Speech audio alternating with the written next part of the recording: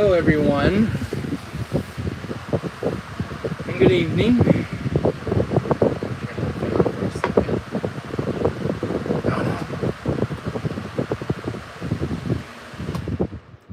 Here. Listen to my phone too. Good evening. Oh, God damn it. Technical issues, guys. Technical difficulties. Hey guys, what's going on? Anyways, guys, smash that like button, guys. Hit that notification bell. Subscribe to my channel if you guys are new. Get something strange in my mailbox today. So I'm doing a live stream of this. And no, I have not opened it. So you guys are gonna see what I got in today in my mailbox. Very strange. If I can get this chat working here. Oh, you. Come on.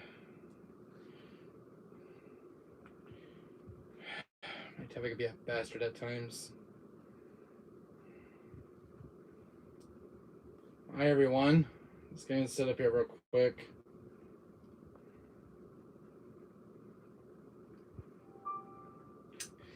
Yes, I did fix the resolution on my tablet.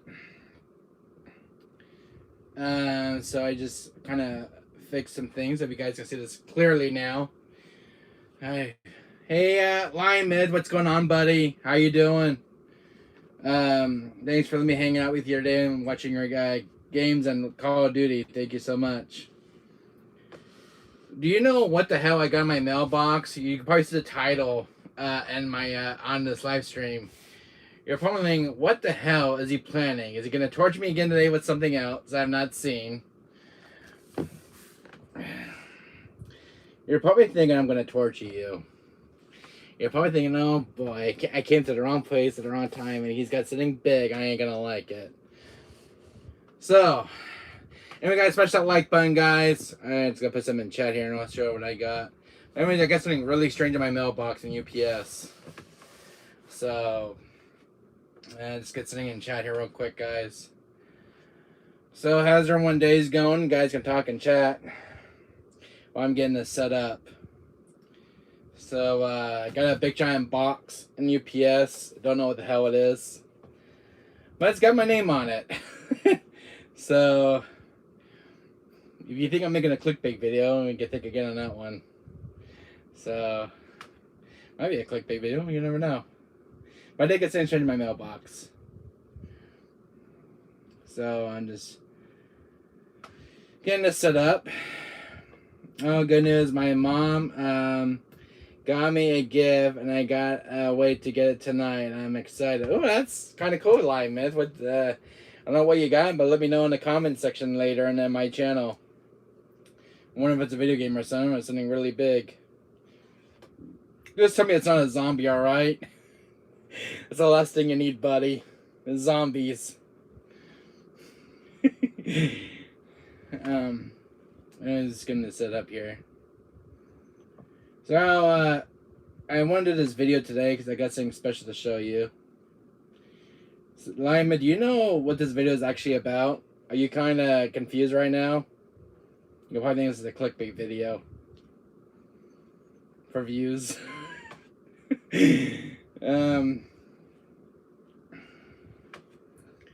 So, yeah, I think it's something strange. But if you think it's a clickbait video, it's the last thing I want to pull off of my channel. But I've seen plenty of those on YouTube.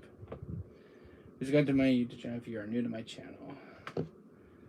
So, are you kind of curious what I got, Lion Myth?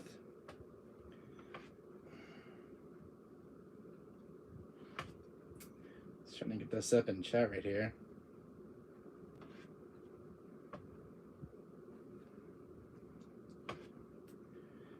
So, what do you think I got in my mailbox?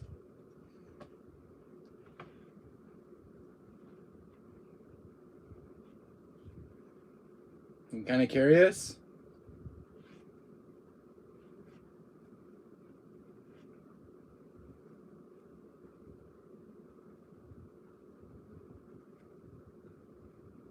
Almost sensitive here.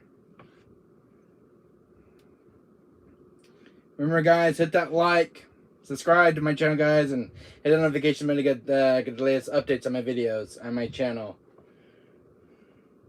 Another box? You think it's from Limited Run? Got something from eBay. It seems strange. You probably think this is a clickbait video, aren't you? You probably see plenty of those on YouTube. I put this word title in the live stream, so I'm probably thinking I'm up to something no good.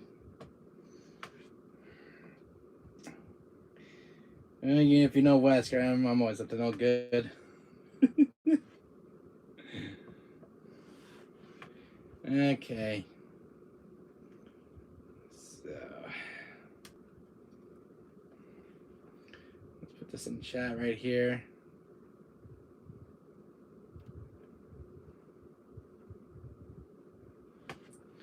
Alright, there's a link in chat, guys. What the hell did I get in my mailbox? The receipt. So I spent something on eBay. You guys can see. So spend something for 800 bucks. I think 2 or 3 mirror streams of Call of Duty World War II, and then we're done. Alright. So you probably saw that little receipt for 800 bucks. You're probably thinking, Lion Man, what the hell did he buy that's so expensive from eBay? So, you know that last box that we did on the stream here in Lion Myth? Well, you can kiss that one goodbye, because this box is a monster of a box. For 800 bucks, look at this big boy. Look at that. You're probably thinking, what the hell? If it could be in that size of box for 800 bucks. Do you have any clue, Lion Myth, what I went through? God damn, that box is big. What did you buy? Let's go. Hello, Cam Mullen. If you see the title on the stream, is I got a big ass box. I spent $800, guys, on eBay. 800 bucks. And you're probably thinking, hey, Seltzer, how you doing? Seltzer, I haven't opened this thing yet. Came in today from UPS. I spent $800 on a big-ass box. Hello, Marty. Hello, Axis World, my friend. How you doing? As you guys can see, this is not open yet. But I ordered a big-ass box from eBay. Got $800 worth of something. What's in the box? If this is a clickbait video, guys, smash that like button. And you're probably thinking, oh shit, Wester's up to no good again. He's got us going on something, and where he's gonna go. Well, we'll just stay here and watch what he pulls out. Alright. God damn, this box is huge. Oh, AGV adapter. Look, it says, I don't know what it says on the box, but it's some kind of game box. $800. Got a freaking receipt here. $800 worth of something, guys. You're talking, what the hell did Wesker order? Did he order a samurai handgun? We're all gonna be destroyed. Freaking hell's a big ass. Finally, guys can show this on camera. Let's see what's at this big boy. Big boy! Big ass box. Freaking huge that, damn it. Huge ass box. It's just split on the box. GBA and adapter. Yeah, you're right, Seltzer. So smash that like button, guys. What's the hell we got in this big ass box? Scissors! Cut! Damn it! Cut! How do we get in here? Ah, shit. It's a GBA adapter. Same for Game Boy Advance. What the shit? Wow. Break me, man. What's it going on?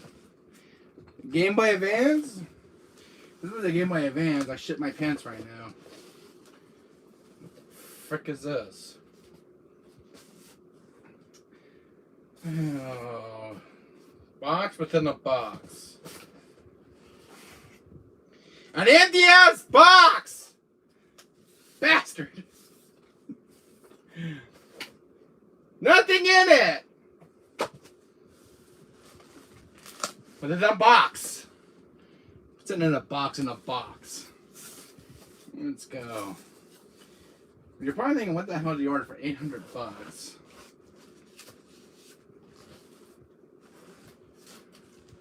Popcorn things. Does it say? It's a device that you can plug into our console and it's in the GameCube and play GBA and Game Boy and Alright guys. The moment of truth. What is it? It's red. It says PlayStation.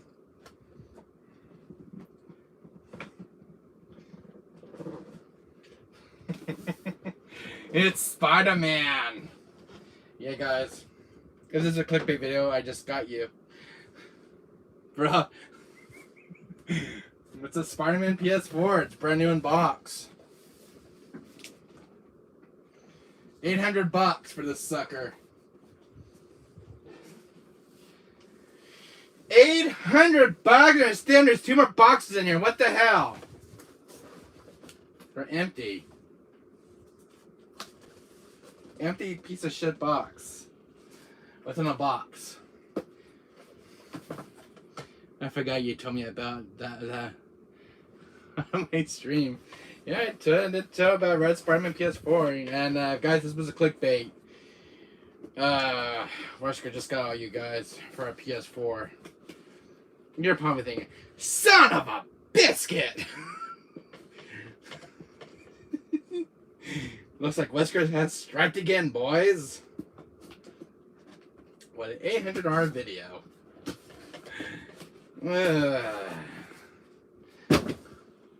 That's worth it. PS4 Pro. Yeah, look at that. Want to see the price tag? Look at how much that was, guys. Look at that. 800 bucks for a red Spider-Man PS4. Look at that. You guys can see it on camera. $808 plus tax. Don't order this big boy.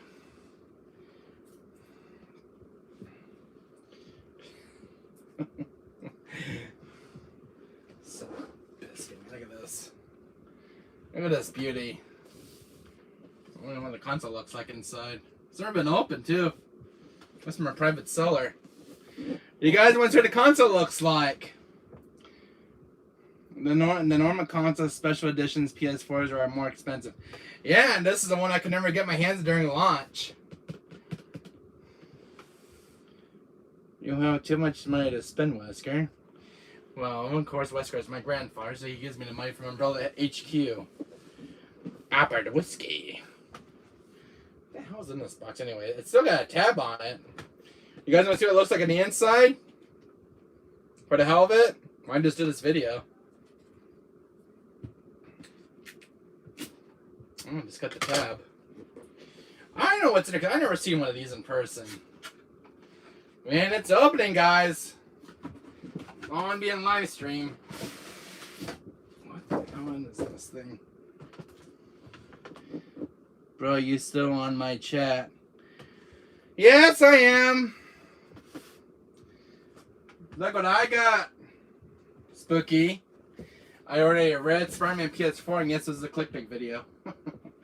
$800 worth of this big giant console. Look at that. That's how much I spend. $800 for a red brand new Spider-Man PS4. $808, Spooky. For a red Spider-Man PS4, because I've never seen one of these in person. This one. It was brand new when I bought it. I just opened the tab. Let's smash that like button, guys. Let's see what this console actually looks like. You getting gone what?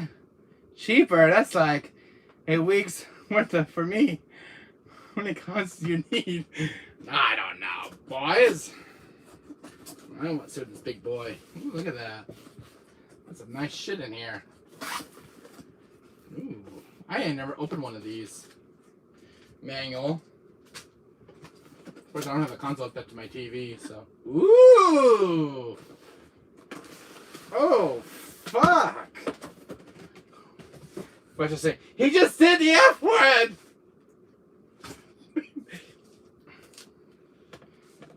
Can you please stop with the caps? Thank you.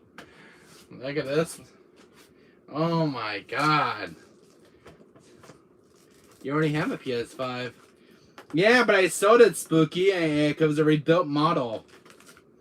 I got a brand new one, if you don't believe me. Look.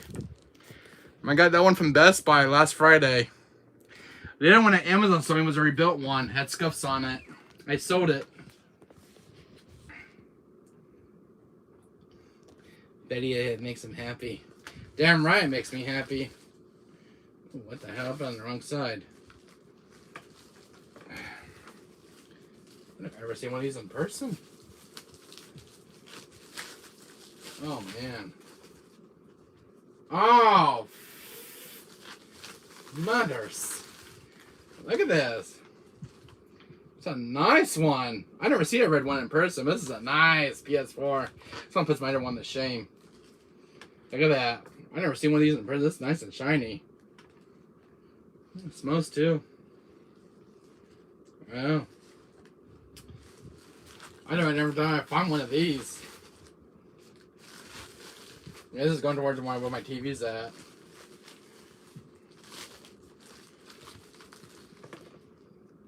You're gonna use it? Yes, I am, because my one's in the shop right now. I saw the Vader one on location store. That day, like for $300, scuffed up on.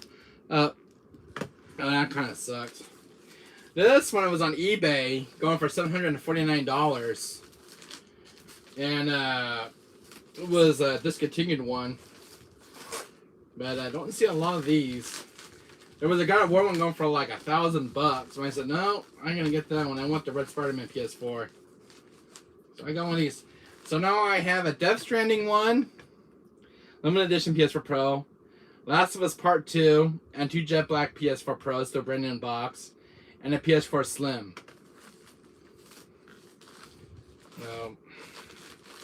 This one's gonna go next to my TV. Nipple hanging on the wall. So what do you think of that? I want to see what the controller looks like. And it came in a big ass. Bro, how much you make and where would you work at so I can flex like you? I don't work, Spooky. I'm retired.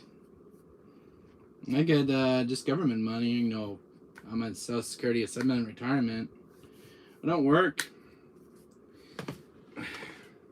I got my own money. So I get paid every month. So I don't work. I never worked in my life. I just have a special program set up for me though, where I can get, you know, I help my mom pay the rent and stuff. What's we got? What's in here? Son of a bitch! I got a free game. Sorry guys, but I got too excited. Just started sending in my mailbox. It didn't like you, Wesker, bruh. Having him made. Look at what I got! I got a game with the console. Son of a biscuit. I thought it was a. It said it was a digital on the box. I'm on disability, Wesker. Same here at X Road. Look at that. I got a free game with the console. And I don't have this version, but I have this the Game of Year edition. This is kind of cool. I don't have the first print issue. Man, that's kind of cool. I got a free game with the console. The first print issue. The one I have is Game of the Year. which I have right here in my I have this one right here. I've never seen the first print issue. I have the Game of the Year edition one. I have this version, which has all the DLC. Have fun. I'm gonna bounce and need to look for some stuff on my stream. That's pretty dope. Yes. Cool. I'll check your stream out a bit, Spooky Buddy. Last warning. That's all right, Seltzer. Spooky is spooky. That's all right with him. I don't mind capital letters, but that's how Spooky always is. Don't mind my friend. That's how he is. It's fine, Seltzer. Leave him be. Spooky is spooky.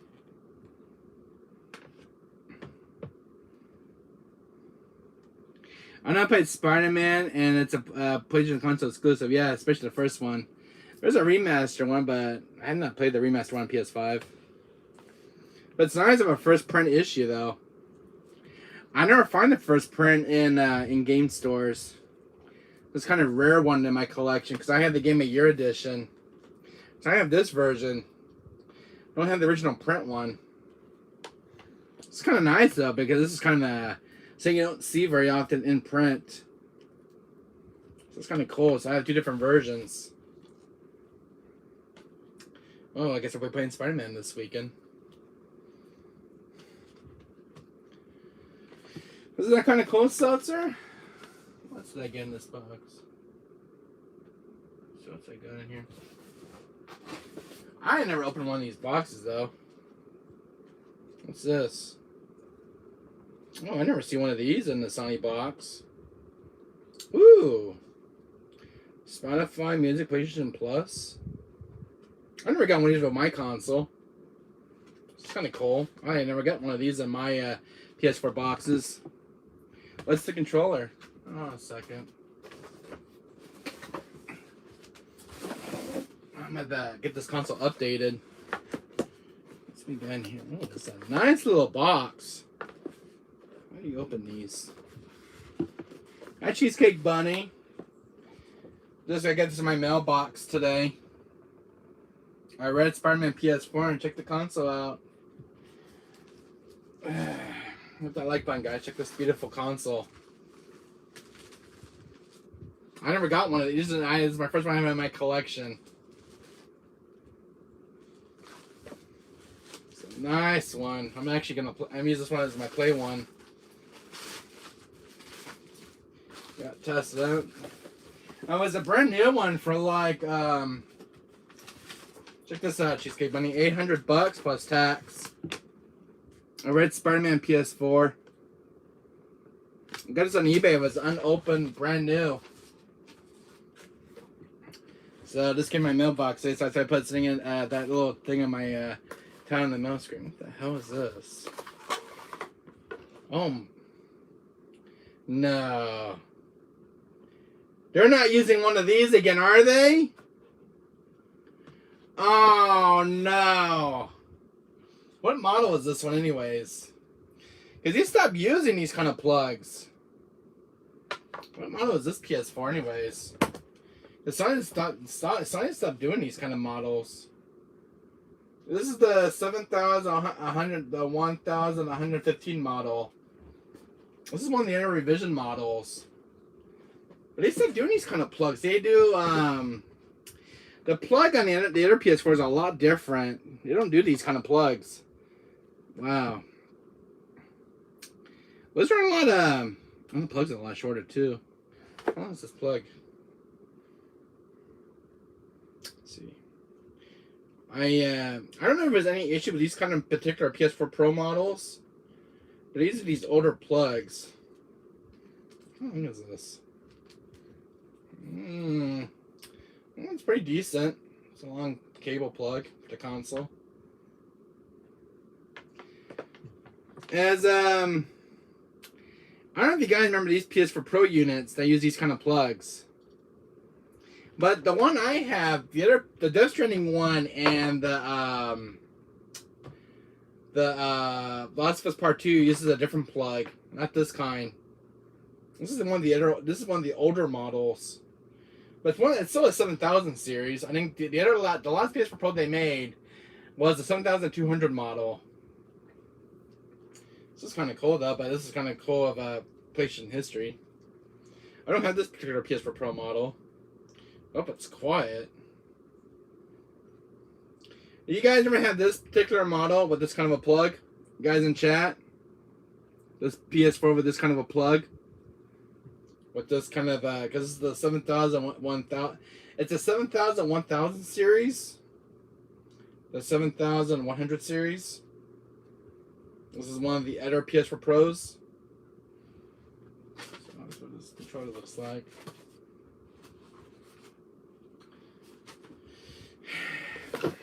Let's see. You got... That's the US. Is this the older models? These are the same USB cords we're still using. That's still the same. Those haven't changed for the DualShock 4s. Now this is a different DualShock controller. I think this is one of the older controller units. If I can just get it out. It's stuck in a box, for crying out loud. Oh my god. This is a nice one. I haven't seen this PS4 controller. What is this? Ooh, one of the little headsets.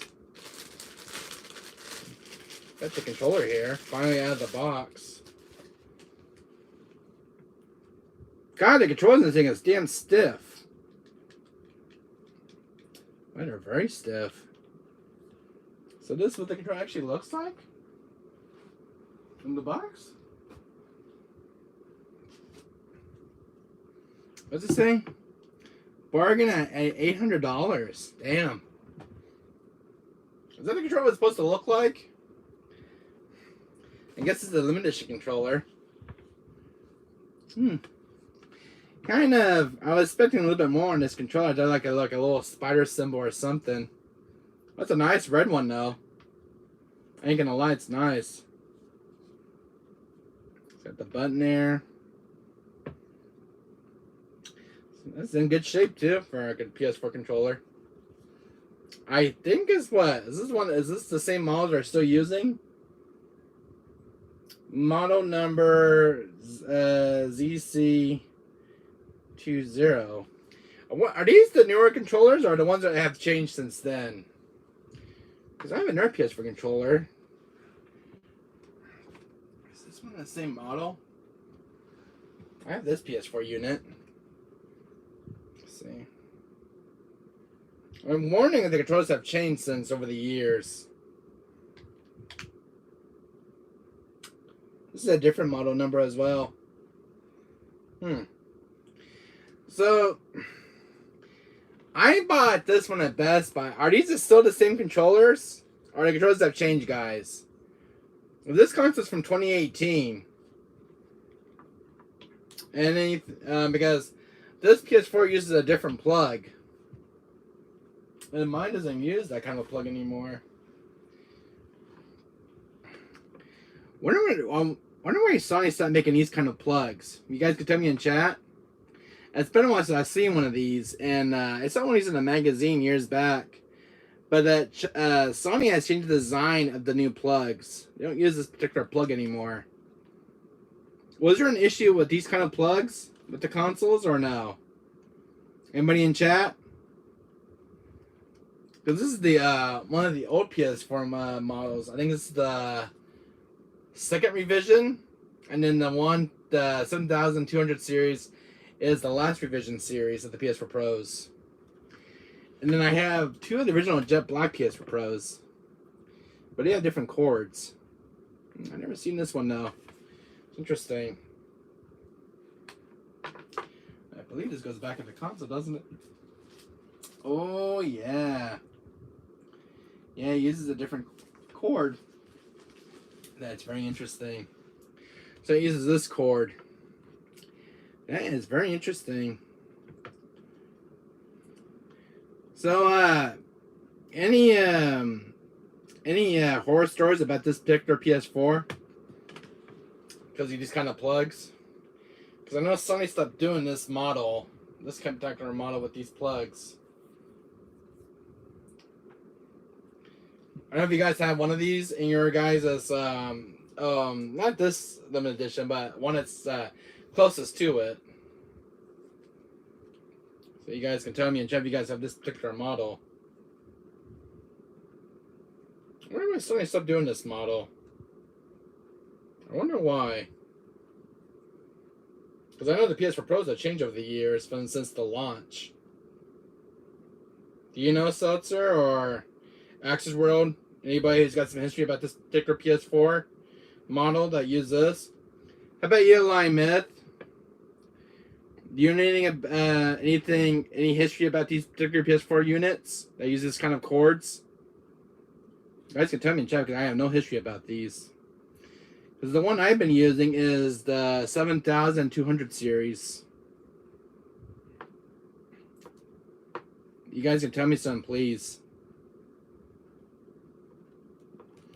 But Sony doesn't make this particular model on it. I wonder when they change the plug design on these.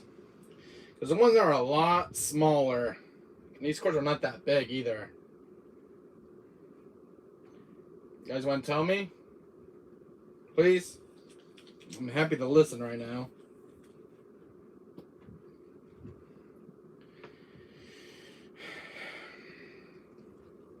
Oh, I don't think I have any PS4 Pros that use this kind of plug. Not this particular kind of plug. Not this kind. I wonder is there any downfalls with these particular console units. Because I don't know much about the backstory. All I know is that Sony changed the design. So 2 years later, they changed the design. And the last units that came out were a lot quieter. And I believe the Star Wars one is in this lineup too. This one is actually... This is one of the older units. You guys can see... It's that unit right there. The 7100 series. The CHU model. You guys have that particular PS4? Anybody in chat? Anyone? Wow. Yeah, that's one of the older PS4 Pros, Cheesecake Bunny. Is this particular model? So I don't know if you guys have this model at your guys' house. If you guys know any history about these consoles. Because Sony has changed these 2 years. And they're not the same as ones I have. But it's got this big bulky plug. Look at that. I wonder why Sony changes Sony PlayStation has changed the design on these older PS4s. This plug is big and bulky. Anybody know about the history about these ones? How about you, Cheesecake Bunny? Do you have a PS4 like this model? Or like one of the standard models of the 7100 series? Are they quiet? Are they a little noisy? Tomorrow I'm watching Kubo. Well, let me be invisible, bro. Oh, okay. And if you guys have this particular PS4 units, the 7100 series, you guys can tell me in chat. Maybe any horror stories with these consoles when they came out? The 7100 series. Because I haven't used one of these. So, I'm new to this PS4. Because my, The Last of Us Part 2, the one I mainly use for my streaming, doesn't have this kind of plug. It's a different kind. Mine's the 7200 series, the last of the revision models. How about you, Line Myth? Any backstory with this console? Somebody's got to tell me something. I'm sure one of you guys grew up with a PS4. Anybody with this kind of plug on these PS4 units? Because this is my first time having this kind of PS4 console. And I know it's one of the second gen models. Is either the second gen or the third gen PS4? No. The 7200 series would be the third gen. It'll be the 3rd gen model. I'm not a fan of The Last of Us Part 2, am I, bro? Yeah, a lot of people are not a big fan of The Last of Us Part 2. I can agree on that statement. I liked it for what it was, Cheesecake Bunny. And that's that. But I do like the first game better. Second game's alright, but it just kills at the end playing as Abby, because she's more of a villain type. And I think when I started trying, I thought it was going to be more based on Ellie, with the entire adventure, until the game decided to play you as Ellie. And the game just kind of went from point A to point B. And I wasn't expecting that playing as Abby. She was alright, but Ellie is my top favorite. And what killed me for that game was having Joel killed. And I was very mad as a gamer having Joel killed, because Joel is one of my favorite protagonists from The Last of Us 1. I like Joel. But in the sequel, just rubbed me the wrong way. And I hated that game when he killed Joel. And so I was like, you want to get revenge. Abby is the worst character on my bro. Yeah, you're right. Abby is the worst because she's a villain. And I was more close playing as Ellie because I like playing as Ellie compared to Abby. But I didn't want to finish the game up, so I finished it. But it's been a while since I played it. It still rubs me the wrong way every time I play it. But it's a good game. I'm never going to get rid of it. They are making a part 3. They are making a part 3 to The Last of Us. So hopefully it doesn't repeat the same mistake as its predecessor. So, because Ellie's supposed to return for part 3. And I know they haven't finished their thing with Abby. Oh, I hope part 3 they just kind of nailed it and make Ellie only playable only, not Abby. Death is better villain than Abby. Yeah, Death is a better villain. I agree. I'll put my boy Wesker in any kind of game. So I'll be using this PS4 for streaming. So I just hope it's a quiet unit. I'm sure it's gonna be quiet once you get all the updates and everything on the console. So, and this was using an old HD drive, so. It's a 1 terabyte. So I'm thinking about maybe later haul out the HD drive out of this unit. I'll put like a 2 terabyte or 4 terabyte. So, but I wanted a new red PS4, and what's gonna go? It's gonna go right here. Where this TV's at? It's gonna go like right there in the display area.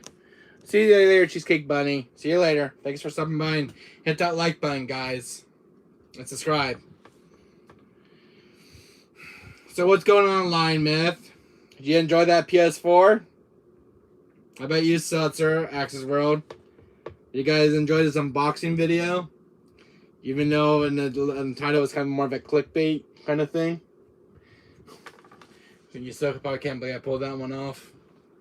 You're probably thinking, well, maybe it's, internet pickup video game video or something.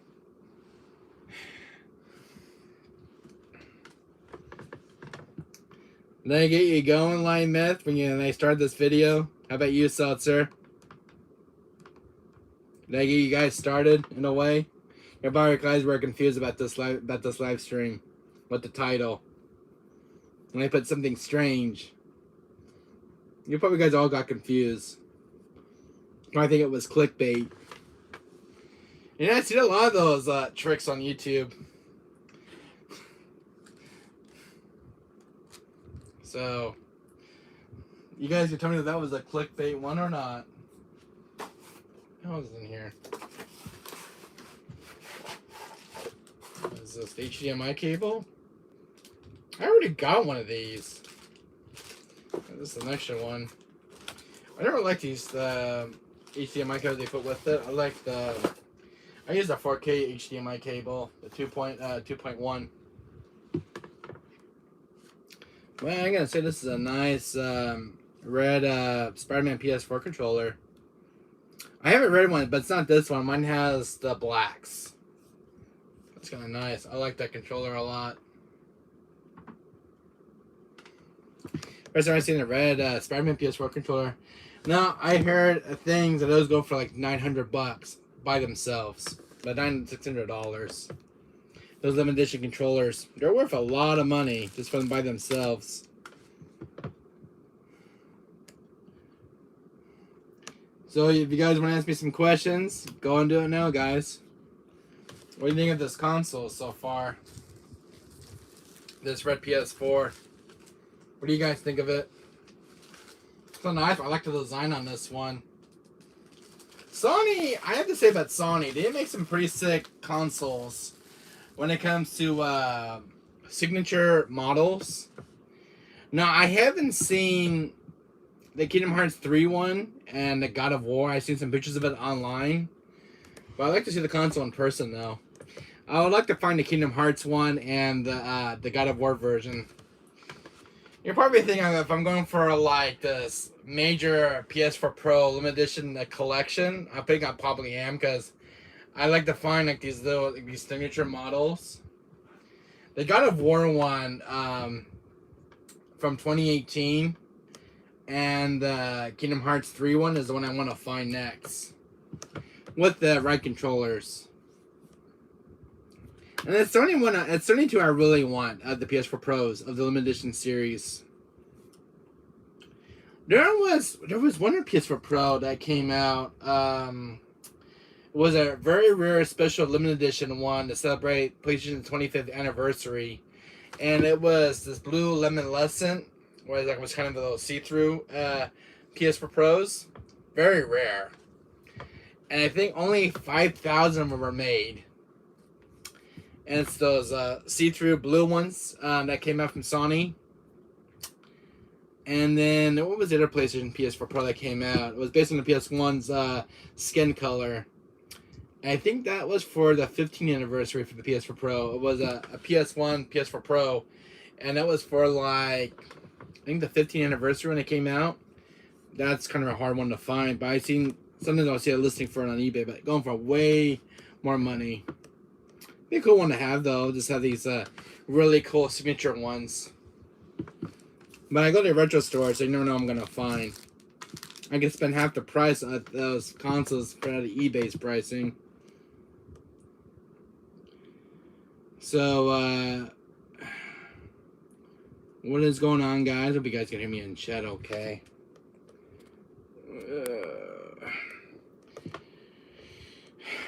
So, what is going on, guys, in chat? You guys are awfully quiet. Guys, talk to me. What's going on? You guys want to ask me some questions? Something about my console? Anything? When I'm going to stream again or something? I did this today, so I got in this mail. I got in the mailbox, and I want to do something special for you guys. Oh, I came in this big ass box though for this console. A big brown box. This thing. Oh, came in this big boy though, and all these foam popcorn things. My console arrived between 12:30 and 2 o'clock this afternoon. And what's weird is it was supposed to be here Friday the June 16th, and it was delayed. So I got a hold of the seller, and he called them today instead of be here today. So my console finally showed up. But I spent $800 on a Spider-Man console. Love this box. It's so sick. I love the artwork on this one. That is so cool. Man, Sony PlayStation makes some killer stuff, don't they? Don't they? Get Microsoft runs for its money. Xbox. I mean, Xbox have made a few good limited edition consoles, but I never seen one in person. It was a Gear of War edition. The only Xbox limited edition I have is the one from NBA 2K20. And mine didn't even come with a physical game. Mine came like a digital game. But yeah, I got the Xbox One X. That was limited edition. It was a NBA 2K20. Cool, very cool console. It's got these white and blue dots.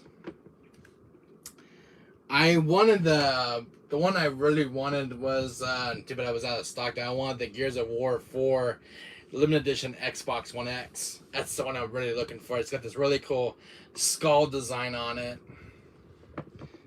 That one, it's black and it's red. It'd be a sick console to find. Oh man, and it has a the box itself is very decorative. It's got Marcus Phoenix and all the Gears of War characters. I missed out on it during launch. It was one of the consoles I really wanted for my room.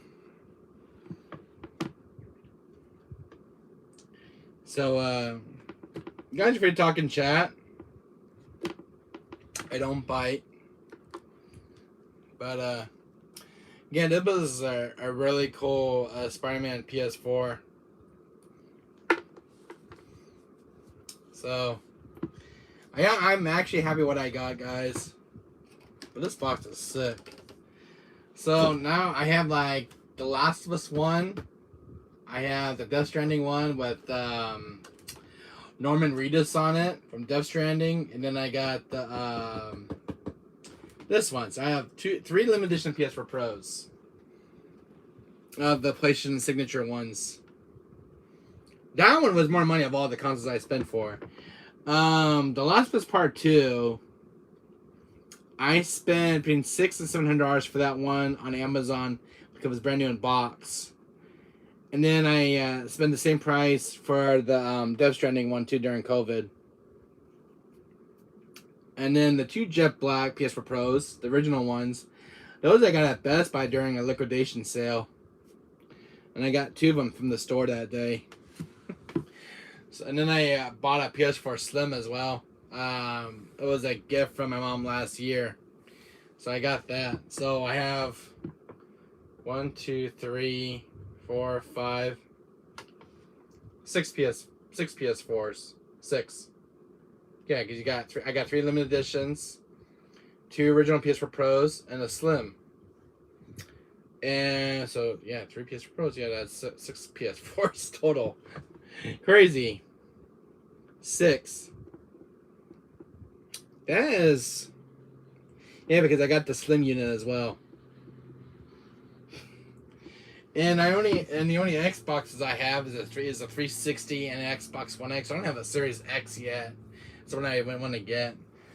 All these consoles, man. And then I got a Dreamcast last year, and I got the PS1 during a thrift store hunt. And I managed to fix that one up.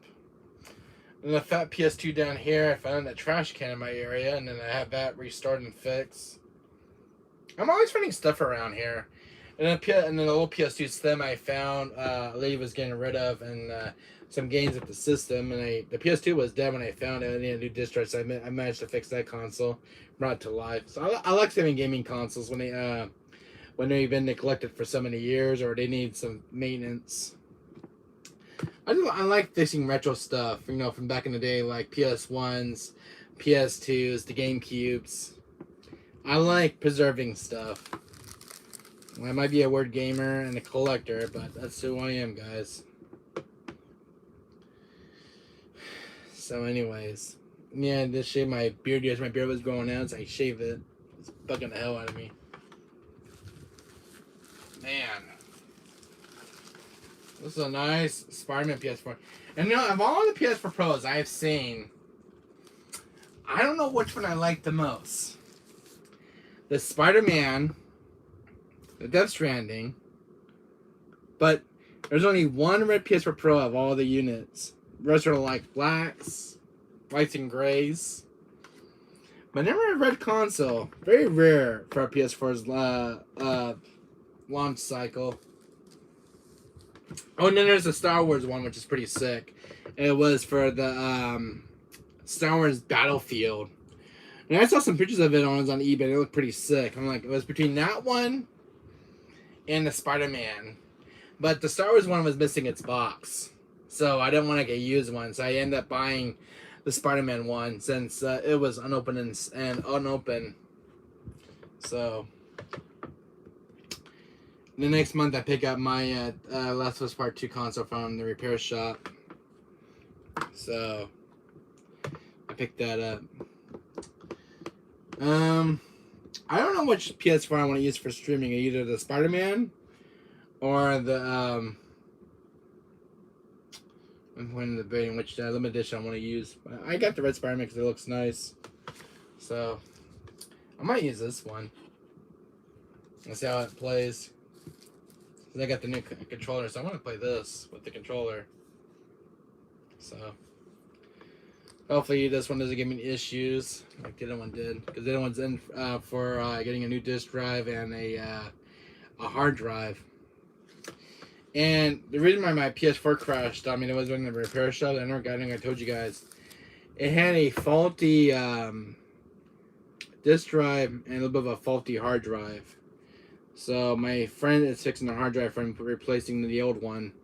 It was a 4 terabyte, so I got a Western Digital 4 terabyte SSD. So I'm pulling the Samsung one out, what I just got from Best Buy, and so replacing it with the Western Digital one. So hopefully that'll fix the issue with that console, because that console has crashed like 4 times.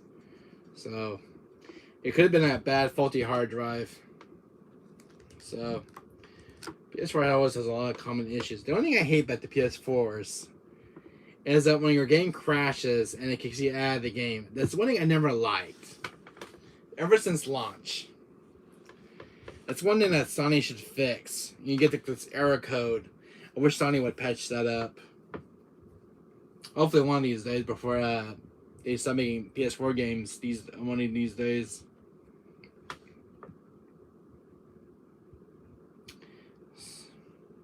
How often do you play games off stream? How often? Very rarely.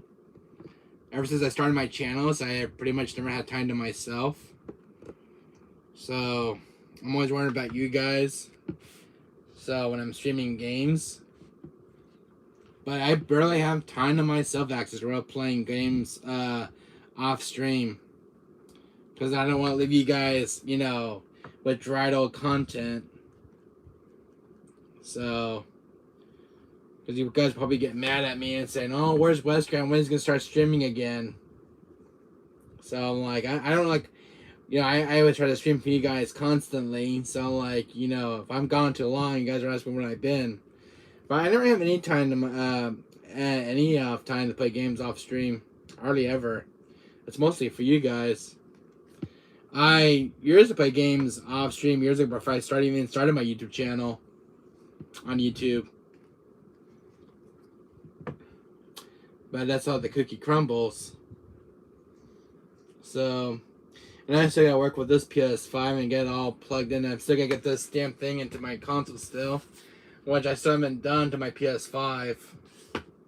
It's still in box. I gotta do that tomorrow.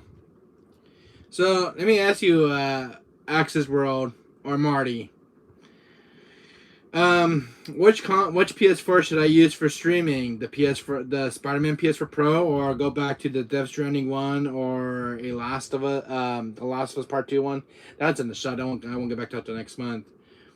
Or should I use an original Jet Black PS4 Pro?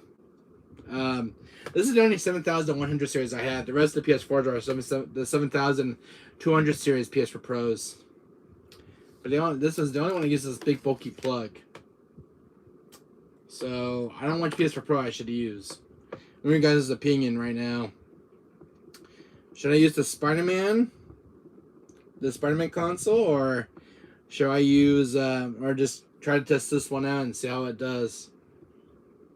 My Death Stranding one's back in my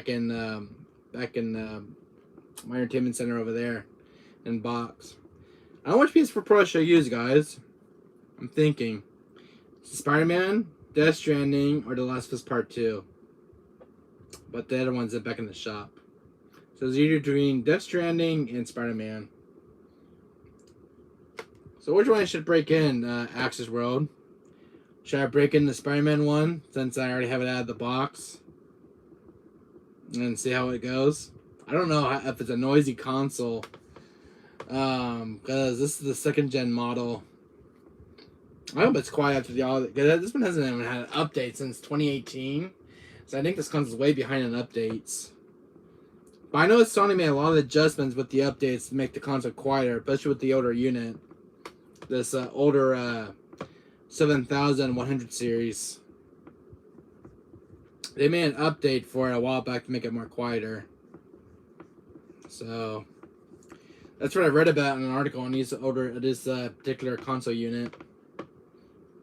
So I don't know which one I should break in, guys, because right now there is nothing hooked up to my TV. That's where the PS4 usually sits.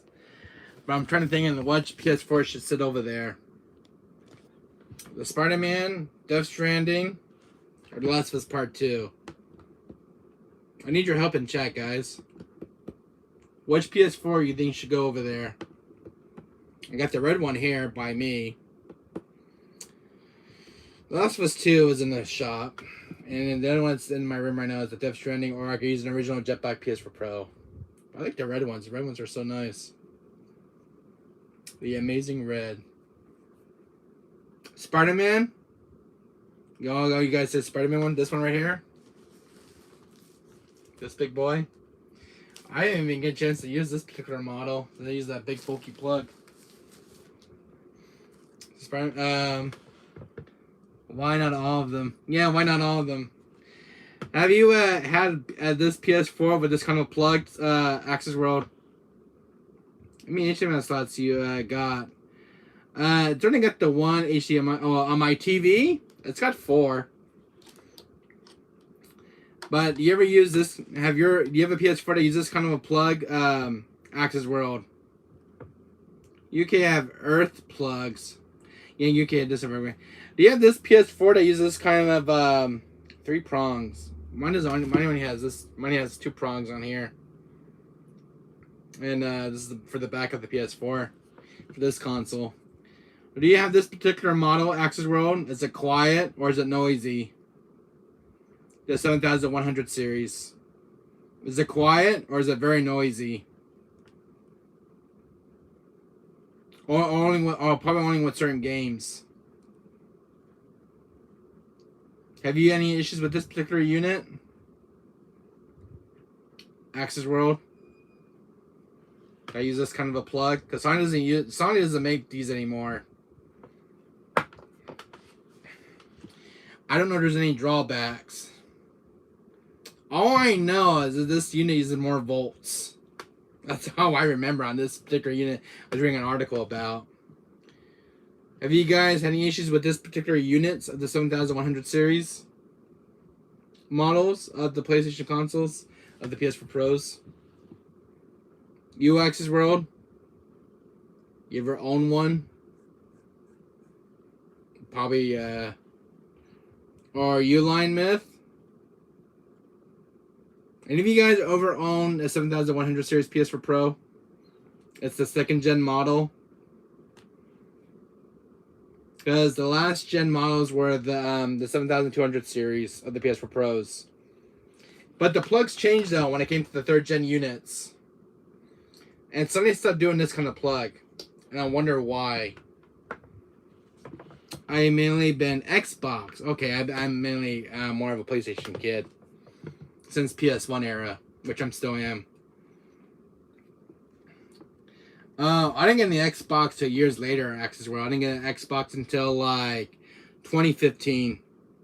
And then I was between 2015 and 2016, I got the Xbox One X when it was announced. In 2012, I got the Xbox 360 when it came out. But it was the last of the revision models. And I fell in love with the Xbox 360 because my first Xbox game was Gears of War. And God, I love that game. I played every single Gears of War game in the franchise. Except for Gears of War Tactics on the Xbox One, which I wanna try out and play it. I like those JRPG games. So...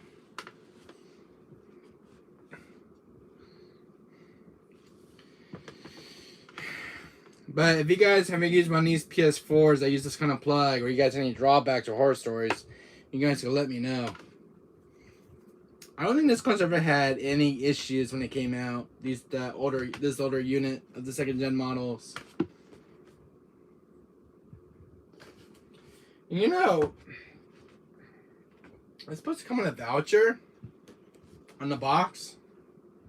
It's got a game, and I think it's supposed to have a voucher.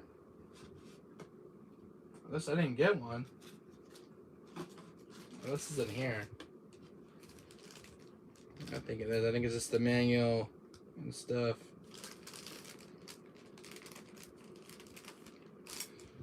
Too bad you don't see PS4 Pros being made anymore. Because all the PS4s now I see in stores are just like the slim models. Not even the Pro units. Man. I wonder, because the first PS4 that came out, I used to have one extra. I used to have this old PS4. There was like the first ever PS4 that was ever made. It had this shiny top, and you used to slide off to the side to put your HD drive in. I used to have one years ago. It was my first ever PS4, and I think I remember trading it off. And I know you can't find those anymore, but it came with an original PS4 box that I used to open up from like this. It wasn't this kind of PS4 box. It was like a blue heavy cardboard, and you open it from the top, and it was like the original. It was the original PS4 that ever came out. And I used to have one, and then I upgraded to the Pro. First it was a Slim, then I went to the Pro, to the PS4 Pro. I wish I would have kept my original PS4, the first ones that came out from Sony. It's the one I used to have the shiny removable lid. I used to own one. God, I wish I could find one though. There was one of the fanciest PS4s. It was kind of a cooler design model, and then they kind of changed designs over the next generation PS4s. It had like this weird curve going like this, and had like a little split. It was kind of cool looking. And then on top, when you turn it, the whole light was shining on the top, which was kind of cool. And with the PS4s, they shine on the bottom, but the light comes on. It was kind of a really cool design looks with the PS4s. Because Sony made some really badass consoles. Oh, and then you see the first. When I was a kid, I was about 10 years old. My dad got me the original heavy PSP that came out. I still have mine. It was the 1000 series, the PSP, and I still have one. It still works. I had a PSP Slim, and it died.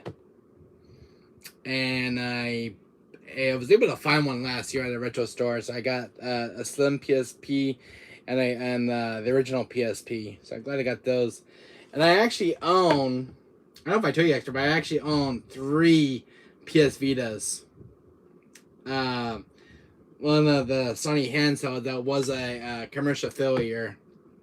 The PS Vita, which you can actually download like PS1 games into it, which is kind of cool, like Resident Evil 2, Resident Evil 3, RE1 Director's Cut, Mega Man X4 and 5, Final Fantasy Dissidia, Street Fighter Alpha 3 Max.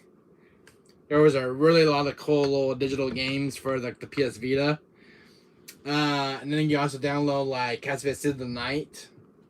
It's like these really cool PS1 you can play on the PS Vita. I think it was really cool. There was a lot of cool games made for that system. But too bad it was a commercial failure though from Sony. So I still have my PS Vita. I had not played it in years. The last game I played on the PS Vita was Final Fantasy Dissidia,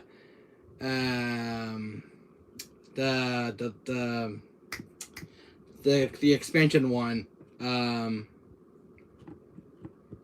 Duodecim. This is the last one I played on that system. But I love collecting stuff. I always been a collector. This you guys know what this is. This is a USB-C cord for the PS5. I use that little slot in the front. So, because I use one for my controller, and then I use the other USB cord for the headset in the front slot of the console. But this one I got from a friend of mine. because when you make those PS5, they don't give you the extra UBC slot, so it's easier to charge up the controller a lot faster. So, man, I love the cardboards that you make on these. Man, I've not played Spider-Man in years. I remember the last Spider-Man game I played was back on PS1. Now I played the second one though on PS1. And it was nice to see Spider-Man making a comeback when it came to PS4. And I was watching the E3. When they have E3 every year, I was watching another one game that came out. And I was watching the trailer. It was Spider-Man, the Amazing Spider-Man. What up, Renzi boy? How you doing? I got a new PS4, a Spider-Man one, but it not doing good. Glad to hear it. And it uses this big bulky cord. It's a 7100 series. Oh, a lot of mine. I spent like $800 on mine. But check this out though, Ramsey buddy. It's brand new. It's a brand new Spider-Man console. Limited edition. It's a 7100 series model. Kind of a cool red PS4. And I spent a total of $800. I see. So there's the receipt. $808. Renzi buddy. But tax.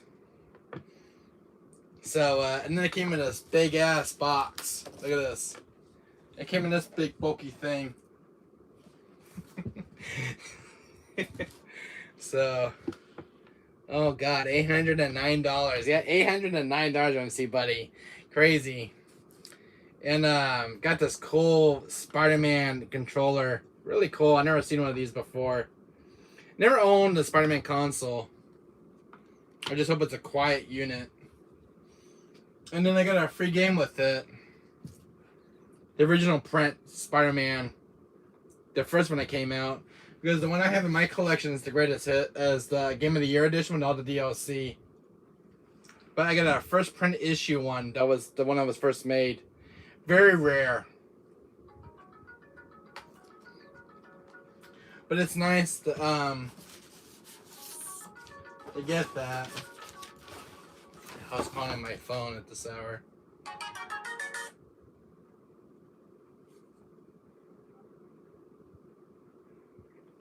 Hello?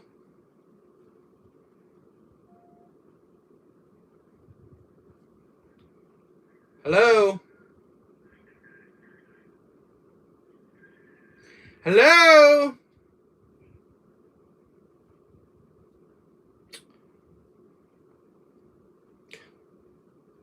Asshole.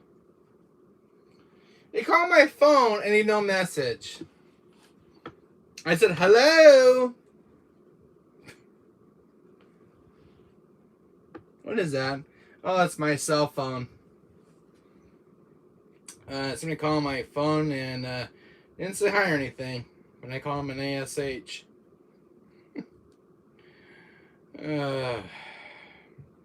Far from my language, guys, but these guys are very annoying at times.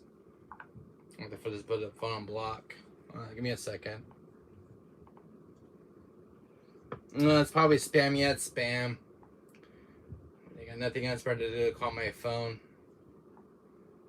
Let me see. Give me a second, I'm gonna block this number. The California number unknown. I block. That was a California number. I just blocked it, so I just blocked my. It was a California number. I don't know who it was. And I just blocked it. Sorry about that, guys.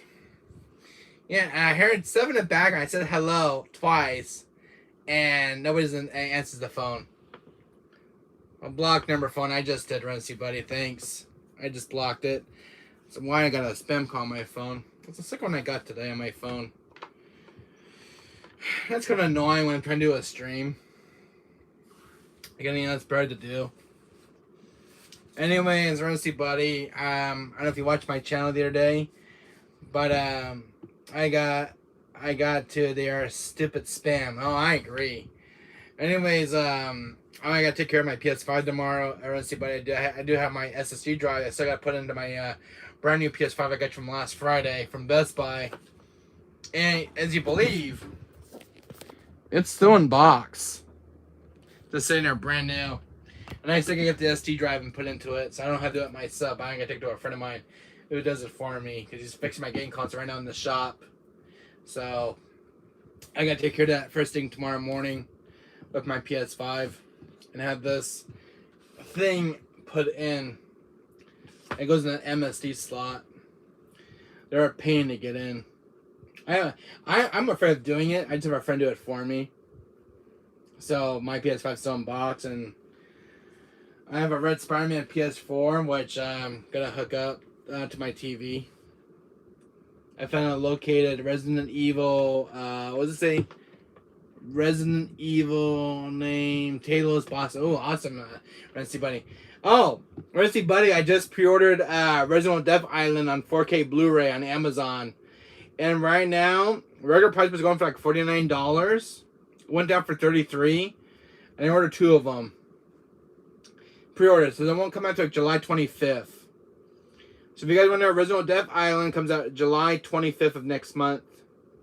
I already pre-ordered mine. I already pre-ordered 2 copies from Amazon. We were going for $49, but it was marked down for $33. So I was kind of see Resident Death Island coming out next month. You might know Avatar: The Way of the Water DVD. Yeah, I heard that's coming out as well. And there's like a new Avatar game coming out for the PS5. What's it called? Avatar: The Lost Frontier. It's a PS5 exclusive. I heard it's supposed to be pretty good from what I see in the trailer. They didn't show any gameplay though. I think it was like a tiny bit in the trailer from when I saw for Avatar: The Lost Frontier. It's a PS5 exclusive. So, comes up pretty soon. Coming out our Frontier of Pandora. Yeah, I think that was the one that's coming out for PS5 as an exclusive. So, but it looks good. I think it's canon to the first movie. I believe. I haven't given much with Avatar, but all I know it's canon to the movie. Frontier of Pandora is what it's Avatar, Frontier of Pandora. It's a canon sequel to the movie. I think it follows the events of what happened. I have Avatar of James Cameron on PS3. Really? I never heard of it on PS3. I've never seen a copy of it in the wilds. I'll have to look into it though. Is it good? I didn't know they made Avatar for PS3. Is it good? I had not played Avatar on PS3. I didn't even know there was an Avatar game. All I remember was seeing the movie, the first one. And I did watch Avatar: The Last Airbender, but that was a Nickelodeon TV show. Is the Pandora pretty good, Renzi Buddy, on PS3? Because I never heard of it. That's my first time I ever heard of it. You mentioned it. But I'll have to check it out, though, if it's pretty good. I'm always looking for new, obscure games. How many games that I've not played yet? Panther? Is this a game on PS4? Yeah, but Avatar James Cameron DVD, been years, December 18th, 2009. Oh, that's kind of cool. Black Panther? Is that a movie or a game? You guys could tell me, but there was a little advertisement for a game called Black Panther. Is that on PS4? Or is that for that crazy Marvel's Avengers game? I think I'm thinking of Marvel's Avengers. There was a DLC called Black Panther. Unless it's a separate game itself. It was like an advertisement for games in here I'm not seeing. I don't think this code's any good. It expires 2/28/2019. That passed like 3 years ago. Save 20% off the latest games and more. There was a code here, but it's expired. Ah, damn! I could have got myself a discount on a new game. Damn it!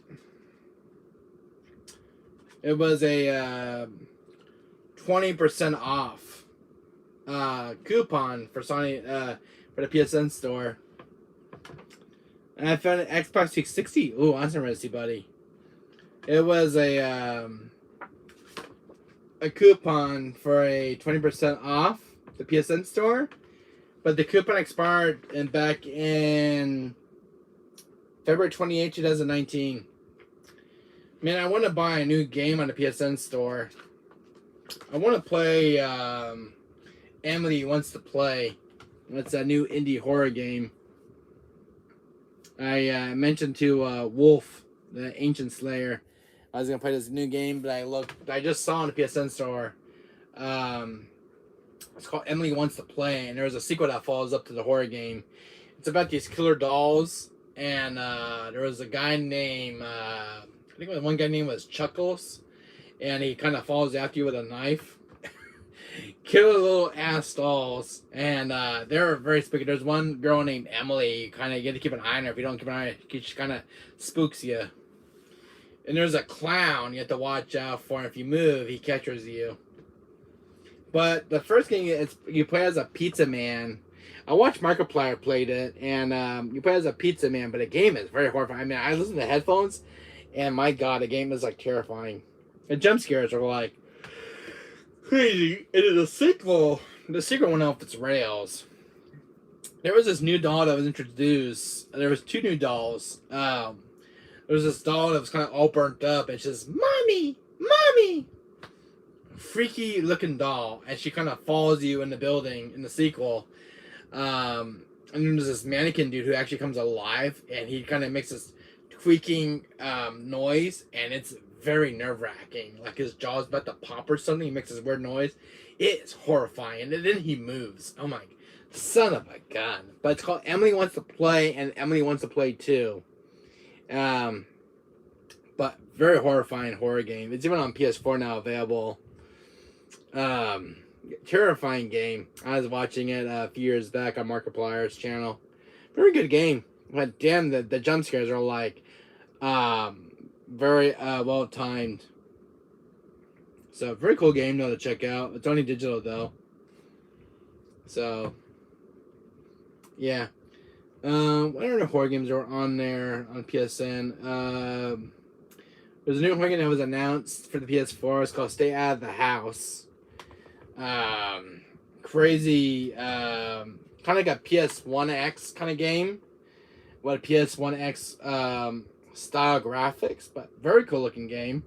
I like those PS1 aesthetic games that they make on those PC games, like from indie developers.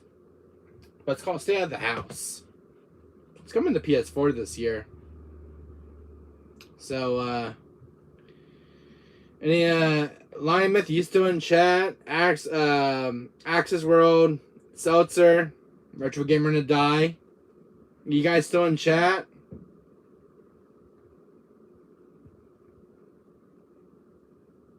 Or did you guys already leave? Lion Myth, you still here, buddy?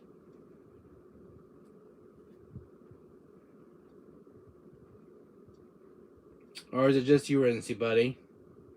Chat's awfully quiet.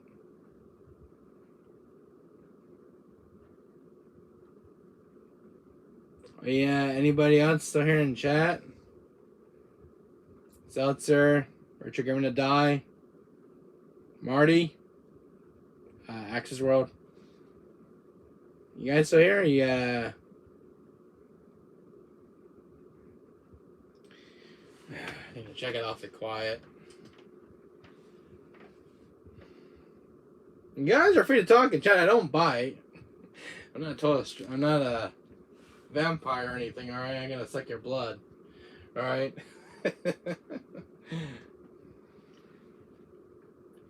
if you guys want to talk and say something, go right ahead.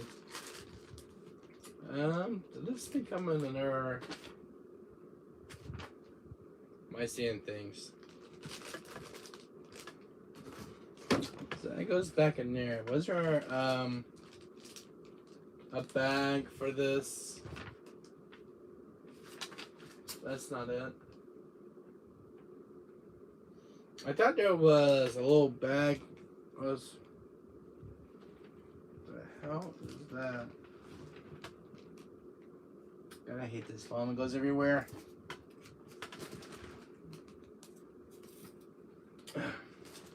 Just vacuumed my carpet last night. Suds, are you still here? Anyone?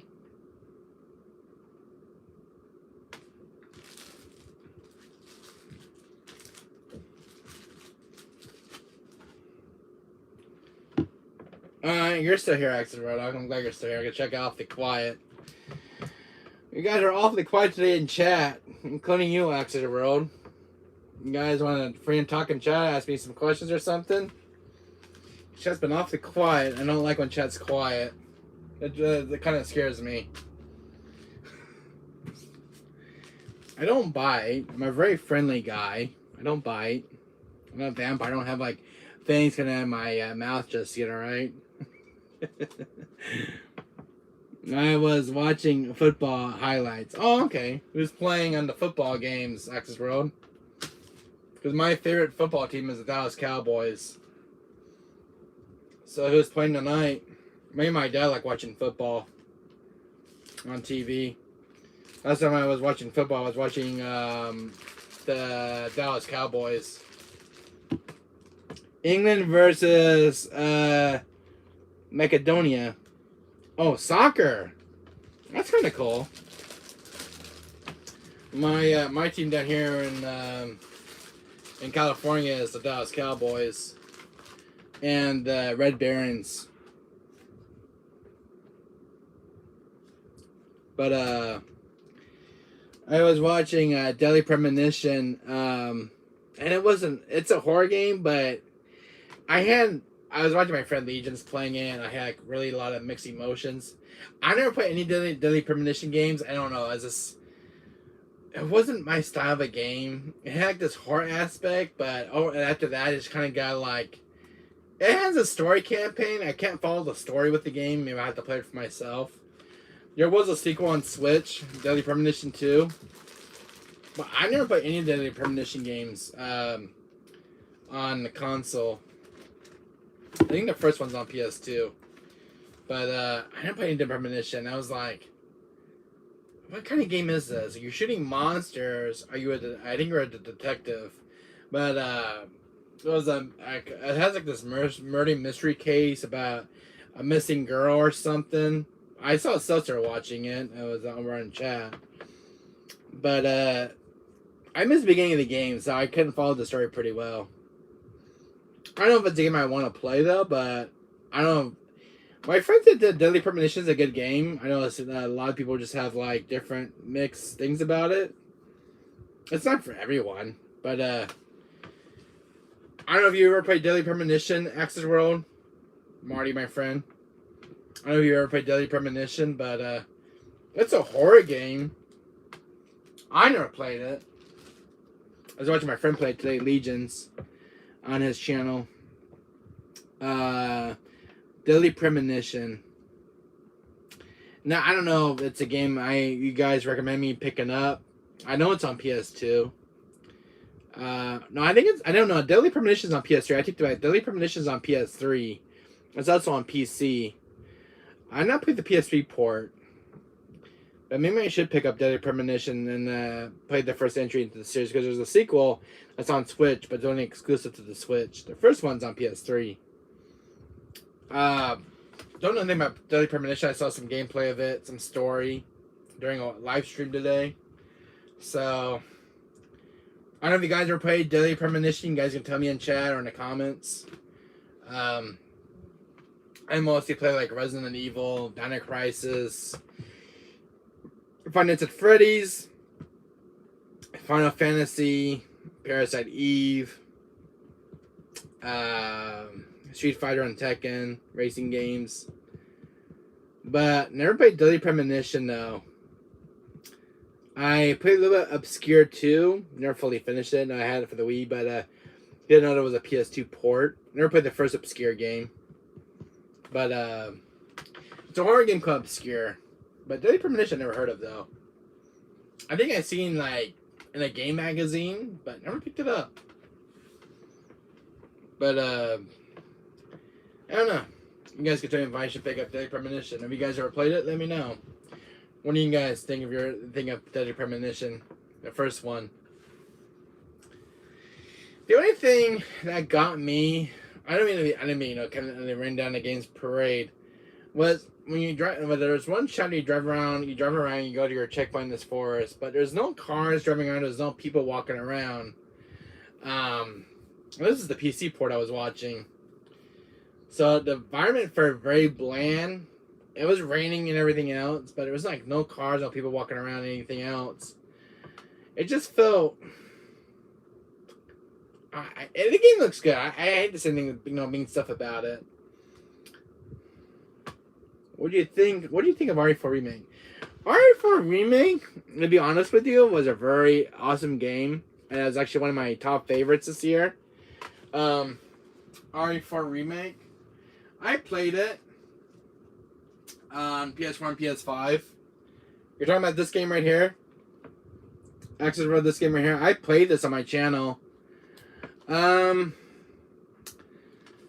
lot of people call it a soulless game. Yeah, a lot of people call it soulless of a remake. Complete garbage. I thought it was awesome. I mean, it's paying respects to its predecessor. I like the parry mechanic in this game. I like the new enemy designs on the new villagers and how the AI is controlled. They're more aggressive. They're more in front of your face this time. They chase you around. Dr. Salvador was pretty cool looking with his redesigned look. I think a lot of characters have been really up designed. I like Dr. Salazar, and his castle is more expanded upon. Especially the island looks really good this time around. But the RE engine is such a powerhouse of a game engine. Because I grew up mostly playing the original RE4 right here at Access Road. Because RE4 is one of my top favorites from 2005. It's a masterpiece of a game. And still is to this day. I mean, when RE4 was being made, the remake, like, the original community was saying, did it need a remake? The original one? No, it didn't need a remake. I mean, the original one, this game has aged pretty well. I mean, it still looks good for the time it was made. And I'm like, well, we got an RE4 remake, but how does it control? I mean, the controls are more modernized. I think what this game's problem was, a lot of people don't like the take controls with this game. I love this game and its controls. But when the remake came out, I was very, to be honest with you, actually, I was very off fence with this game. I nothing against. I love RE4 remake, but it's like, did the RE4 really need a remake? The answer is quite no, really, because this one's a masterpiece, and this one has a lot of humor and personality and charm, which I still love about the 2005 version, and how Leon, talks with the villains like Sattler, Salazar, and there's some really great moments in RE4 original from 2005. The remake, there's one thing I didn't notice that they cut on the game, and I didn't even notice this was cut, because I was going to do some research on this game. There was one thing that was cut with RE4 remake, and I was not happy about it. It's nice that Leon talks with Luis Serra, how he communicates in the comm. The only thing I did not like, I hate to be honest with this game, I didn't want to get into it, was Leon doesn't talk with Sattler anymore. He doesn't talk with Salazar like on the comms, like how it wasn't back in 2005. Like how you got to the maze section, Access Road, and we got to the maze, like with all those Salazar's dogs, he satisfies the stomach of my cute pets. Because Salazar always, call you up, kind of like incite you a little bit, gives that little sense of humor, that cheesy dialogue. When I got to the maze, I was expecting a call from Salazar, and it never happened with the remake. And I'm like, why did they cut that out with Salazar? Because with that point with Salazar was so good. I mean, because he was always, communicating with you. Salazar is like, we've jacked the line. We don't know what to do when you need information. You know how Salazar is. That cheesy voice accent of his. I love Salazar. Or like every time he gets on the cons with Leon, he's like, I need the miserable X's out in the sewer down for some exercise. Good, because boredom kills me. It's like some of the great lines from the script, and then they get to the remake. You know what I'm getting? So, overall, RE4 Remake is an awesome game. It's a 15 out of 10 game. Is that there was some things that were actually cut. Some things that were changed for life improvements or for the better or worse. The one thing that really ruins the remake, which is one thing that should have followed from its predecessor's footsteps, was one thing they should have kept intact.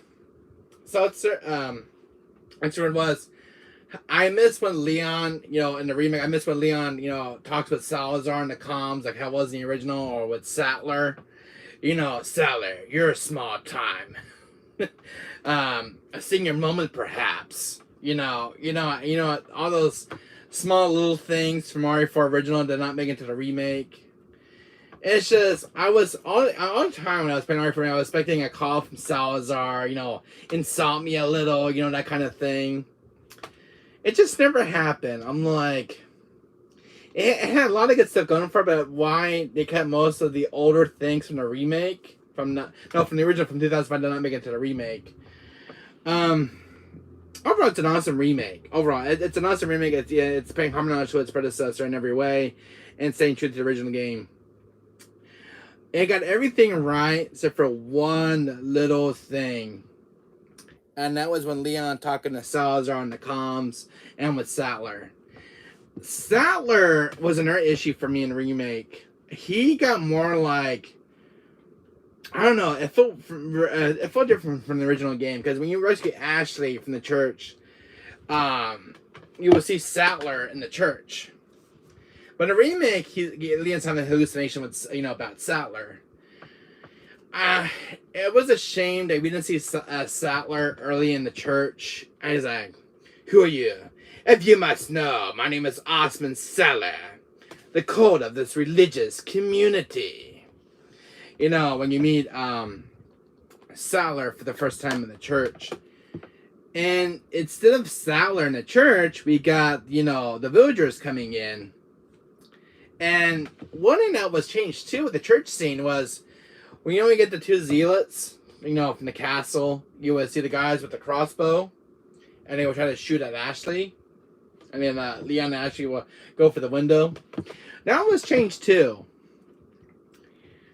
I wish some of these things would stay the same, but I know Capcom want RE4 to be the same as its predecessor in some ways. It kept the original bosses intact. It kept Delago intact. Chief Mendez had a few cool things, but it was not seen from the original. Salazar's remake was alright, but he was completely overhauled with his boss design look, which was fine. But damn, he was more tough. He's more of a bullet sponge than this time around, because he's a lot harder boss. Plus, he can kill you with one hit. I still like the original Salazar, design fight from 2005, but the remake, he's just everywhere, and I really had a hard time with his boss fight. Sattler, oh my god, Sattler was so damn awesome in the remake, especially with his second phase, which is I've never seen in the original game. I also enjoyed Jack Krauser's fight, plus his fight was more challenging, and yeah, I got my first kill by Jack Krauser, and plus you get his knife for the first time, which you couldn't use in the original game. Because in the original game, Leon would just throw it to rescue Ada, but you never got to use it. So there was a few things that were changed from the original to the remake. But one you could not do in the original was parry with the chainsaw dudes or the Bella sisters. It was actually just an instant kill, and that was it. So, what's your opinion about it, Axis World? Let me hear from you, since I already talked about it. What did you like? What did you like and miss? What did you love and hate from the remake, from the original, from 2005 to 2023 version? What did you like and what did you not like? I want to hear you guys' theories about this game, guys, and from its predecessor. Now, the predecessor was the game I grew up with, but there was some things in a remake. I Ashley was a lot better this time. Oh, let's get Ashley out of the way. Ashley, for the love of God, was a lot better in the remake. And damn, I love every single bit of Ashley. She wasn't annoying. And I was saying, Leon, help! Every 5 to 10 minutes. God almighty, that woman. But I did enjoy Ashley. I really did enjoy her every single moment she had with Leon. That was kind of cool. With Ada having more screen time and Wesker in the main campaign actually talking with Ada for the first time, because we didn't see that in the original game. But there was a lot of things that were pretty cool in the remake, and let's just say it, Wesker and Ari for me was pretty awesome looking, especially the end credit scene. And plus he was looking at the events for RE5, like he was already looking at Africa already, which already subs to the RE5 remake. So I don't know what they can change. Well, one thing they can change in RE5 remake and for the RE5 remake is not make Shiva so annoying, because her AI was pretty. Let's just say it, her AI was complete shit in the original game in RE5. I had a lot of issues with Shiva in the original RE5. I ain't gonna be joking. Her AI was complete shit at times. It was mainly when I was playing as Chris, I was mostly fighting all the time, doing all the fighting. She would use all her ammo and run out. And sometimes I would give her ammo for handgun. She would give me it back. I had a lot of issues with Shiva in the RE5 original. And the game really needs a remake, because they need to overhaul Shiva's AI completely, because her AI in the original is completely shot to hell, and it's complete shit at times. But I don't like RE5. It's just Shiva's AI, it's not that great. But I think they improved a little bit in the remaster for the PS4. I think it's a little bit more better than the PS3 version. It still has its moments. But she's not getting shot all the time, for crying out loud, because when I had her in the PS3 version, she was always getting her head cut off by the Magini. The one that you first meet in Chapter 2. No, it's Chapter 3. I take that back, Chapter 3. She was always dying on me, and it was like she was stuck in a GameCube era. I'm talking about Shiva, Alamar, Mario 5. But I had a problem with Jill a few times in a Lost of Nightmares DLC, where she ends up dying by Wesker, or something like that. Wesker would just kind of kill her. Something he would just go after me and kill me instantly on professional difficulty, but he would just straight up kill Jill for some reason. Yeah. What do you think of Mario 4 Remake? Access Road. I played this on my channel. What do you think of it? From 2023 and from the 2005. What did you like between the two games? What did you like? What's your honest opinions and thoughts? I gotta change my phone, Wesker. Alright. I am back. Hey, Lion Myth. We're talking about RE4 Remake. My friend actually asked me opinions about RE4 Remake, if I liked it. Quite frankly, there was a few things I did hate about it. A few small changes I did not like. And I know you're going to kind of agree with me, Lion Myth. There was something... RE4 Remake is an awesome game, by any means. I don't want to game right against Parade. It's a 50 out of 10 game. There was some things that could have been a lot more improved. And for me, you're probably going to agree with what I'm about to say. First was Sattler. I had a problem with Sattler. He got a lot of off-screen time. Hallucinations were fine, but they could have been a little bit more better with Sattler. One thing I think the original got right, the remake did not follow properly, was when you rescue Ashley... You're not wrong. Yeah, I'm not wrong.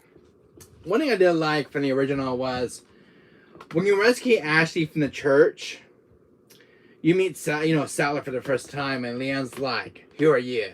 If you must know, my name is Osmond Sattler. I'm the code of this religious community." The remake kind of complete shits on it. Instead of getting Sattler in the church, we get the villagers, which I think was a big mistake. And one thing I hate about the church scene in this game was you don't see like that really cool epic scene where you see the two zealots from the castle with the crossbow trying to shoot at Ashley, and Leon just takes Ashley's hand and goes to the window. That scene was totally taken out, and it's not fair. I like to see how it looked when they are the engine. One thing I did not like was they removed the chandelier. I don't know if they removed the chandelier part, but I remember the church part in the remake. But one thing they did remove was Sattler's portrait on the church's wall and then the back of the church. I think that was very uncalled for. To me, that was kind of mocking the original in some way. One thing I did hate about the remake was, Lyman, we're about to agree on this one very easily, and you know what I'm about to talk about. What is the one thing I'm about to talk about from the original game that did not make in the remake? Is that when Salazar used to call up and mock Leon on the comm, like, you know, when you got to the one thing I did not like, when you got to the maze, I was expecting a call from Salazar and saying, you was fascinated by my cute pets. If you, you know, something you'll never get out. Salazar does not make a call to Leon when you get to the maze, and that's one thing I really hated. I was expecting a call from Salazar and doing like his cool one-liners. No, the game completely shits on it. Instead, we get a call from Luis Sierra, which is fine, but I like when Leon talks to the villains. That's one thing that was so iconic from the original 2005. The remake just shits on it. It just changes things I did not like. Things that were just kind of cut in the remake. It just, there's some things, Lie Myth, I hate to say that the game's awesome by all means, but there's something it reigns where it's disrespecting its predecessor in some ways. One, Leon is not communicating with the villains, like with Sattler when you get to the island part. Because Sattler never communicates with Leon when you're on the island. We don't even get to see him until like, 2 hours into the island? You know, Sattler is supposed to make his debut and calls with Leon. He's like, Sattler, you're a smart time. Welcome to change of torment, my friend. I don't know anybody would leave unattended. Lyman, you probably agree with me on that statement as well. And the entire time, Sattler did not even communicate with Leon in the island. I was so disappointed. It's nice he got some really cool, different cutscenes that we're not seeing in the original game. His boss fight's amazing. A lot of people always shit about his boss fight in the remake because he's got the enemies helping him out and he's summoning enemies, this and that. I think that was kind of cool because it's not much of a final boss if it's not much of a challenge. I think the final boss of Sattler was really improved, especially the second phase was like something I was not expecting. I love seeing Ada in the original game. One thing I did love that Capcom did improve was not mentioning how Leon like you working with Wesker. That is one thing they did improve with this game from the script. And I kind of liked it because they kept them more of a mystery character. And that just didn't make sense in the original game. We're like, because Leon never crossed paths with Wesker. They never even met once. Never since Rockford Island or the Spencer Mansion.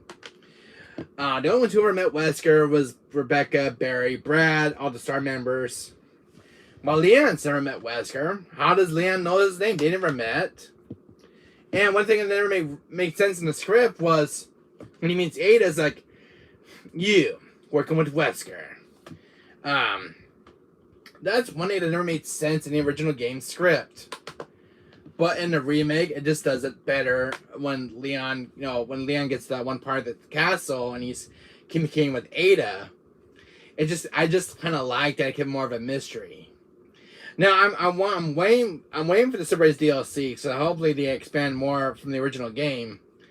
But overall the remake was fine. It's just Leon did not have communication with the villains. What else? What did I not like about the game? I'm trying to think of something else, alignment. Do you have anything else you can think of? I'm trying to think of some things with this game. Just small picks. Small nitpicks. Was there anything you did not like about RE4 Remake? From, your opinions between the original and the remake? I want to hear your thoughts, Lion Myth. Because I have a few gripes with this game. Overall, it's an awesome remake. There was some things it just does not right. I mean, I like the new Las Plagas. The ones attached to the back, I think, are more annoying. Because they just chase the hell out of me. Because I remember dying with Mercy, and I had like 5 of those guys on my tails. There was some really cool things in the remake, with it, especially that one scene with the El Gigante fight on the cast where he had to run from enemies throwing the rocks. I think that was pretty cool. That was not seen in the original game. I think it was cut from the RE4 original. They're not making a remake. I'm trying to think. I think there was an area that was completely cut. Was there any areas that were cut from the original that then make instead the remake? I'm trying to think. Do you know anything, Lion Myth? Was there any areas that were cut from the original RE4? Is everything kind of retwisted in some way? It feels like certain areas, sections of the game were cut. Oh, I know a section was cut. Son of a biscuit. I did hear Kekon saying they did cut one of the El Gigante fights. And it's the one where you got to the cabin fight and you had like 2 doors to open. And one area was for an El Gigante that would chase you. Like it was like an optional boss. I think it was a really cool section of the game. I really liked it because I like getting more goodies, more supplies before I get to the castle. I like going both ways and both routes. I don't know why Kevin cut the last Gigante fight from the village area, because that was really, to me, I think it was really important from the original game. And it really just pisses me off. I don't know why they cut the extra route out with the El Gigante, because that was pretty cool. I like having an extra, extra money for weapons, for supplies, first aids, that kind of thing. What was one thing I did not like about the remake? This is from an RE4 fan myself. Alright, one thing I did not like from the remake, and this thing I really loved from the original game, was Ashley's health bar. I like Ashley's health bar mechanic from the original because it was cool to keep track of her health, and it was more of to me it was more of a challenge to keep her alive. The remake, I don't know about the remake. I don't know why you take her health mechanic out. I think I like having Ashley having a health bar. You can upgrade her health bar and add more health. Just trying to keep her alive was really cool of a challenge from the original game, but in the remake, if she gets hit, she gets incapacitated. You have to revive her, and if you don't revive her in a certain amount of time, she is actually dead, and it's game over. To me, I really like the old mechanic for Ashley from the original RE4, because I like having her having a health bar, and not just seeing the only thing in the remake is I only see Leon with a health bar, but I kind of miss seeing Ashley with a health bar as well. I mean, that's one thing I did like, but the remake did it for Ashley. But overall, Ashley was way more improved. Is that she didn't have a health bar. It's one thing I did not like. It's one thing I don't know why Capcom made that stupid decision of not giving her a health bar, but in the incapacitated mode, if you don't revive her in time, it was like she was kind of invincible all the time, and I can't she has her own healing ability, which is I don't know. It's like getting a second chance and not getting a game over screen. So I just prefer having Ashley with a health bar from the original 2005 version. It's one thing that doesn't make it inside the remake. It's one thing. I don't know why they didn't give Ashley a health bar in the remake. That's the thing I don't understand with design choice. One thing I also hate about the remake overall the remake is fine. This is some things that I'm not nitpicking at the game itself, which one thing they really screwed up with this game is not give Leon his iconic police outfit. And I'm very pissed. Because the RPD police outfit was like the best outfit you get from the RE4 game. And because when you beat the original story for the first time in normal mode, you get the police outfit, which is kind of cool because it's a special one outfit. The only outfit they brought back from the original was the one with the, his mafia gangster outfit. But not the RPD police outfit. Because that outfit, it was like godlike tier from the original RE4. And he didn't even bring it back for the remake, which is complete shitballs for me. Lion Myth, am I getting hotter with this game? Am I getting any closer of all the mistakes this game has made? Just a small nitpicks. Am I any closer? Am I getting cold or hot? Or am I kind of saying all the things you were about to say? Lion Myth. But they still haven't brought back the police outfit. I love the original outfit, with the jacket and stuff. That's kind of cool. But the RD police outfit is the only outfit that's missing from the original iconic RE4. It's the one iconic outfit I love with Leon, as dressing as a police officer from the RE2. That's the most, the most classic, wonderful costume you can get from the game as an unlockable. And you get to wear it as, like you're playing RE2 over again in RE4. I love the police outfit. Why they kept on removing, I have no idea. It wasn't even included in the game's launch. Like, it was completely cut. Instead, we get the Mafia outfit, which is fine. I never used the Mafia from the original, but I like the police outfit. It's my biggest gripe right now, is not having the police outfit back. The only way, if I want the police outfit, is I gotta play the original game. Because the remake just doesn't have it. And I've been wanting to say it since I played the remake. It's like when I play New Game Plus, I'm expecting it like a police outfit to wear from RE2. But no. I get the other outfits that were like the villain costume, Leon with a jacket, romance outfit? Really? They're okay, I guess, but because I grew up playing the original RE4, but I was expecting more of the original costumes to return from RE4. I mean, we only get one of them as the Mafia outfit and, Leon's classic jacket, which is totally godlike tier. The only outfit that makes this game incomplete was the RPD police outfit from RE2. Because it was an unlockable outfit in the original RE4. And I was expecting the RD police outfit to come back for RE4 remakes, because to celebrate the game's, I guess, anniversary or something. But Lion Myth, I am just pissed. As of all the costs they did not bring back, and this is one of my favorite outfits from Leon, was the RBD police outfit from RE2. It was such a cool outfit to wear in RE4 as an unlockable. Especially when it plays during the cutscenes. You always see the police outfit always in the cutscenes, especially when fighting against crowds or in the original. I think it was such a cool outfit to see.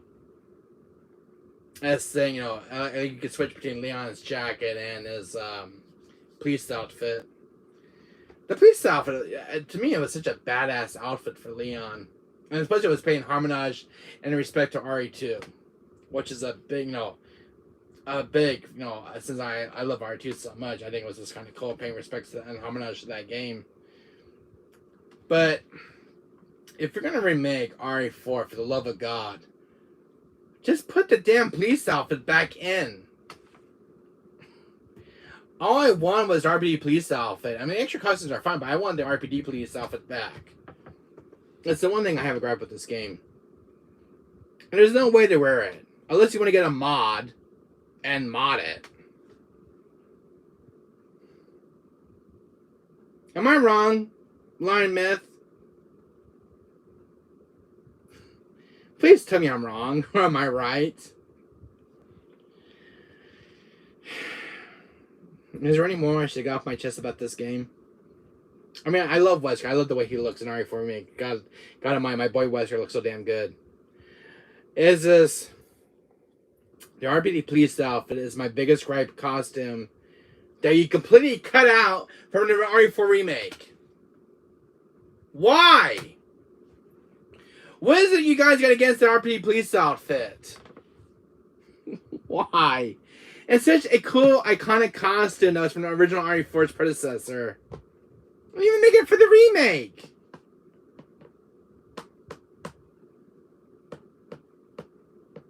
God almighty, that really grinds my gears. And instead, Lion Myth, they gave us the extra costumes, romance, villain costume, Leon with a jacket with, I think it was supposed to be a motorcycle outfit. What was the other outfit that he got? Some other outfit I'm trying to think of. Because there was 4 outfits and now it's starting to launch. But is it just that to replace the RD police outfit that was completely cut out from the game?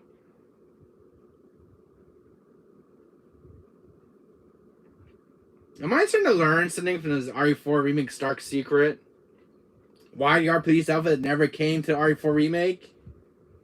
Somebody tell me in chat.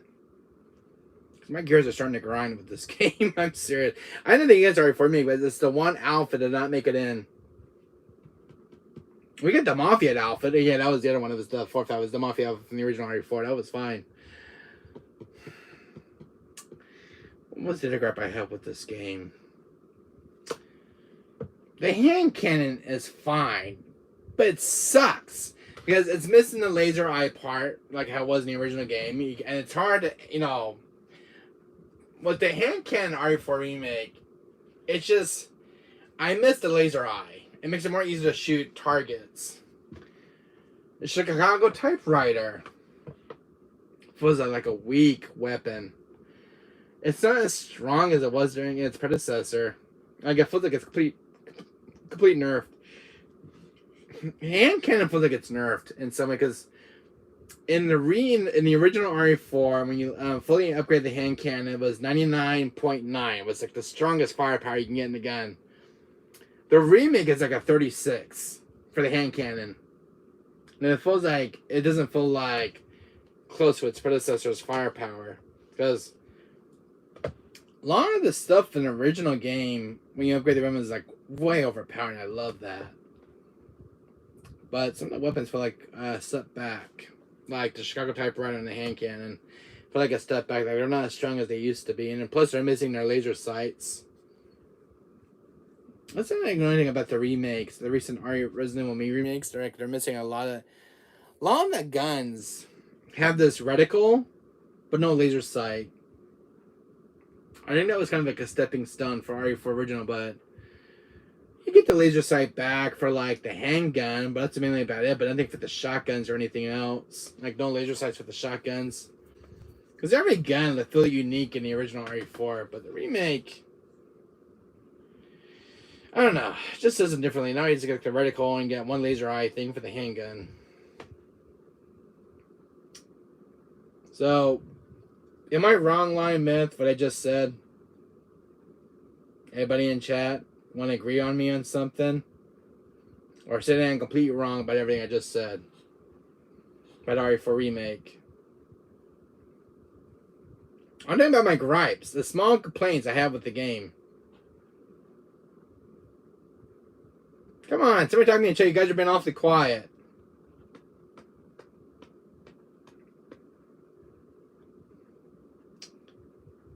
I'm going to be here all day until you guys say something. Everybody in chat, come on. I want to hear you guys say something. You guys are always quiet when I talk to you. What do you guys think?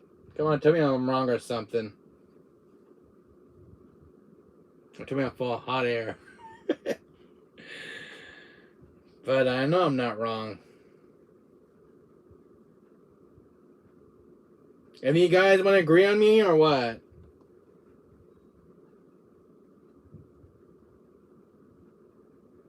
Access World. Marty. Seltzer.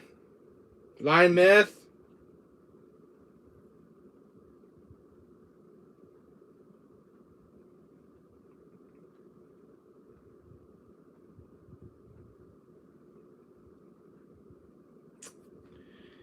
I guess you guys don't want to talk.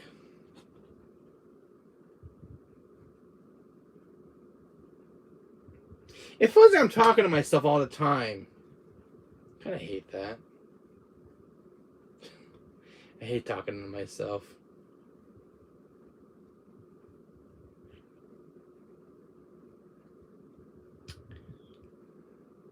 Well, anyway, that's all I gotta say about RE4 Remake. To me, the original just does it better in some ways.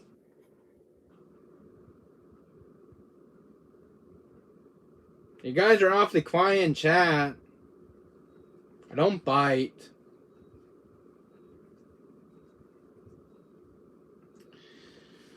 Every time I do a live stream, my chat's always quiet. I don't talk for a few minutes and get all quiet.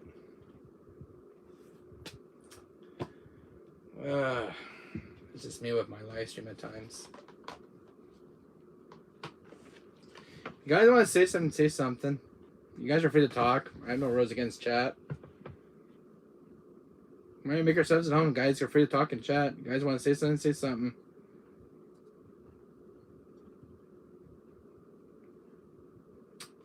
I think which game I like better. I do like the pyramid mechanic. It's not bad. I have business to deal with my monitor, but I'm back. All right, Live Myth. Glad to hear it. I feel like chat got it quiet, left me be. I was talking about the police outfit. I don't know if you caught that memo. Live Myth.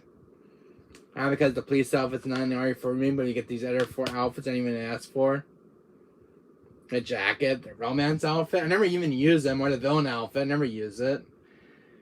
Unlike the RPD police outfit, it's the most iconic for me of all the costumes. And the jacket one is fun for Leon. I love the jacket. This the RPD police outfit is the one I'm having an issue with the RE4 remake. And it's one thing that really disrespects its predecessor.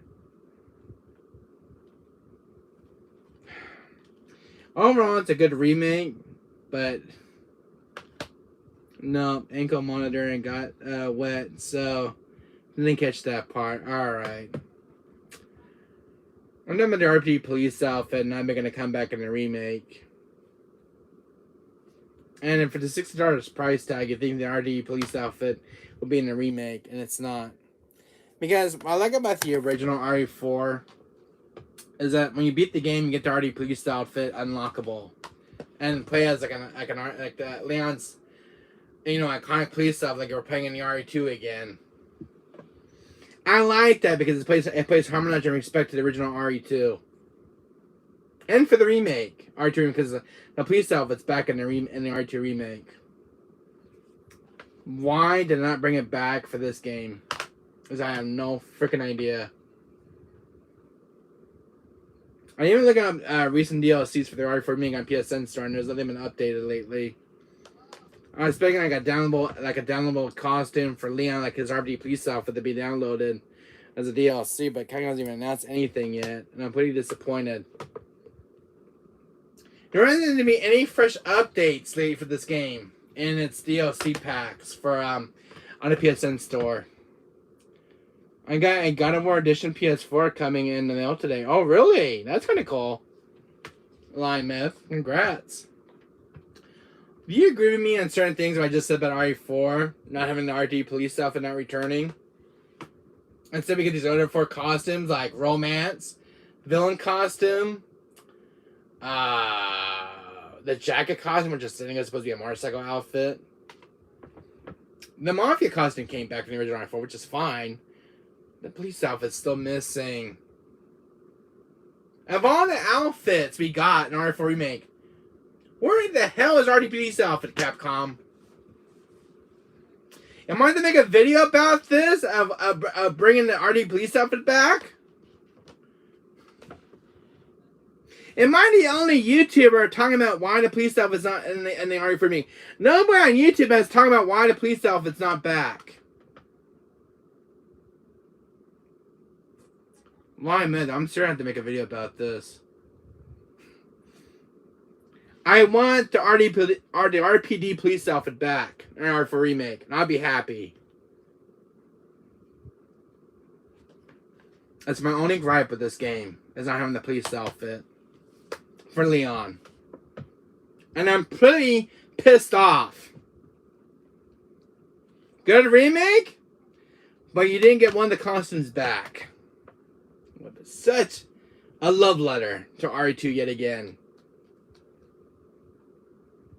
But nope, no police outfit.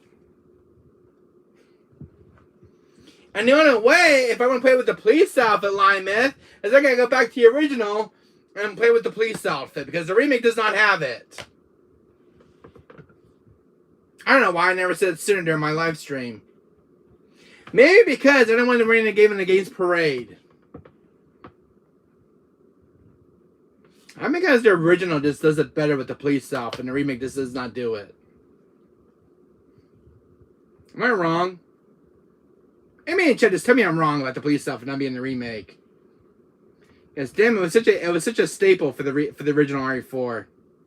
Well, damn. I mean, you can't even pay respects to your predecessor. You just mock it. Oh, Westwood's pissed right now, guys. Huh? Because this one has the iconic police outfit for the RPD police outfit when you unlock it, which is just god tier, because it was a staple of RE4. This game just mocks it. It mocks its predecessor for the RPD police outfit. Capcom, I hope you listen to me, because I am you know, I have a gripe to pick with you, Capcom. Bring the RD police outfit back, for the love of God. It's such an iconic costume. It's in the original RE4. Why is it not in the remake?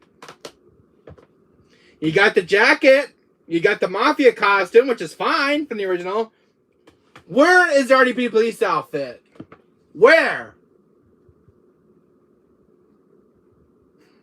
I am so pissed.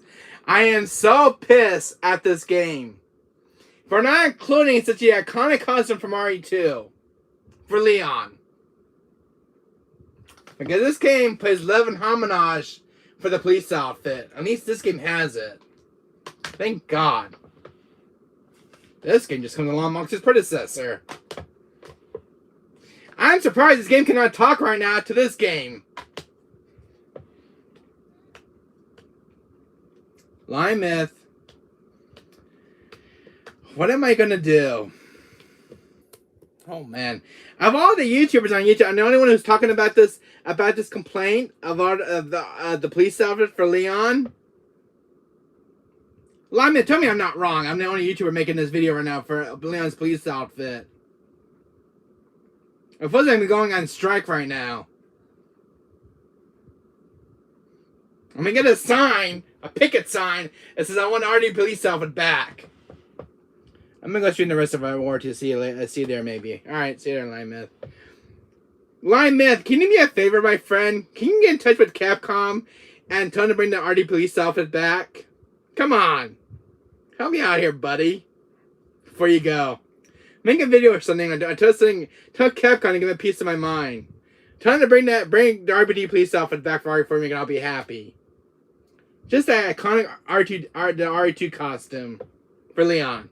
And I'll be set. I'm the only YouTuber talking about this. For this game. Let's bring the police outfit back. That's all I want. I'd be happy. I'd be set. Because to me, it's one of my favorite costumes from the original RE4. Oh, I never talked this during my live stream for RE4 Remake, and I'm already mocking against my favorite game. I can try. No promises, though. Alright. Axis World. Seltzer, was that unexpected what I just said about RE4 Remake? I think Capcom just heard me. Oh, am I about to go on strike now with my favorite game and not play it for a week and not no police outfit? Oh, poor Leon. So trapped in this remake and there's no police outfit for him. God. A $6 price tag. You can't even get the favorite costume you want. Why was it not in a remake? That's the part I want to figure out. Did Capcom even play the original remake, the original game at all? And know there was a police outfit you get unlocked? And why was not included for remake? Can somebody ask me that question? Am I really gonna have to go back to the original game and just ignore the RE4 remake for now on because there's no police outfit? I mean, I'll play the RE4 remake because of Leon's jacket outfit, which is my favorite. But you're missing one of my favorite iconic outfits. And RE2 is such my favorite game. I can't believe what I'm about to say. Oh, can you do this to me, Capcom? RE2 is one of my favorite games, and you can't bring the police outfit back for the remake. Am I really going to go on strike now this entire week? I had RE4 remake planned for my channel this week again. Now, I can't believe I just complained about this game, and even when I get such high praise for it,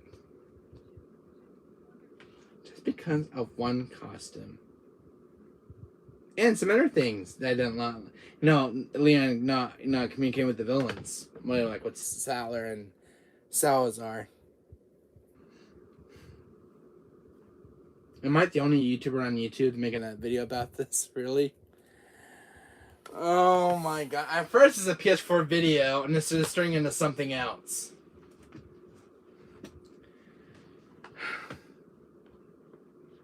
Man. What a good way to mock its predecessor for its anniversary. I'm not bringing one of the highest staples of Resident Evil's classic costumes of all time. It's a police outfit. And it was such a cool unlockable from the original game to play in. But when you get New Game Plus, it's nowhere to be seen in this game. Nowhere at all. Oh! Well, I know one thing that bring this game's parade down. Oh, and I think somebody brought it up in a YouTube video. And I kind of agree. There was that one particular area. I'm going to go stream the rest of World War II. See you there, maybe. Yeah, I'll see you there at Line Myth. Oh. What was that one area in RE4 original? You're right, that little vehicle section. Kind of go down to the other part of the other side. I forget what you call those. The Ganola or something that you were right on, and you go, and then there'd be these villagers you have to shoot. And then there were like one of them on the side will kind of cut your thing up if you don't get them off in time. In the remake, you don't ride them. It just kind of it's there, but you can't ride or anything. I wonder if it's gonna be a thing for the DLC separate ways. It'd been cool to see for the Leon's remake. I was wondering what else that was cut from the remake. I don't think there's anything else that was cut. I don't think any areas that were cut from the game, like any little small details. I don't think. If you guys could think of anything that was cut from this game, let me know. Because I'm sure it cut a lot of stuff with the 3 makes. I'm gonna think. There was one place I'm thinking of in the castle that was officially cut. Oh, wait a minute. There was a room in the castle. And I think they kind of give it an overhaul. I think it was with the sword puzzle. I think that room was completely overhauled in the remake.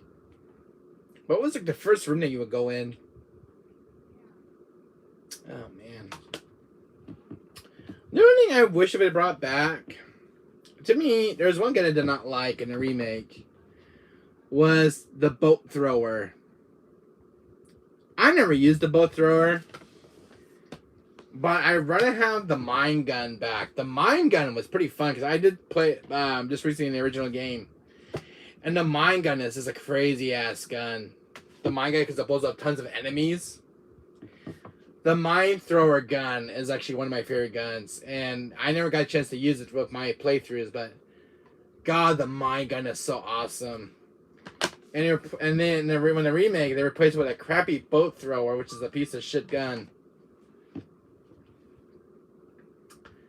And the mine thrower was complete cut. The mine thrower should make a comeback, or just post it as a DLC, which you can just download into the game and play with the mine thrower. Because I want to see how the mine thrower does with the enemies that you get on this game. Because let's be honest, RE4 Remake has a lot of enemies in the village area. The mine thrower will make a creep sweep of them. I would like to see the mine thrower would look in the remake, with its original design look just more updated. But yeah, the mine thrower in the original is actually pretty good. I always thought it was a shitty ass gun, but it's not. It's got some kick to it. The mine thrower is not a bad gun. The only catch with the mine thrower is it's proximity mine. If you shoot the mine at the mine launcher gun on an enemy and the enemy comes towards you, you take hit damage from the mine. You have to be away from the mine thrower's hitbox when you throw an enemy. You have to be away from the enemy before he comes towards you. And I was watching some footage of the mine thrower gun. Yeah, it does have some setback, but damn, it's such a powerful ass gun. It's just the drawback is to go take the damage if you're close in its radius. But overall, pretty good gun, and even pretty good when it's fully upgraded. Maybe I should try to use the mine thrower gun in one of my live streams. That's a pretty sick weapon. I think that's way better than the mine thrower, in my opinion. Not the mine thrower, boat thrower.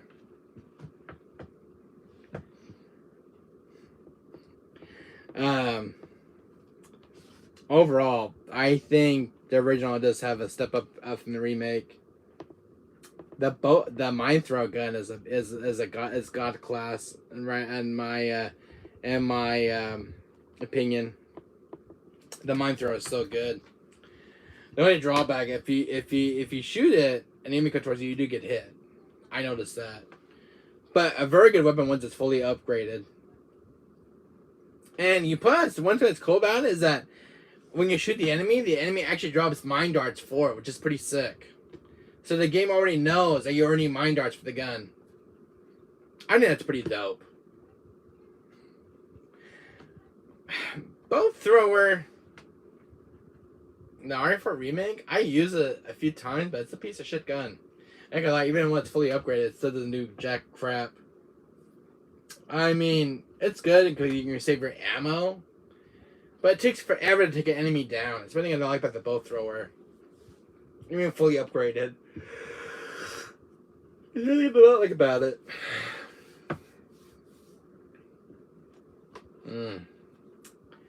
Man. Now, I'm saying to myself in my head right now, if RE4 Remake really need a remake, and I think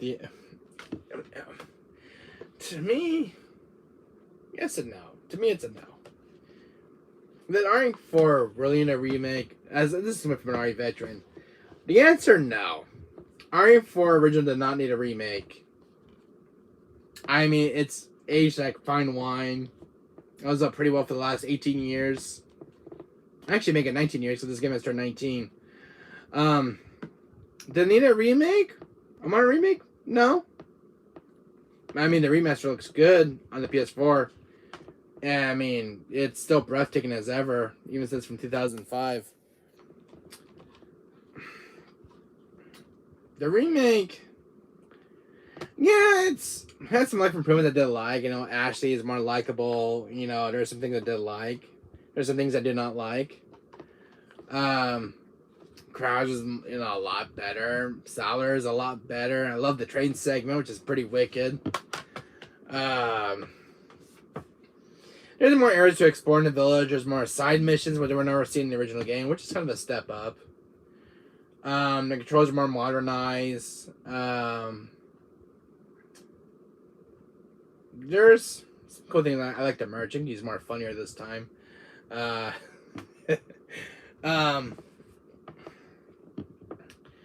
only drawback with the remake is Leon doesn't communicate with the villains. and one major grab of the game, which Capcom should have paid attention to the original game when they made this, is that they should have kept.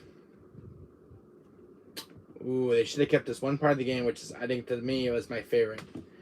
Was where you go to the castle and you meet not the castle, the church, when you meet Sattler for the first time. To me, that scene was my favorite. Meeting Sattler, and he's like, Leon's like, "Who are you?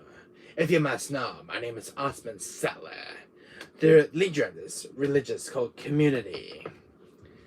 To me, that scene was always iconic, but the remake just doesn't have it.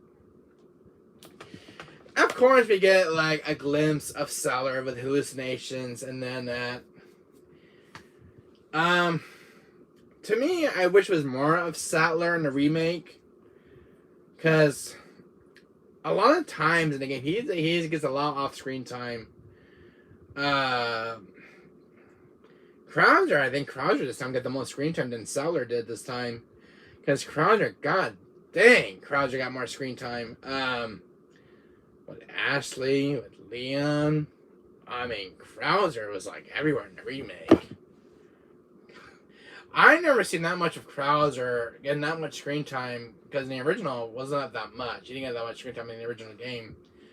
But man, Krauser, they really, it's like Krauser was more the main villain than Sattler. And when I just thought of it just now, it just kind of tipped in my head, like, it really shows the game that Krauser was more of a main villain. Sattler for more like a side character, and not even like a main antagonist. Yeah, of course he was there and there, but it's like the game was more focused on Krauser than Leon. Not Leon. It's like the game was more focused on Krauser than Sattler. The original game was more focused on Sattler, and Sattler had the most screen time throughout the game. Clone like Salazar. It's like Krauser was like the final boss in this game compared to Sattler. To me, I think that was kind of surprising. Like the game was more focused on Krauser in the remake. It made Crazy more like the more main antagonist compared to Sattler. Sattler for like a step side character. Like the game didn't care much for him. You know what I'm saying? That's what I'm getting from these two games.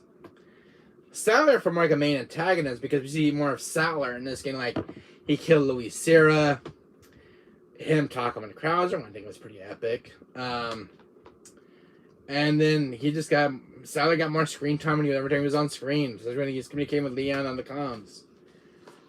The remake mostly focused on Krauser, because Krauser was more like a main antagonist compared to Sattler. So that just goes to show you. And Sattler in this for like more like a side character than a final antagonist. I mean, he was there and there, but as a Krauser was like everywhere in the game. I think Capcom had more fun doing Krauser's storyline with the game than Sattler. Sattler for more like a step back, in my opinion. And what was one thing I did? What scene that was cut? And I just remembered there was one scene that was actually cut from the remake, from its original counterpart. Which scene was it? There was a scene that was officially cut. What scene was it? Oh god, I think on my head. Oh, and I just had it for a second. There was a scene with Sattler, I remember. Was it? There was two scenes I remember that was actually cut. One scene that was in the original game I did like. Is that when you're on the island, you get this one cut scene where Krauser is missing with his knife. I can't do like he's doing it. And he's like, "I don't trust you, nor does Wesker. If you try anything funny, I will kill you. We'll see about that." Was just enough if you did. That scene with Krauser and Ada when they were talking in the radio tower, I think was the most coolest scene. The remake does not have it. You know, Krauser talking to Ada. I don't think I've ever seen Krauser even once talk to Ada. And to me, it's a huge disappointment because Krauser and Ada were more in contact with each other in the original game in RE4. But in the remake, there is no conversation between Krauser and Ada, which I just noticed just when I was replaying RE4 Remake. There was not one scene where Ada talks to Krauser. Not once. It'd been really cool to see. I'm wondering if they're saving that for the Separate Ways DLC.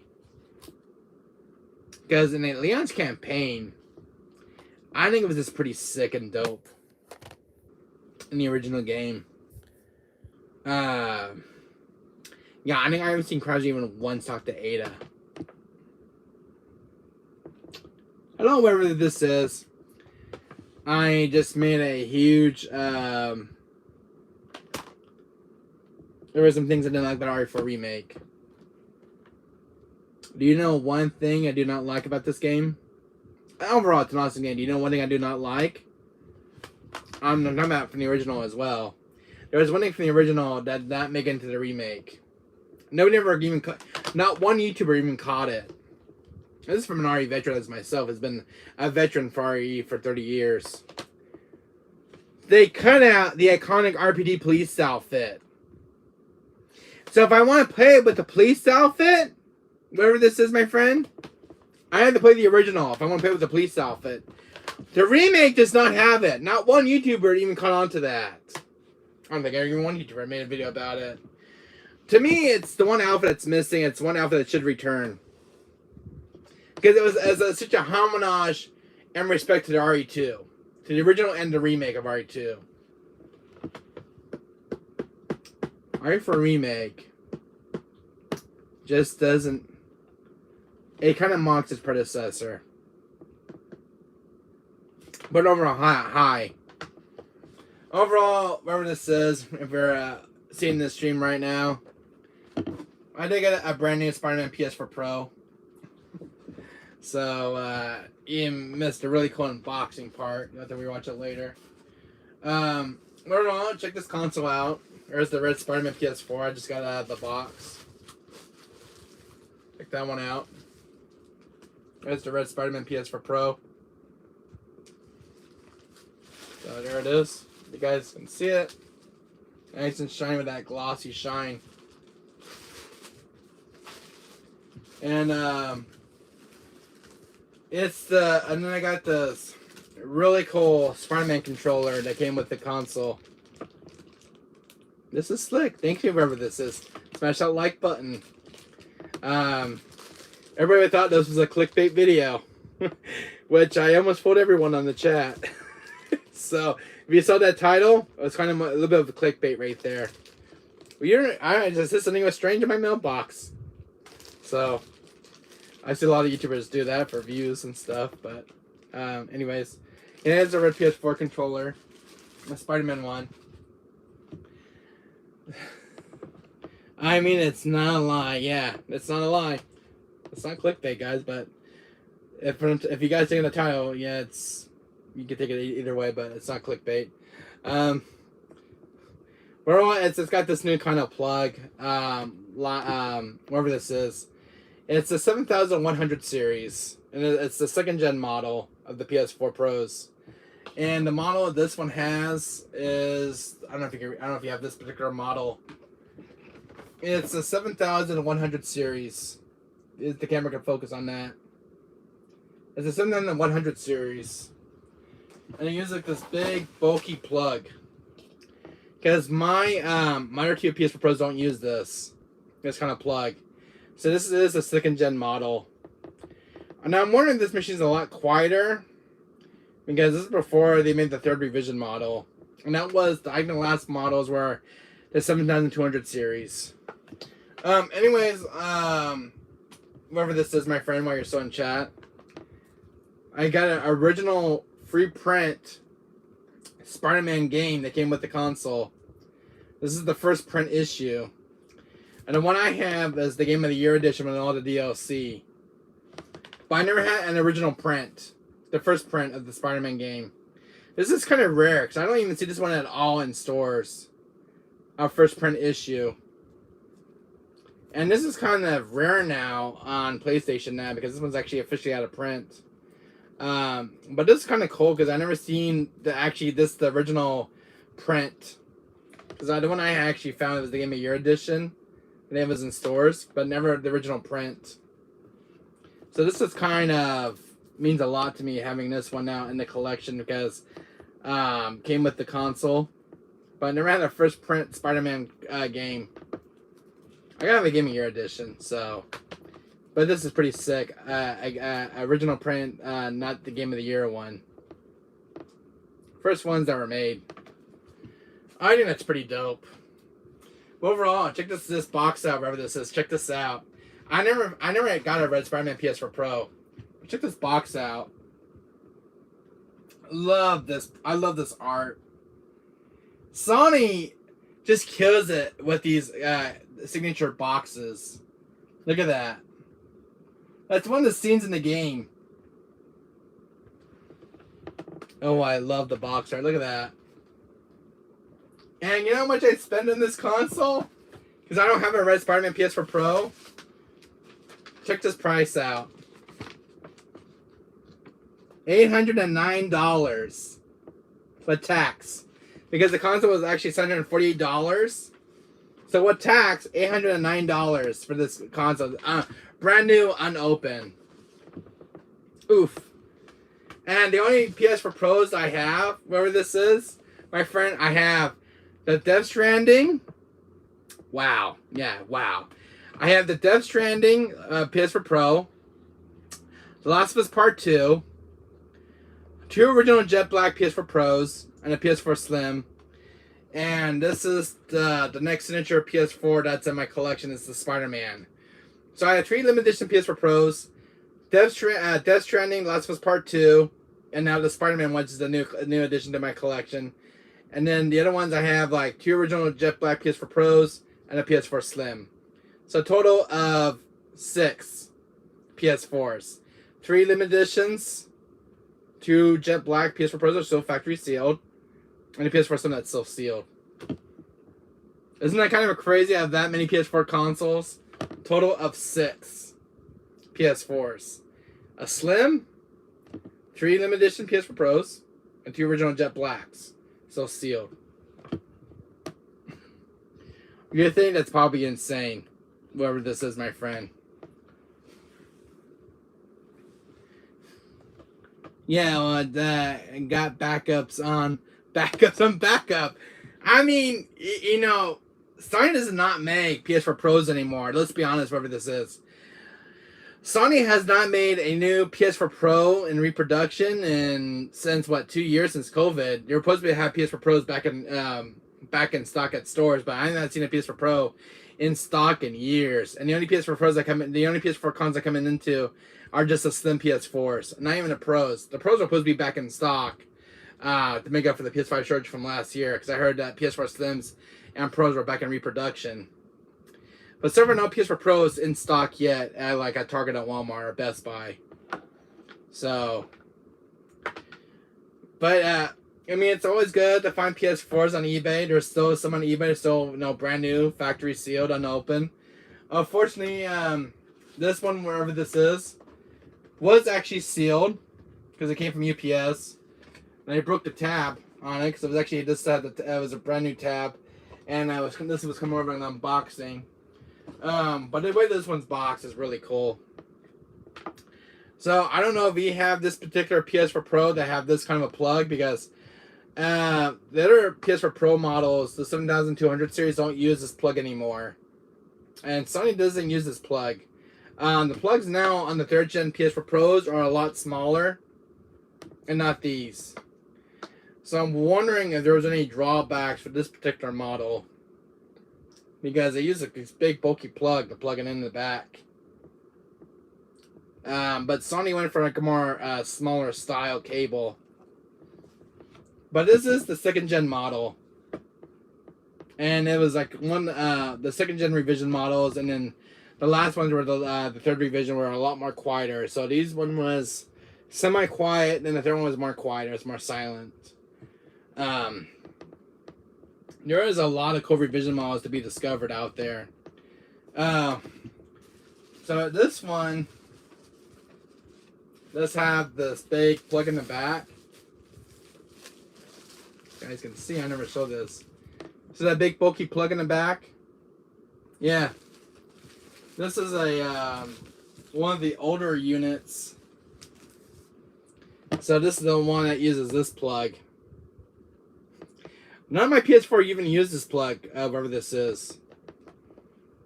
So mine's a 2nd gen model. Beast mode. I agree. But do you have this particular PS4? Whatever this is, do you have a PS4 in your collection that uses this kind of plug? This is a 2nd gen model of the PS4 Pros. Do you have one in your collection? This particular one is original PS4 Pros. Do you have one, or any drawbacks, or do you have like a PS5? I just remember bringing some PS4 keep in my living room for guests. All right, so you don't have a PS4 Pro. I was hoping you have a PS4 Pro because they're really, really cool consoles. Because the graphics card in this machine was really cool. Yeah, I got a PS5 disc edition. Okay, that's kind of cool. But the PS4 Pros were like a really cool beast of a machine. Whatever this is, these were really cool because they had more of a higher graphics card compared to the slim models. And plus they have boost mode where like you can increase the frame rate on this kind of a console because it had like boost mode for some of those old PS4 games. It really puts the slim to shame because this one has a high graphics card, and a lot of those people are going to like pro enhance. And there's a lot of capabilities with this console that really puts the slim to shame. I'm sorry, but it was like one step up from its predecessor. But that's a nice red PS4. That thing's a beauty. Plus, it's got this nice shiny top cover. It's a really cool red Spider-Man PS4. Sony, my friend, just nails it with these consoles, these signature ones. Like there's a God of War one, there was a Kingdom Hearts 3, there's a Star Wars Battlefront one, just kind of sick looking. The nicest one I've ever seen. Yeah, by the time I could afford PS4 Pro, PS5 was out, so I got that instead. Okay, let me just be honest. Sony makes some of the coolest design consoles in PlayStation history. You know, like the PS1, the PS2. There was a lot of cool limited editions out there, but the Spider-Man one, I think, was the most nice additions that Sony did for the game. I mean, that is a very cool Spider-Man PS4 Pro. I mean, it really puts the original Jet Black ones to shame because they're not decorative. I just think that Sony has made some of the most beautiful PS4 Pros, signature ones. Yeah, their consoles have always been the slickest. X360 and was kind of nice, but the PS5, was, and that's just the regular models, yeah. Okay. My keyboard just locked up. What the hell is going with this tablet?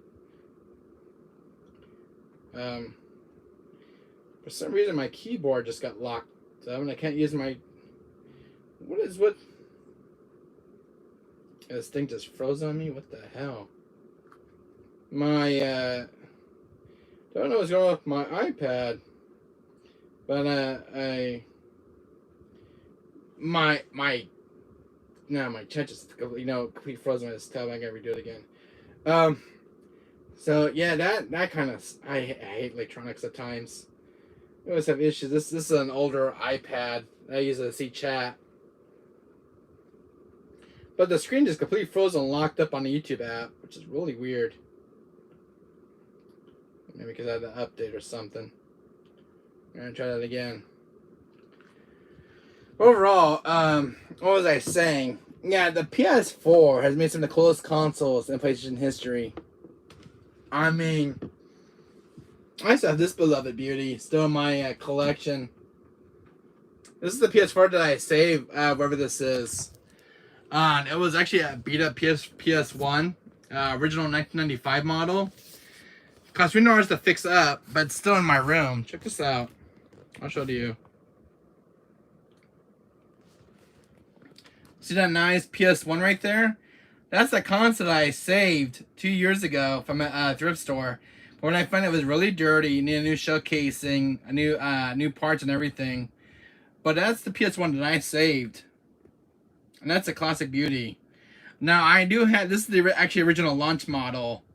There's another fat PS1 in the other room over there in my mom's room. But that was one of the other revision fat PS1. That has like the removable back cover. But this is the one I saved at the thrift store. And my friend got me a new shell casing for it. Motherboard, new disk drive, new light. And the console works. And I love going out of my way of saving game consoles. You know, what's good, y'all? Hey, Spooky Buddy, how you doing? Talking about a PS1 that I saved about 2 years ago, Spooky. That PS1 right there. I see this clunked up from the neglected state that it was in. Very beat up. I think I talked about this on my channel, but you guys I showed my PS1. But this is the one that's been restored. Had a new disk drive put installed, a new light, motherboard, and it's totally been reworked. Cost $2 to fix, but I saved it. But when I found it, it was in a neglected state. And then that fat PS2, whatever this is, that fat PS2 was actually thrown in a trash can recently at my neighbor's area. And when I first found the sticker was missing from it, and this drive needs some reworking. So I took this original fat PS2 for maintenance, got it cleaned out, got the original sticker restored into it. We both need to clean our rooms. Yeah, and this is an original fat PS2, and it works and everything. Look at this. I think I ever showed this one on camera. You don't want to see mine. So this one actually works. God, I love these older machines. Yeah, it works and everything. I had a friend who actually restored this PS2. Found the original sticker for it from an old salvage PS2. So that's the original sticker that was actually originally peeled when I found it. But my neighbor threw his entire PS2 out in the trash can. Don't know. But the original fat PS2, I put a lot of work into it. They get reworked and put a new disk drive into it. Fixed the disk drive because the disk drive was getting stuck. So my friend did a lot of reworking into this console and had it restored. So it's a working fat PS2. And there's another PS5 over there that's in there. That's the Horizon Forbidden West. That's the Horizon Forbidden West 2. That's that limited edition PS5, which is still brand new in box. Been sitting there for almost 3 years now. Never been used. Just a collector's mine. You don't see the Horizon Zero Dawn limited edition PS5. That one, I don't know where I found that one at. But I was at a store though when I found that one. I had to get that one a bundle deal. Damn it, it cost me like $1,000 to get that thing, and got some free games with it. But that's one of the older PS5 models. Before they made the revision mod. This one's like the 1200 series one I got over here. That one down right there is the 1100 series. So that's the second gen model, and the one over here is the third gen model, the 1200 series. So that one's third gen, the second gen, and that one's third gen. We're gonna see an old Spooky that Resident 1 PS1. I don't know yet, Spooky Buddy. It's been relatively busy. But if you've been a good boy, I'll sing you one. long as you're not on the naughty list. And you're trying to think, why should I show me? But I'm your buddy. Just been really busy. Send me a copy of Soul Hackers. You already have Soul Hackers, don't you? Spooky? Don't you already have Soul Hackers on your PS5? I don't know if you do. But if I do see, I'll get a copy for you. Trying to get my chat working up over here. F4, let me buy your 3DS copy of Soul Hackers. I don't have a 3DS copy, Spooky. I don't have one. I already have number 2 on the PS4 and PS5. I don't have a 3DS copy. I wish I did. Don't have one yet. I'm still looking for one. So, my chat completely froze up earlier on my one tablet. So I'm going to get a better tablet soon. This tab is a P. There we go. Yeah, I did fix the picture quality though on these two iPads. Took him out on the PS5. The original was a 3DS remake and a Saturn game. Really? Yeah, the original was on 3DS and Saturn. Okay, I never played the original Soul Hackers. You have to play the second. I have yet to play the second one, which I have in my collection. So I've yet to play, and I still have it brand new on PS5. Bro, Spooky, I got this console funny out of the box. That game is where you got my name. Okay. Overall, Spooky, I really enjoyed this red PS4. It's very, one of the best PS4 Pro units I've ever seen. This is actually a second-gen PS4 Pro 2. I actually had to look this one up. It is one of the second-gen models. And it uses this big bulky plug. You ever notice that, Spooky? I don't know if you have this particular PS4 Pro unit, but Sony stopped using these. But it takes one of these bigger, this is the cord that came with it. My other PS4 Pros don't use this particular cord. You still look cuckoo for paying that much. Yeah, I do. Do you have a PS4 that uses this kind of cord, Spooky? A PS4 Pro? This is the second gen models. All my PS4 Pros use the newer cords. The more smaller ones. I think these were one of the first of the PS4 Pros. Yeah, we have a PS4 Pro and a 5, really. Does yours uses this cord too, Spooky, or you have one of the new PS4 Pro units? Because one was the 7200 series, and this one is the 7100 series, which I'll show you on the box. Because each console has their own model number. Mine's one of the other units. Mine's one of the second gen model. And a 2 and 3 and a Slim PS1. That's kind of cool. Do you have this unit right here? This is a second gen model. It's a 7100 series. And a Vita and a PSP, so do I. I have a fat PSP and a slim PSP and 3 PS Vitas that I own.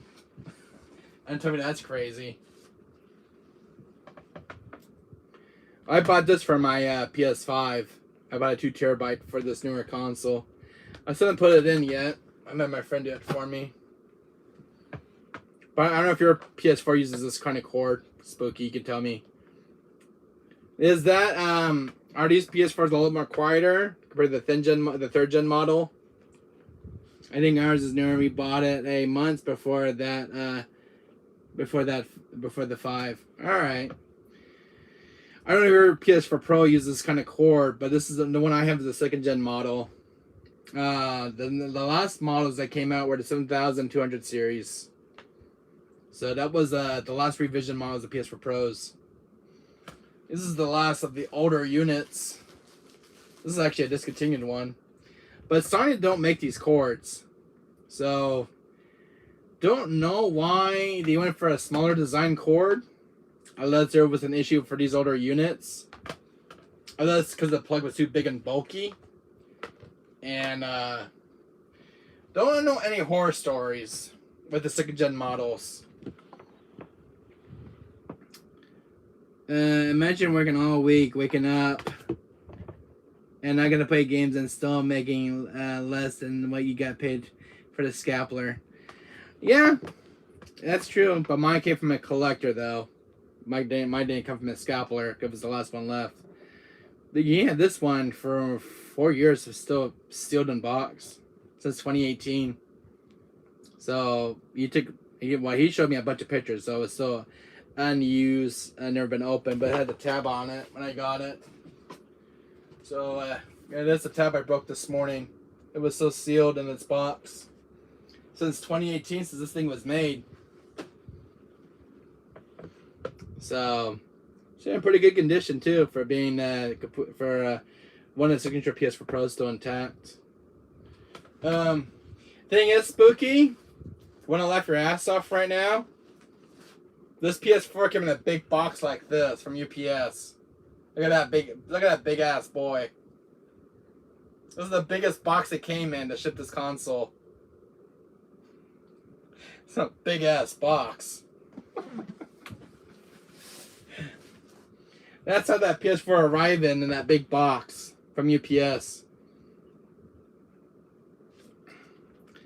A used one in good condition for the like under $200. That's not bad.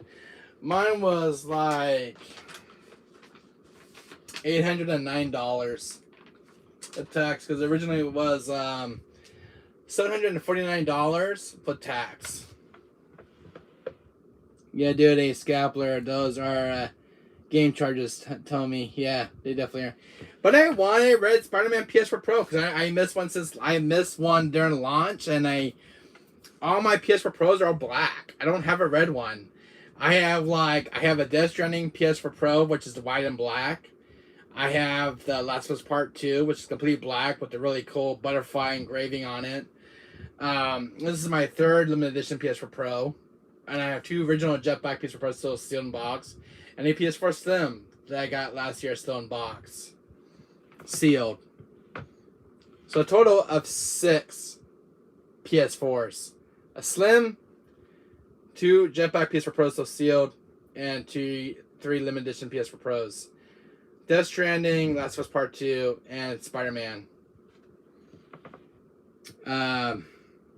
I like these newer, these signature consoles. I think they're really kind of cool of a game changer.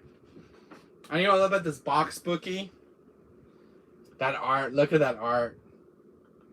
Of all the boxes I got from Sony, this is my favorite one. That's Spider-Man on it. Sony has mixed in that's such badass boxes. Why have more than 2 though? 800 is almost a Vigo down payment. Yeah, I agree. Because Sony has actually officially stopped making PS4s, Spooky, so I like to have spares on hand. So far, I'm not seeing PS4 Pro back in stock since 3 years since COVID. And Sony was supposed to make more. And I see ones pop up yet in stores. The only ones I've been seeing are PS4 Slims since they've been back in reproduction. PS4 Pros were supposed to be back since the reproduction and to make up for the PS5 shortage from last year. So the Pros are supposed to be back in stock at the stores at Walmart, Target, and Best Buy. I haven't seen any Pros on the shelves. But I know that Sony was supposed to send them out. I only paid $600 for a Jack Bros. And that game actually is super rare, as you can get a Pro anywhere. RN. That's kind of cool. $600. Jeez, that must be an expensive game. A lot of games are very expensive. And what's cool, Spooky, that was inside this box, is that there was a game inside. I just hate seeing you get ripped off. This pretty sweet guy. Yeah, thank you, Spooky. Thank you so much. But I want a Red Spider-Man PS4 Pro, and I looked everyone on eBay for a cheaper one, and I didn't want to use one. I didn't want someone else's problems, but I want a brand new one as a collector's. But this one I want to test out because I don't have this kind of PS4 Pro unit. What is our controller at least a special? Yeah, the controller's at least a special. It's a sick controller. Look at that. It is a sick ass Spider-Man controller. The controls are very stiff too. You could have a McCurry. I could have. But what's cool though is that this box came with a game. I got a first print issue of Spider-Man, even though I already have the Game of the Year edition with the Great Well DLC. This is kind of cool because I don't see this one in stores, a first print issue. So it's kind of cool to have this Spooky, but this is the only one in my collection. But it's kind of cool to have the two variants. I was really hoping to have the game inside this box. So it's like, it didn't say on the box, but I was hoping to get like a first print issue of Spider-Man. So that was kind of cool to have. I mean, I like the different variants. Kind of cool Game of the Year edition. So this one doesn't have all the special stuff going on, I guess. But the game is like $10. Yeah, it's like $10. But this one's sealed, so it's not going anywhere, and I'm opening it either. So it's gonna stay sealed because it's a rare print one.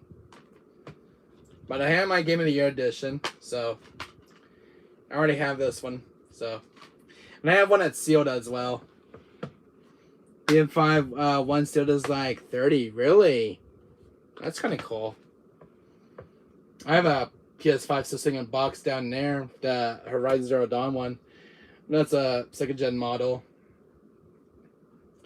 I have an LED down there that switch OLED. I haven't used it very much. I only used it one time for Metroid Dread. Miles Morales comes with it. Yeah, that's what I heard. I have Miles Morales, but I never played it. I have Spider-Man Miles Morales. I have yet to play this one. I bought it on PS5 as well. This one, I have no open ones of this one in my PS4 collection. This is still a sealed one. I bought it on day launch, and I still not played this one. So I don't remember if I saw any gameplay for this game, but I heard it's pretty good from what I heard from the reviews. It's a spin-off, it's actually kind of a prequel for Spider-Man 2. Kind of sets up the sequel. So I not played this one. I played this one. I fully beat this one. I didn't play Morales. Have you played this one, Spooky? Is it good? I saw a little gameplay there and there. It looks good. The opening part with the bridge is sick. That's from what I saw in the trailer. And there's some very cool villains that you get to see again. Just be careful, dude. You could use money for other games and give it one and already have, and food and new stuff. Yeah, I agree. I agree, Betty, my friend. I agree, Spooky. I agree. This is just money I had saved up, Spooky. It's no biggie. I had this money already saved up. Anyways, I did order. I don't know if you heard the news, Spooky, but Resident Evil Death Island comes out July 25th. I already pre-ordered on Amazon. It was going for $49. I got it for like $33. I bought it on 4K Blu-ray. Do you still have cash for food? Yeah, I still have cash for food, Spooky. I get EBT. I get Cow Fresh. I still get other stuff as well. I even get food delivered to my house. If you're not Inc., I can pay. No, it's alright, Spooky. It's good. I got plenty of money. Don't worry about it. I got so much money to know what to deal with it. I'm not rich, but just have money been saved up. Plus, I live with my mom, so we're good. Plus, I have Section 8 housing. They pay half the rent over here and everything else. So, I mean, I'm good. And plus, I get my own. I get paid every third of the month. I make it like $1,000 and something a month. So I'm pretty good myself. So I get help from the government. So I'm pretty good. I'm set. I haven't worked or anything. I haven't worked since I got out of high school. So I get Social Security retirement supplement. I just know how it is. Make bad final decisions as well. Yeah, I agree. Especially the economy recession too, which is slowly going on. But overall, I've been doing pretty good for myself, Spooky. I get around pretty good, and I only go out when I get paid. So, I pay my bills first, and I pay my rent, and everything I live on is what I live on. They want to give me a tugboat. Oh, and that kind of sucks. My bad financial decision senses are fingering as someone in distress. Yeah. Whatever this is. But, yeah, I'm happy to get a Spider-Man PS4 Pro. I mean, I'm happy what I got. I mean, it'll be a while until I buy. After this, I'm just gonna go back to buying games. Anyway, it's just me and VM. So yeah, I'm happy to get rid of Spider-Man. I never got one of these since launch. I mean, this is a nice Spider-Man. It's nice having. I actually collect these boxes, Spooky, because I'm more of a PlayStation collector. But this is one of my favorite boxes. I mean, no, I hate to see a person throw this box out, but this is one of the coolest PlayStation limited edition boxes. I mean, it's got Spider-Man in the front, and it's got this really cool back part. I think that's pretty sick. Of all the PS4 boxes, I think this is one of the best ones that PlayStation has made. I think that's one of my favorite collector's boxes. Because I have the Death Stranding one with Norman Reedus on it. And I have the Last of Us Part 2 with Ellie on it. On the box. And then the console has got this weird this really cool butterfly, something that's engraved into the case. And game is mid, but I'm not big into even ones I like. Not into big into Spidey even. The ones I like. I mean, this is kind of cool. I mean, it's gaming history, Spooky. I mean, I didn't see many listings for this Red Spider-Man PS4. I think I only saw 5 listings for this one.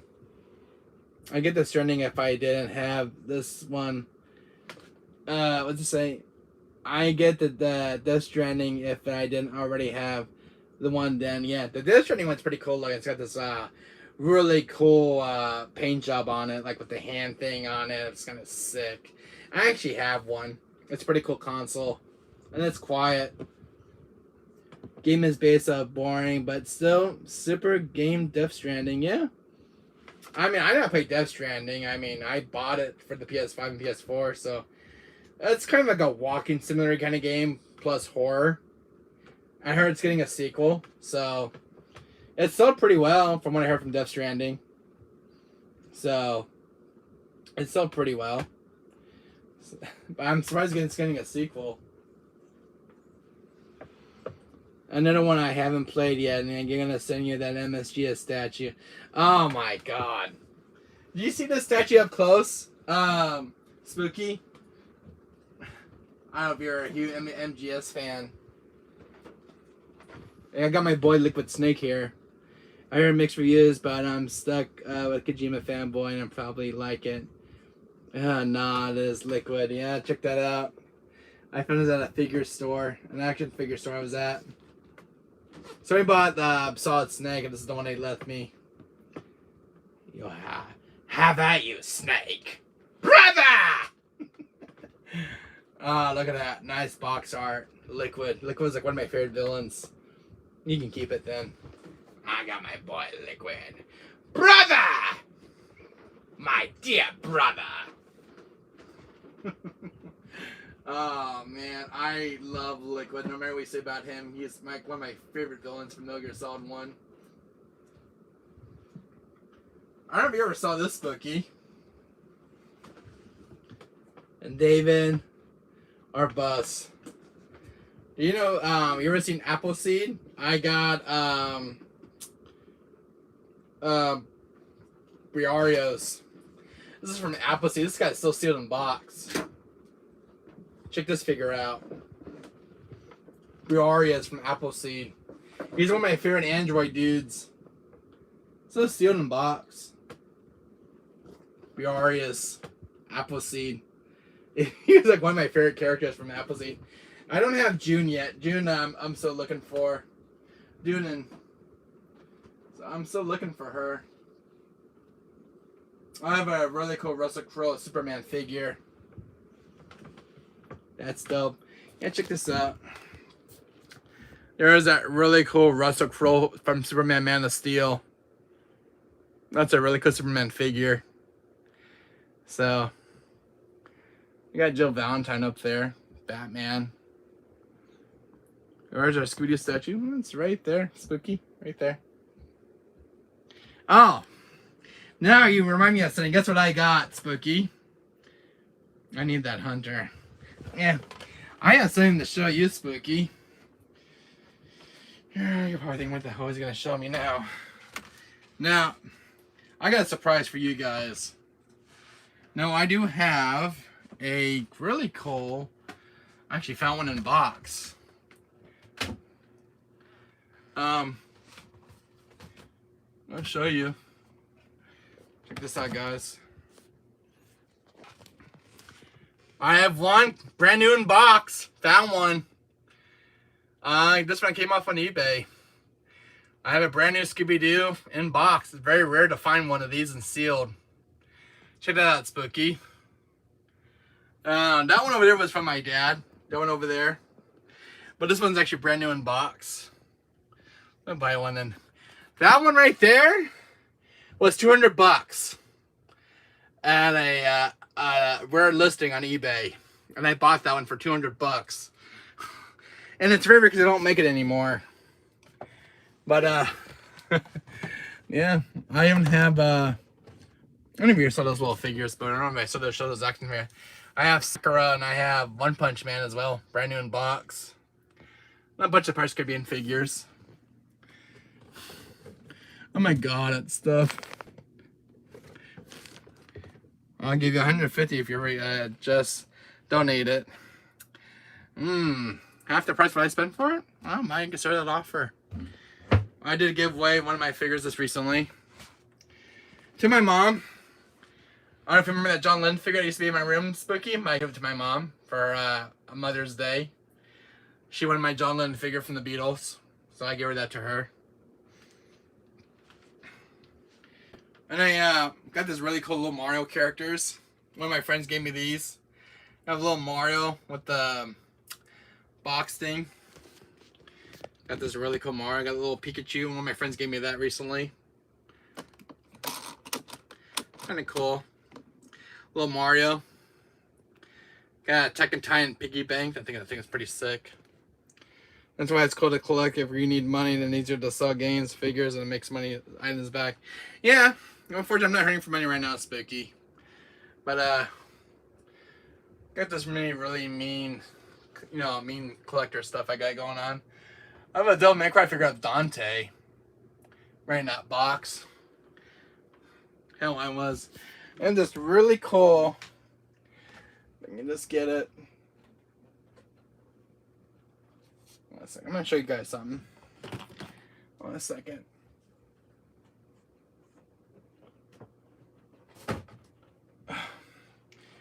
Alright. You guys all been waiting for it. Look at that. What Dante is that? That's from Devil May Cry 1, the original. That's an original intact Dante. I spent $49 for that big thing.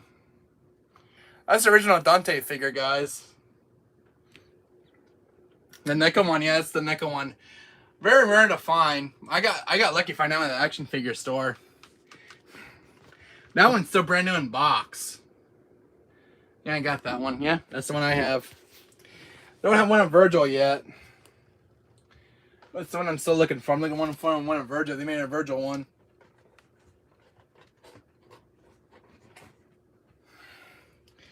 Like 20, yeah.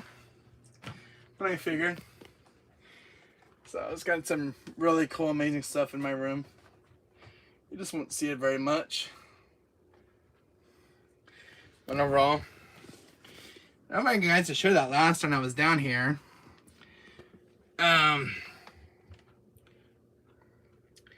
See that Alexia Kane figure? That's more than Toya. See that Alexia Kane figure, Spooky? One with the big sword? That's Kane himself from Soul Reaver. Yeah, these are got Lord of the Rings spider figure here. Some Austin Power figures, Alien.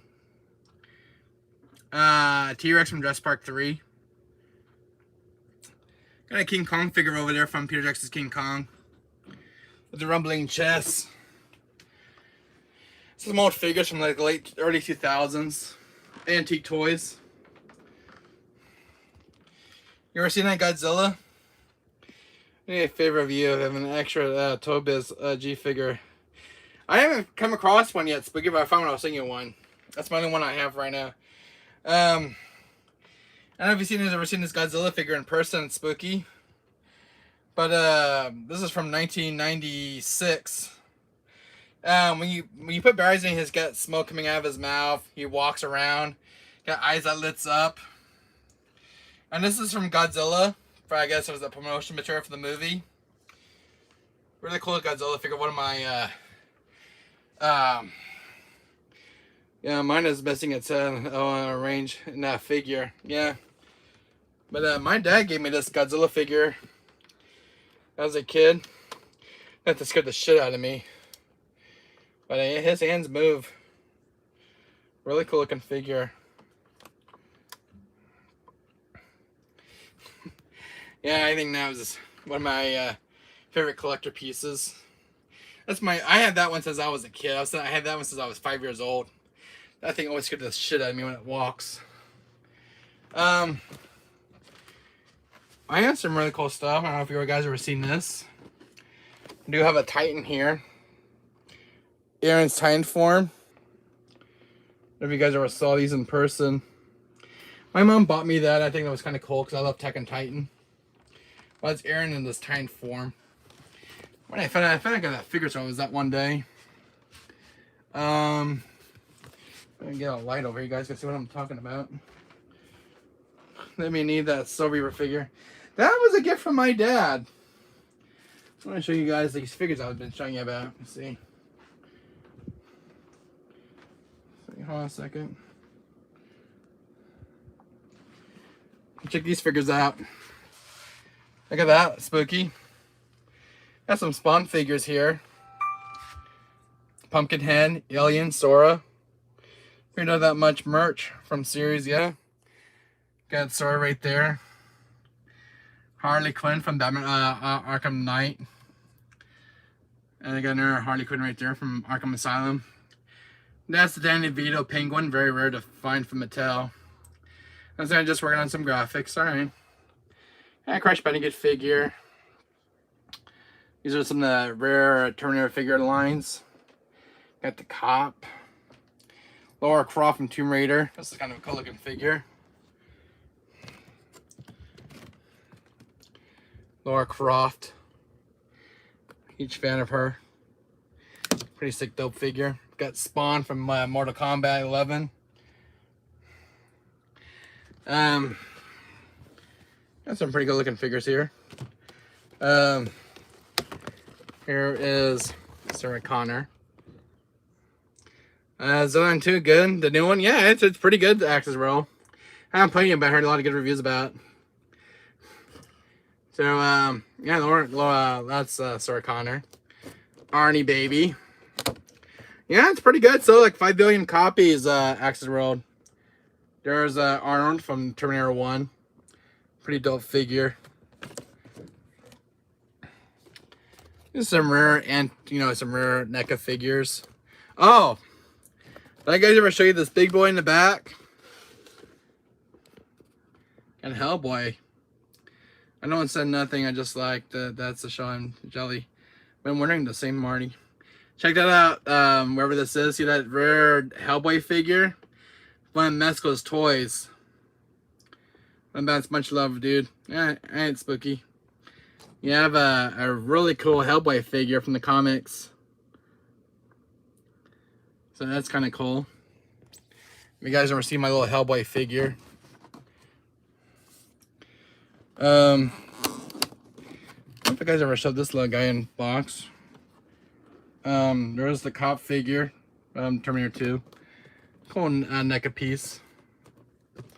NECA always makes some sick figures. But, got a Godzilla figure here from 2015. This is the one that makes noises. So, got a Darth Vader head, and that's actually a CD boom box from Toys R Us before he went out of business. Got a Sora statue stone box. Jabba the Hutt, Black Series, Star Wars. This is Ellen Ripley with Newt. This is a deluxe edition Aliens figure. Stop making those ones. Got the Alien Queen herself, so brand new in box. That figure, $129. I think it was like $119 I spent for that thing. So, some of my best set pieces. So, Got some, if you guys like Gears of War series. I found this one was at Walmart. I think pretty cool, still sealed in box. I don't make this figure anymore. And then I got like, Marcus Phoenix. I love Marcus. And Gears of War. I was at Walmart when they were on clearance and they kind of marked them up for the liquidation sale, and they got his son right there, Junior. But yeah, these are all my other figure guys. If you guys never see my figures collection. Jack. Goku. Got Charlie in the Chocolate Factory. Price Gibeon figures. This is a new guy that's been into my collection, Harrington from Sin City, one of the detectives. You got Marv, Pinhead. I'll tear your cell apart. I have such sights to show you.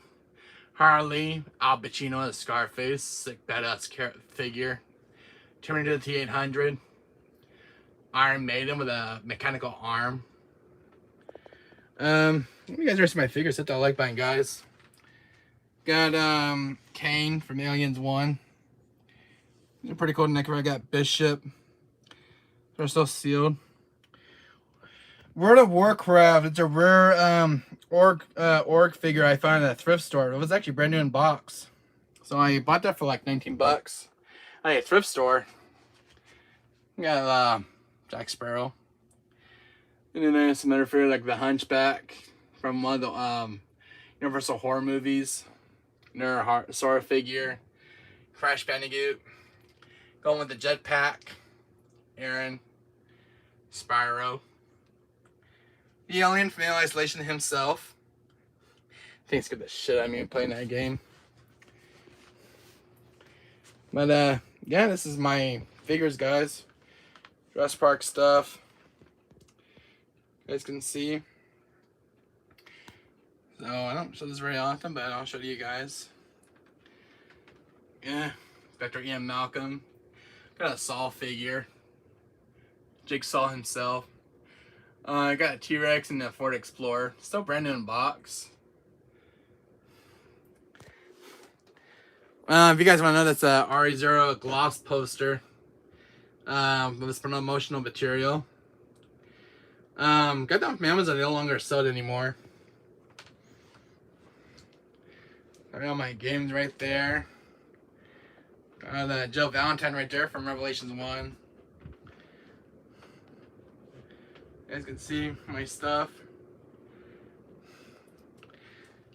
And some Final Fantasy figures. From the Vans, Advent Children. Zombie, the Hunter, Cloud. We got Teeth on the side. Over there. Barrett, Yuffie, Jesse. Sephiroth from Kingdom Hearts. Original figures right here. Still brand new in box. Hunk. He's like one of my favorites.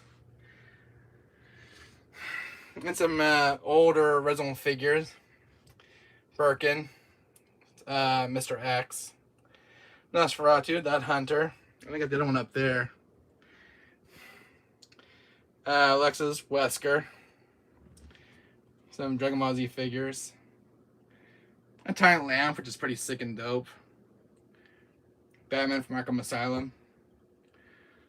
In my entire game collection, I got Ellie. Sephiroth. Pretty cool. In collection, guys. If you guys like what you guys see, hit that like button. Those are all sealed copies of Resident games anyways. That's a whole shelf dedicated to Resident games that are still factory sealed. And some more my PS1 games. Down there.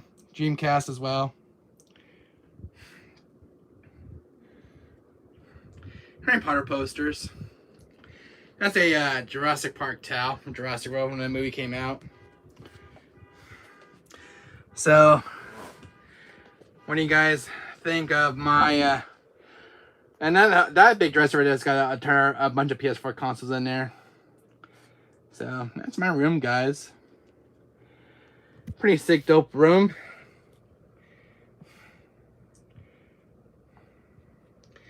What do you guys think about that?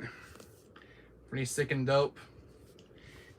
I have like 30 years of collecting stuff, guys. I would like go to places, I'll find stuff to collect. You know, yard sales. You know, I like to find like 90s retro toys, kind of stuff. So you don't know where I'm gonna find, but this is my little setup right here. I don't know if you guys ever show you this. You guys can show you on camera. So guys can show you what I got. There's my PS3, my Dreamcast. That's that Dreamcast has been fully restored. I think I told you wherever this is in Sutzer. That's a nice clean Dreamcast. Actually, it was complete yellow when I found it. I had it restored and plus with a new disc drive. So I keep extra games down there. And then this one just has the PS1 set up for the PS1 itself. So, and then I got like the Xbox One X, the PS2, the GameCube, all the oldie but goodies. Oh, okay, Wesker, I got a split. Have an awesome night. Thanks for hanging out. Oh, thank you so much. Wherever this is, thanks for hanging out, my friend. I'll see you later. But how you like the game room? Wherever this is, kind of cool game room, buddy. Before you leave, I don't think I ever showed you my room. But that's my entire game room. Wherever this is, before you leave. So tell your friends about it and stuff. But that's my entire game room of 30 years of collecting stuff. So hit that like button, guys. Smash it. Hit the notifications bell and get the latest update in my videos. Yeah, I think last time when I did the game room tour, that one bookcase, when I tried to show the figures, it didn't come up on camera because it was too dark. And I believe you guys want to see one more figure. And I do got Mega Man, Negan, and Glenn from AMC Walking In. I got the Last of Us Part 2 with Joel and Ellie. And Catwoman from Batman. So, pretty cool stuff. Yeah, you never know what I'm going to find around here. You never know. But, that's just all my stuff of collecting stuff, guys. I hope you guys were amazed about all the stuff I have to show. I usually try to show this big RE5 poster off. If you guys have not seen this big RE5 poster, it's one of the most rarest, my most holy grail RE5 posters from GameStop. One of the last of the promotional material for the game. But it's one of the oldest posters in my room. RE5 came back in 2008. They were going to throw these posters out. I had them for almost now 25 years. And I kept them in good shape over the years. So, these posters now are probably now a little bit more expensive. Since I'm the ones who keep the games, I throw a bunch out. There was a Wesker one they threw, but it was too belly to salvage. So, yeah, that's some legendary RE5 posters in my personal collection. So, I asked the manager one day if I could have those posters. They're gonna throw them out, and I wanted them. So, because I was buying RE5 that day. So you know what? I'm gonna get the game. I'm gonna get those posters. So they were gonna throw them in the trash can. I hate to see the RE5 stuff like that going into a trash can, so I saved them. And so I kept them on the walls for many years, kept them in good shape.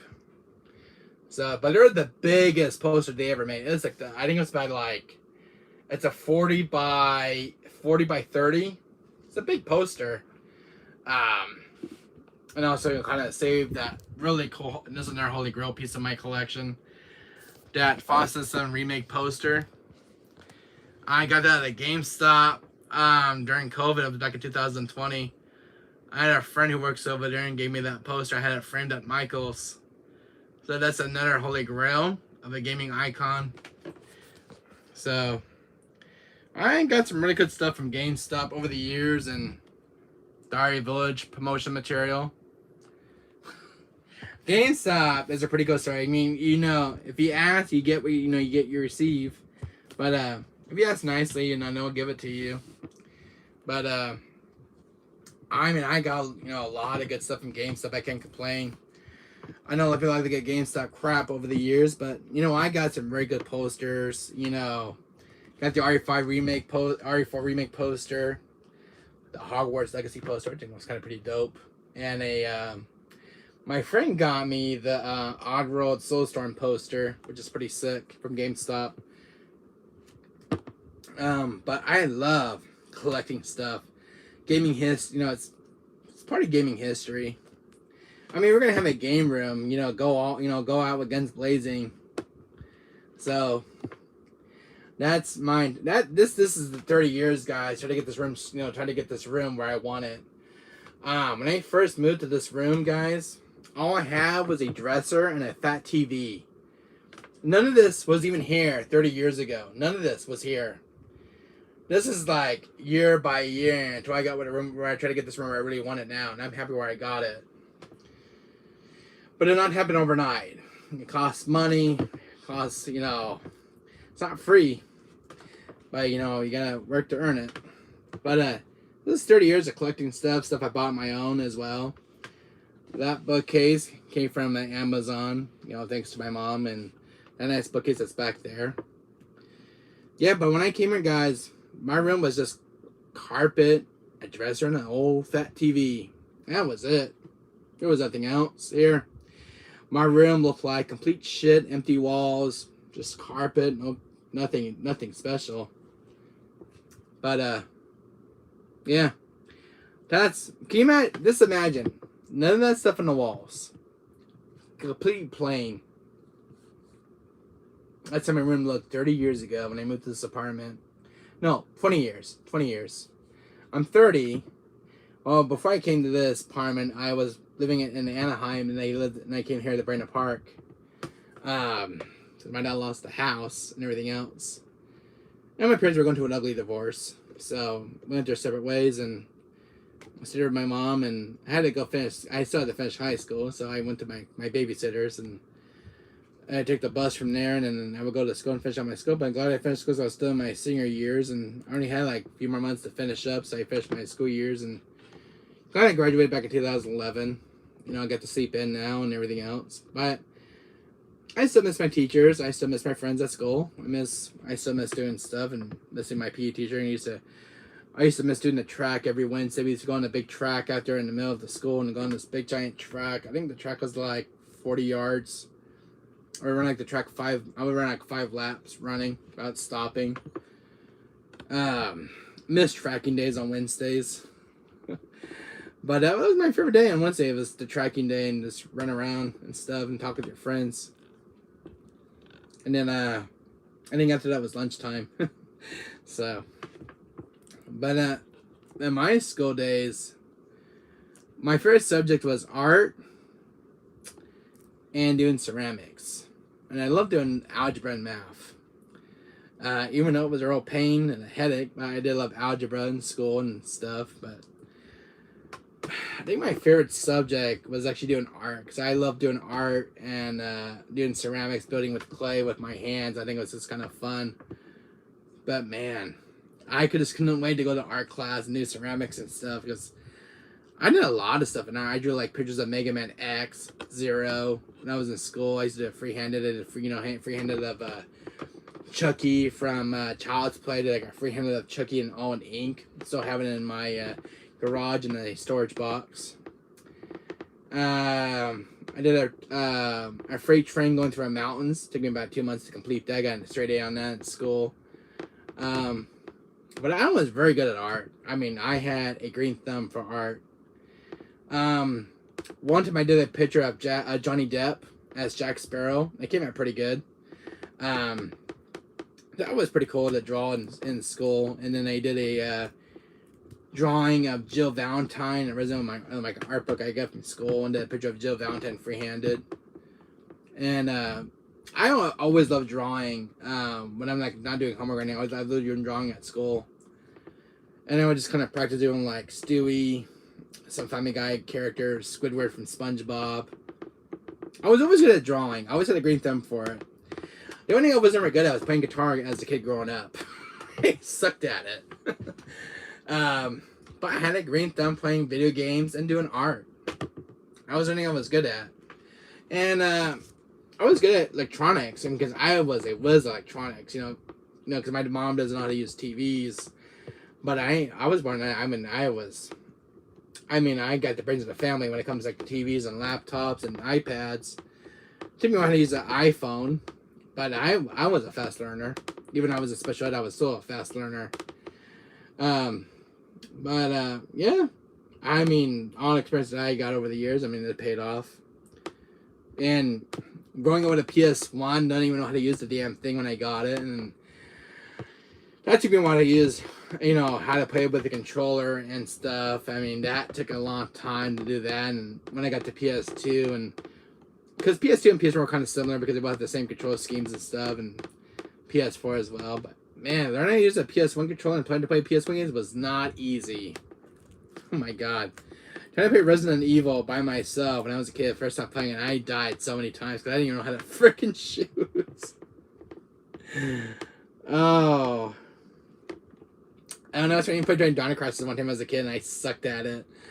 Even though I was damn terrified, I didn't even know how to shoot and how to use the controls. I'm like, how, you got these, tank controls. Like, how do you go from where to where? How do you run? That kind of thing. Running away from the T-Rex was very horrible for me. Running from the T-Rex was, damn, I still sucked at the game when I was still playing it. But I just had fun growing up with video games, and it just got better as years went by. Because Crash Bandicoot was my first game I ever got as PS1, and had to learn the controls, playing horror games as well. My dad, after I got my console, my dad a year later got me a Windows 98 computer.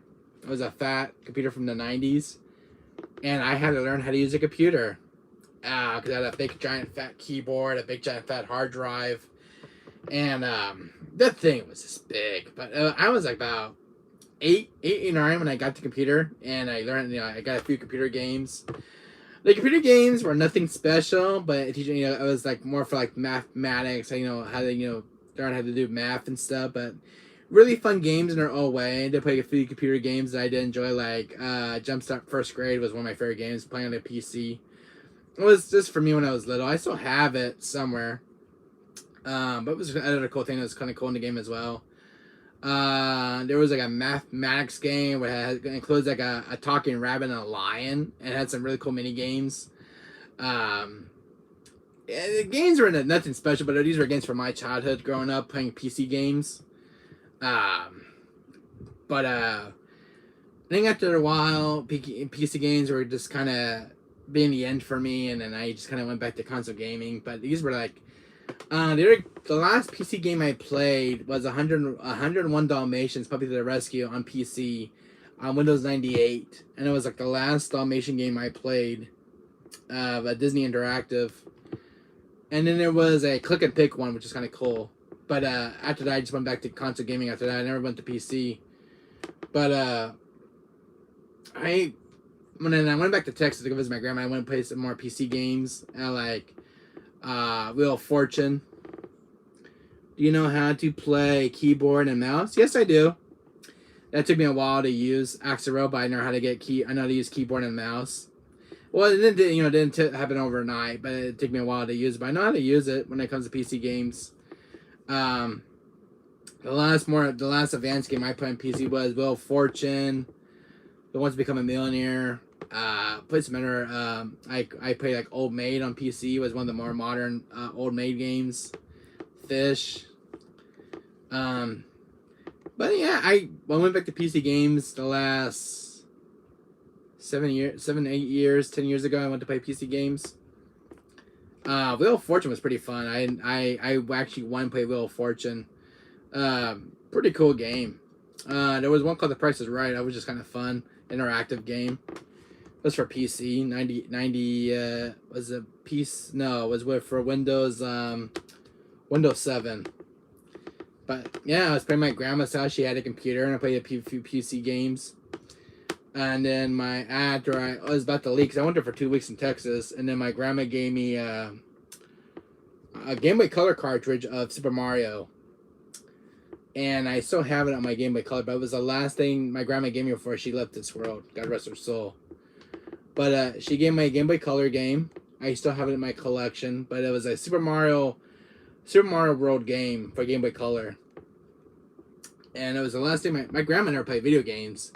But this game was just kind of lying around. And my grandma gave it to me before she left this world. My grandma in Texas.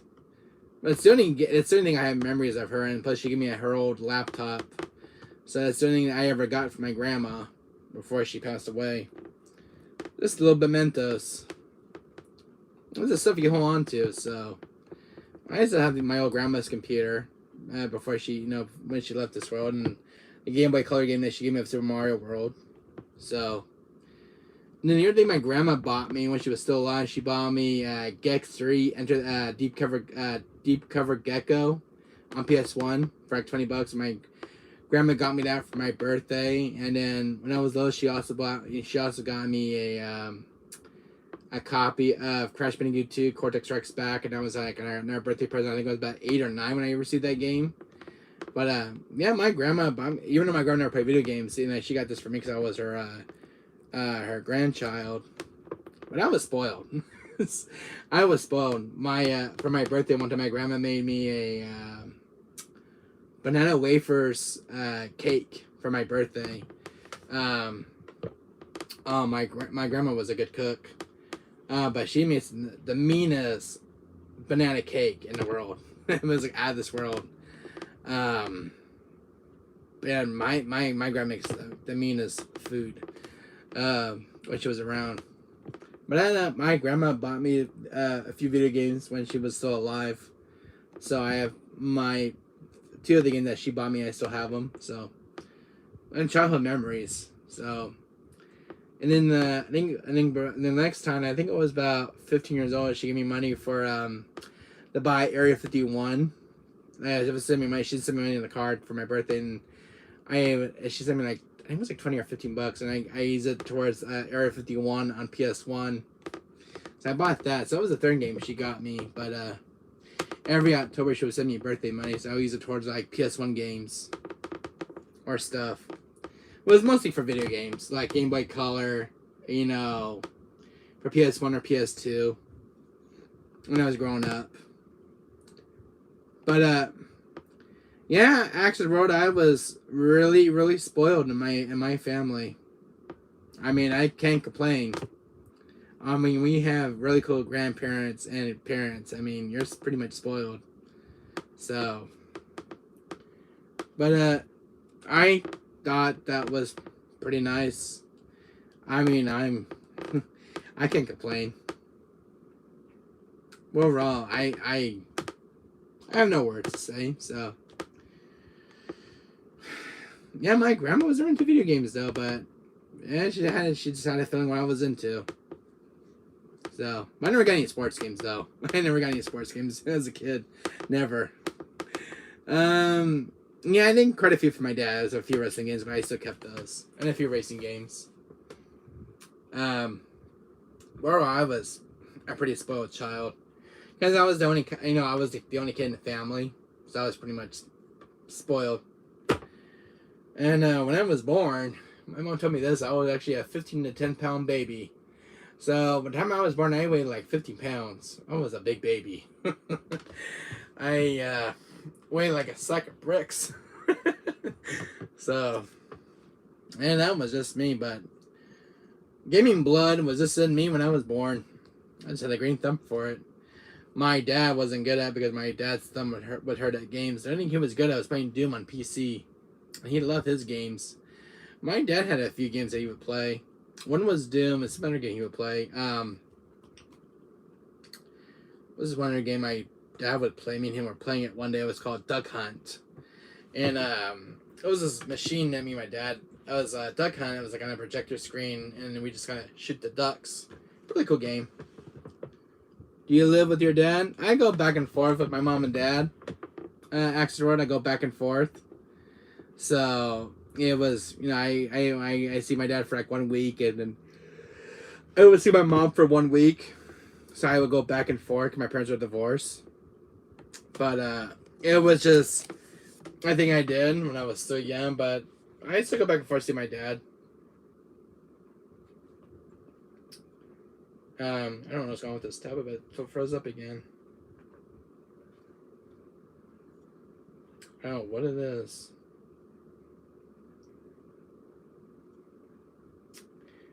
I'm going to reset this tablet. This tablet doesn't want to keep up with my chest. I don't know what's going on with it. It's been freaking out all day today. I was going to shut it down. I'm trying to reset it. But overall, I was a pretty spoiled kid. So I don't know about you, actually. I don't know if you were a spoiled kid growing up with your parents and grandparents. Not everybody has the same luxury growing up. But I was spoiled during the 90s. I think it's time for a new tablet to replace this one. Because I'm trying to keep on chatting, this thing would just freeze up. We were very poor. Oh, I'm sorry to hear that, Spooky. I'm more of a middle class family, so I mean things didn't come easy when I in my family, but I couldn't imagine how poor, day by day trying to make ends meet. My mom was a cleaner and no dad. Oh, I'm so sorry, Access Road. You have my sympathies. It's kind of your dad probably left out when you were very young. I had a friend who just had that issue in school. I know a friend who had the same issue that you did.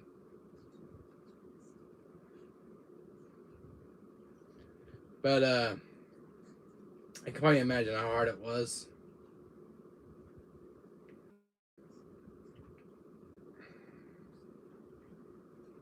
There you go. Yeah, instead I reset the tablet. So hopefully, yeah, it's working now. I don't like the screen on my tablet just freezes. But overall, I was a pretty spoiled kid. But my dad, my dad, when I was growing up, my dad was more of a car businessman selling cars. Then my mom was more of a she used to work in retirement homes a while back, and my mom did after that my mom did work at a rubber company in Brand, work and make rubber parts for like airplanes and stuff. She did that for like 40 years, and then she retired. But my mom and dad bought me stuff there and there. My grandparents. So, I mean, the stuff I got now in this room, it didn't come very easily. And stuff mostly I bought my own. Mostly it was money I get from like my mom and dad and stuff. But most of those games now I buy my ps4. I buy my own. But most of the stuff like PS1, mostly it was from like my parents. So it didn't happen over time. But 30 years. 30 years to get, stuff I have now. It wasn't easy. But I don't have regrets from my past. I mean, if there's regrets I have, I mean, it's like certain games I did not get on PS1, but overall I can't complain about anything else. But growing up with a PC, growing up with PS1, I mean, this was like start of my childhood. I had to learn how to use a computer. Math and everything else. I'm really bad with money now. We had no money as a kid. Now I just want to buy stuff. Oh, I feel you, Axel. I feel you. To be honest with you, I was bad at money at myself.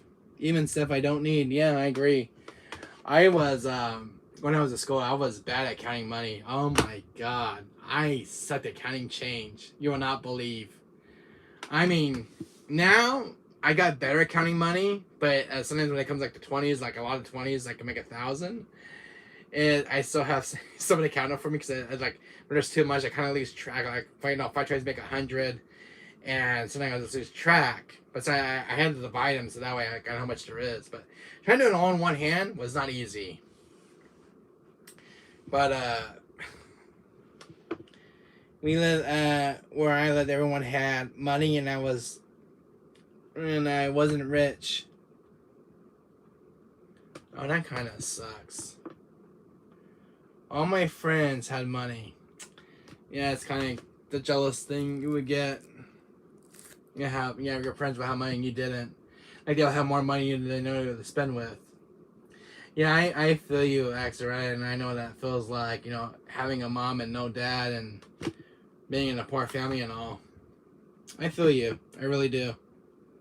The people without money weren't nice. Yeah, I agree. People without money weren't nice. Yeah, I agree. I mean, those were hard times. Or the ones I knew. Yeah, I agree. I mean, I feel your pain, X, right? And I really feel your pain.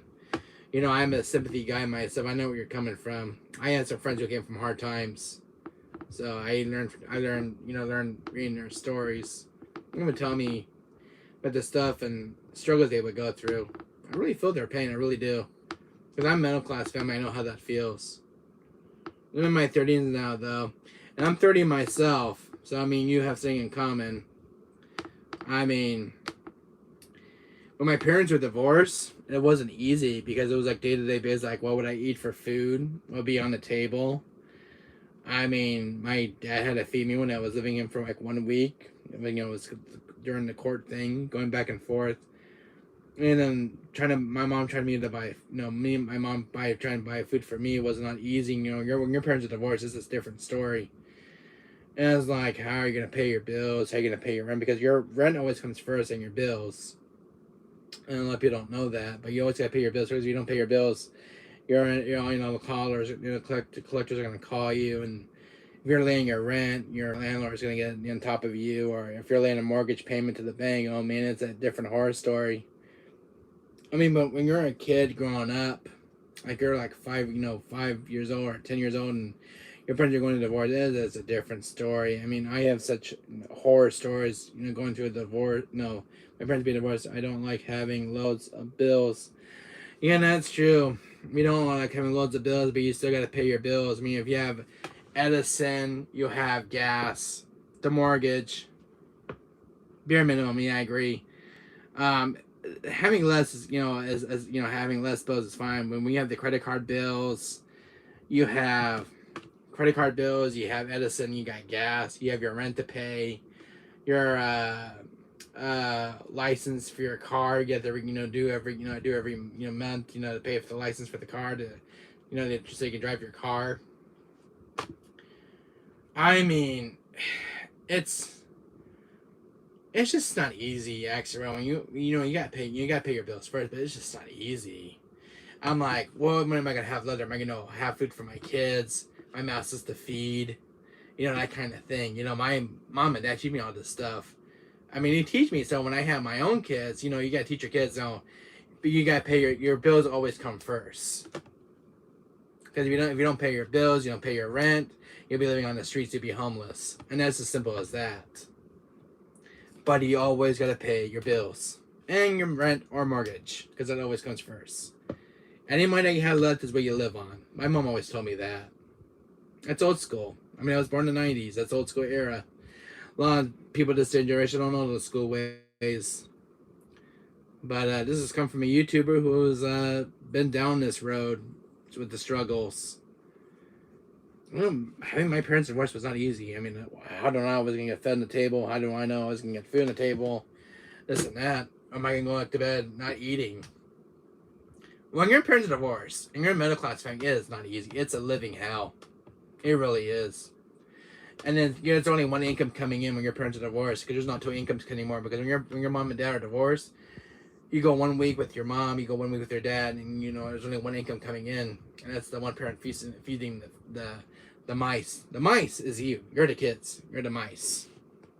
So you'd be lucky if you get food on the table. I mean, kids come first when parents gotta pay the bills and make sure they get money for like food and clothes and stuff. But it's not easy in a middle class family. Let me tell you, it's not easy in being middle class. It really isn't. When you're filthy rich, you don't freaking care if you're filthy rich. You got so much money you know what to deal with. Like if you had like $1 billion, you're filthy freaking rich. But when you're middle class, middle class is a very balance between poor and, you know, not so great being rich, but if you're making thousands of dollars a day, it's just day to day by day basis. So like by the time you get your your bill, your check from work, you don't take all the expenses out. Like with medical, dentists, federal and state and stuff, and the taxes. By the time you take all that money out of your check, you can get 1,000 and something you bring home every month, and that's it. And that's what you use to pay your bills, and whatever's left, you buy food with it. But that's just the experience I experienced for the last 30 years as middle class. And it's bare minimum, too. What my friend Axelrod just said, it's bare minimum. Because if you look at your gross, like say you bring 5,000 home, you're not going to bring all that money home because the federal state's going to take out of it, the dentist is going to take out of it, the 401k, all this shit that they take out of your check. You bring 1,000 home by the time you get your check. So it's just, you're not going to get all that money that you make at your work. So you'd be lucky if you bring home even $2,000. I mean, just have an extra cushion to lay on, just for your family and feed your kids. Let me tell you, it's a tough road out there. The road these days is not easy road to live in. I mean, crime going on in the streets and people getting killed and this kind of thing. It's just not safe out there like it used to be. Crime's an all-time high. You think you'll have kids? Oh, maybe one day, I don't know what God's got in store for me. Actually, maybe one day I'll find a beautiful wife and have kids. I mean, I would love to pass my legacy on to something. I don't think I will. You don't think I'll have kids? I mean, raising kids up now is very expensive, but when you have a kid, actually, it just changes your whole life around. I mean, you don't have time to play games. You have to be there for your kid every day for his life till he grows up and be a man. My dad was there for me when I was this little. I mean, my mom was there for me when I was growing up, become a man and stuff. I mean, having a kid is a different story. It changes your whole life. You have this little bundle of joy in your arms. It just changes your whole life around. Becoming a dad and fatherhood is like, you want to be there every minute for your kid. And your kid comes first. Make sure he's well fed, he's well clothed. Make sure he goes to school every day, he doesn't get in trouble. Raise him right. They get in trouble with the law. I mean, when I have my kid, I want my kid to play video games and going to school, being a straight A student. I mean, I want to pass my legacy on to something. I mean, find a wife who has the same hobby as me, playing video games, collecting stuff, kind of thing. She's laid back. Not demanding and bossy. I mean, I don't want those kind of girls. But a girl who's very laid back, likes the same hobbies as me. I want to have a beautiful girl or a daughter or a son. I would love that. I mean, God willing. I mean, I'm a Christian. I mean, I would love to have either a daughter or a boy or just both. It'd be nice to have a kid at least. I mean, that would change my life forever. And I love dogs. I had dogs for the rest of my life. I mean, I'm pretty much a dog lover. I was pretty much raised with animals. And I was pretty much raised with kids. I mean, I was practically good with kids growing up, making friends and everything else. So, I mean, my dad taught me pretty well, and he raised me pretty good. I can't complain. So, God willing, I would love to have kids one of these days, but I'm in my 30s now. The clock is ticking. I don't want to have kids in my 80s, but I gotta go when a good time is right. I don't want to rush things, but when I meet this guy, I want to date her for a while and make sure she's the right girl for me and that kind of thing. My mom always told me, don't go bed with her right away, but make sure you date her for a while and make sure she's the right girl and this and that.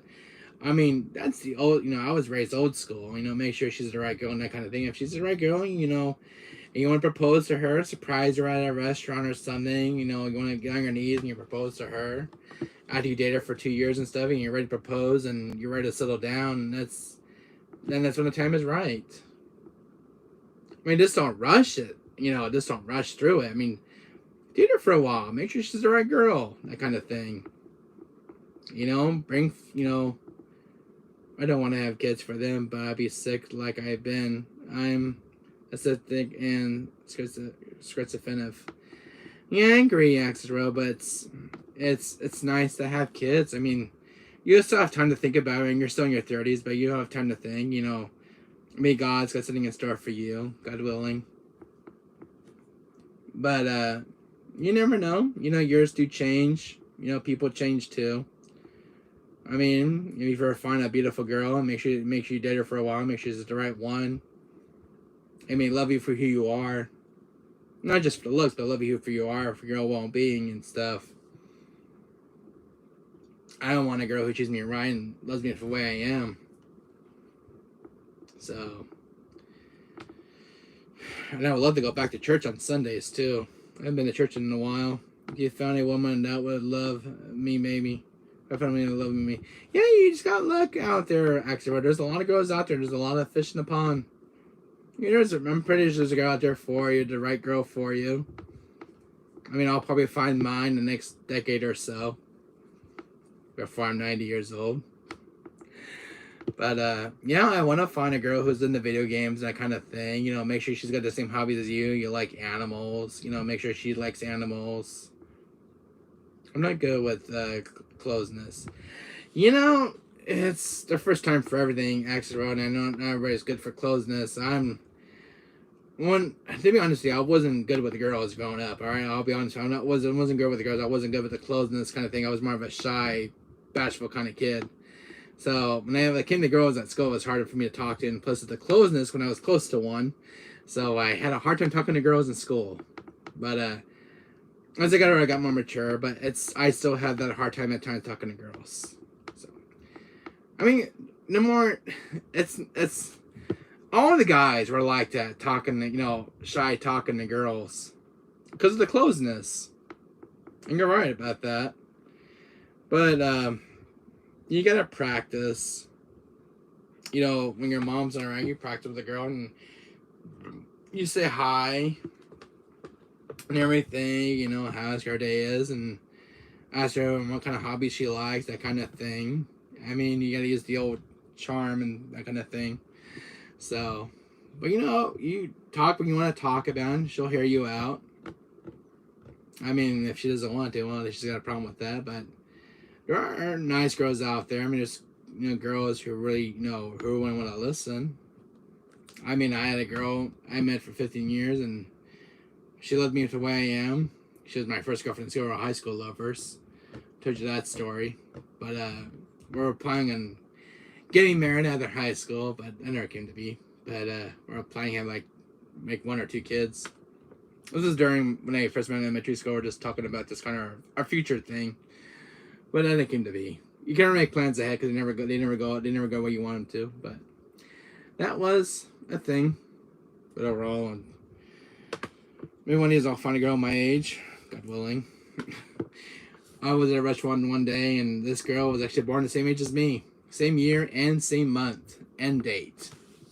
And that was when I was at a Joe's Crab Shack. And she was a waitress, beautiful waitress too. She was she was about the same age as me. It was just ridiculous. Same year, same month and date. I'm like, that cannot be a coincidence. And she was very beautiful. It was like half American, half Mexican, or something like that. Even half Irish, half Italian as well, which is kind of bizarre. But very nice. But it was Joe's Crab Shack. And this was about 15 years ago when I met this girl. But very nice. She was born the same month, date, and year. Now tell me that's not a coincidence, Axel Road. And she was a beautiful waitress too. I mean, same age as me. Dropped dead gorgeous too. But the weird part was she was born the same month, year, and date as me. And that's just like, that could not be a coincidence.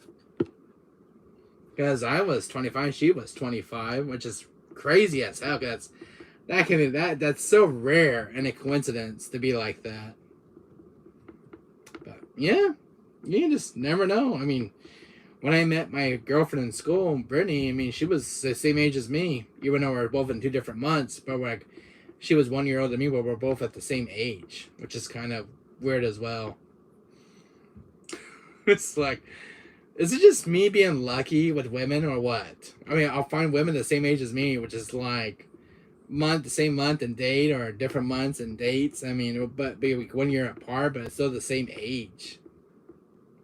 I don't know what it is, actually, but it is crazy when I meet women. Your dad and I must have a lot of good luck. Or I have an angel watching over me. Oh, either that, I'm just one lucky son of a gun. Overall, I mean, what can I say? I mean, I had this one girl in school. I have to make you laugh. I had this one girl in school. It was an art class. Now, you're gonna laugh your ass off on this when you hear about it. So, I was in my art class one day, and this pretty girl, I mean, she was really pretty. And she says, "You're hot." She means, "Are you hot?" I thought she was, hitting on me. I mean, if she was, I'm already single back then. But she says, "You're hot." She means, "Are you hot?" Because it was a hot summer that day. But I thought she was hitting on me. It was in an art class. She was like right next to me too. Pretty Mexican girl that was sitting by me. Very good English too. When she says, "You're hot," she means, "Are you hot?" That's what she was actually saying. To me, I thought that was kind of funny in a way. But yeah, I had a lot of crazy stuff happening when I was in school with the girls. So yeah, that's what it was for me. Exit Road in school growing up. I just had luck with women. I don't know what it was. I just had very good luck with women. I don't know what it is. Maybe because all my teachers tell me I have a splitting edge of my father, which is so true. I don't know what it is. And then when I was in a thrift store one day, this girl comes up to me. He says, "God, you're cute." I'm like, "Okay, thanks." Because I had like my beard going, because I just shaved my beard and my beard's got this ruggedness going on. And she's like, "You're cute." I'm like, "Okay, thanks." I mean, either that was a compliment or she was trying to hit on me, but I was at a thrift store one day. I mean, my God. Is it just me or I just have a crazy, sexy luck with women? Because I had my beard that day and she just touches my cheek and she's like, "You're cute." Like, okay. I was with my mom that day at a thrift store down here where I live, and this girl over here was the girl that said that to me. She's like very dropped it gorgeous and was like, "You're cute." I guess she doesn't have a boyfriend or anything, but it's any ring or anything. But overall, she's like, "You're cute. You sexy, handsome beast." I'm like, "Thanks." It must be a compliment or something. She was trying to hit on me. I don't know what you think, Axel, but I have the strangest luck with women. Ever since school years, I have the strangest luck with girls. Either that or I'm just too damn dead handsome. I don't know what it is. Actually, I really don't know what it is. I really don't know. Because I have a splitting edge of my father or something. I shy away from any attention. Really? And to me, I get a bunch of attention when I'm in public. Explain that one to me. Isn't that kind of crazy that she came up to me, Axel Road, and says, "God, you're cute." And she's like this to my chin. I'm like, "Okay, thanks." Oh, and I had a girl in my school and says, "God," and he says, "You're hot." And she means, "Are you hot?" I thought she was picking on me. I'm like, what is it I have with women? I remember getting a lot of attention for looking young until about age 32. Wow. That's kind of crazy. And to me, in my 30s, between my 30s and my 20s, actually, to be honest with you, I still get attention from girls. Even from waitresses when I go to restaurants. Even the nice, cute ones. I have aged a lot. Yeah. I used to take my youthful look still. I didn't even feel like I'm in my 30s. I'm still in my 20s. I don't know what it is I have with women. I really don't know. I mean, I got the glasses going. I look like freaking Wesker, which I do. I don't know what it is. Because the glasses are doing it for me, I don't know. I mean, I don't know. I started explaining well since the day I was in school. But all the girls will pick up on me. I don't mean I was a sexy, handsome beast. Even in my 20s and my 30s, I still get the attention. But this one girl in the thrift store comes out to me and goes like, oh, she's like, God, you're cute. I was with my mom that day at the thrift store. And she was like, this one, I was like, oh, God, you're cute, you handsome little beast. And she even goes like this to my cheek. I'm like, okay, thanks. And she's like, God, you're cute.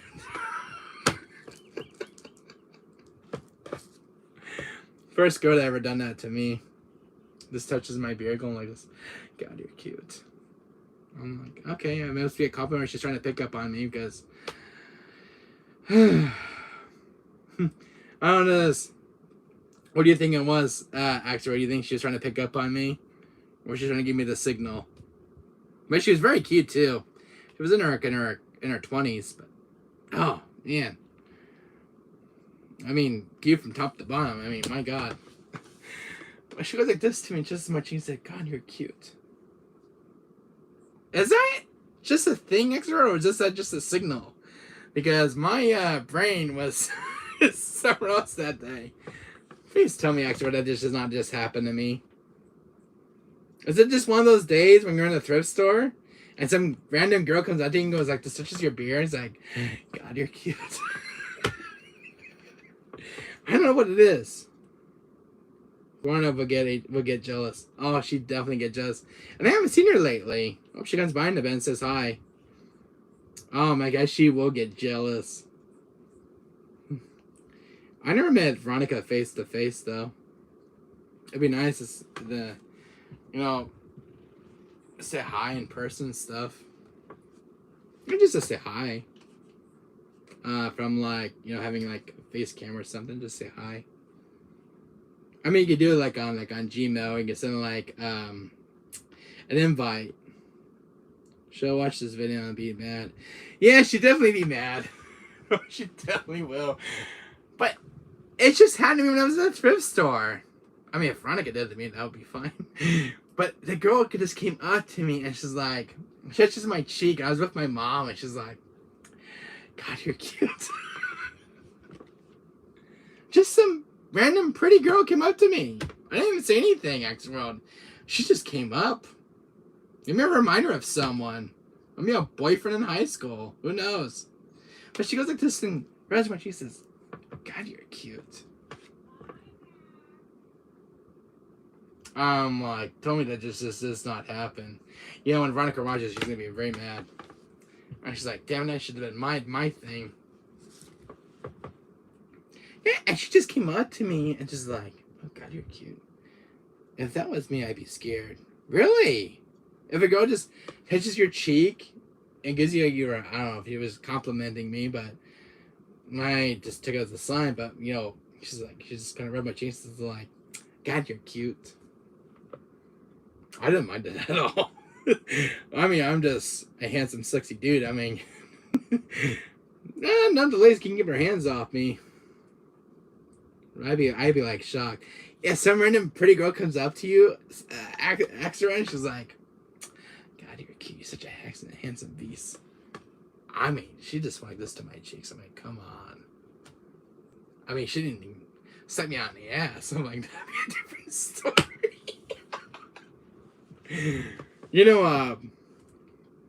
I took that one back. When I went to a store the other day, some random girl comes out to me. I was in a display case. Slaps me in the ass. He said, hi, you handsome. I'm like, my God, I'm in the first. I'm making the display case. She slaps me right in the ass. And then a pretty girl, I'm like, What is it with girl? I had one girl touching my cheek there and says, God, you're handsome. And then one girl, and then that's for someone, and he touches me on the ass and says, hi, handsome. Tell me that just happened to either accident. That's like two days, but in different days. And this is like, I was kind of looking around that day, and this I'm looking at this fake kid, and this girl just slaps me on the ass. It's like, God, hey, handsome. Oh my God. Was this some girl too? Oh my God, Access World. Why? Ever since high school, I was just like, I don't know what the hell happened. It was like during my school years, but man, I was at the thrift store too. And she just couldn't slap me on the ass. And she's like, hey, you handsome. And then one girl, when I was in the one thrift store, I mean, I already told you what happened. She goes like this to my chin. She says, God, you're cute. I'm like, okay.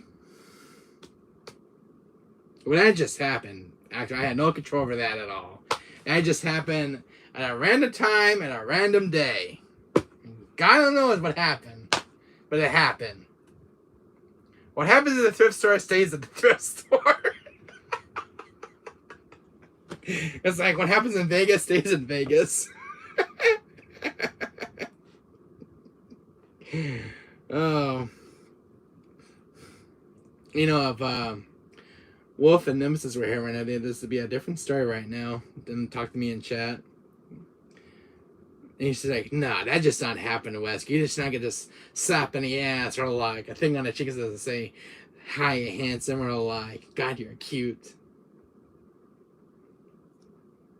Hey, two girls just came up to me, alright? I had no control over it. Maybe there's this face. Mr. Good looking over here. Mr. Handsome Daredevil.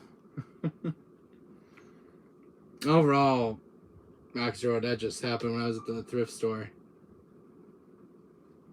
Who knows?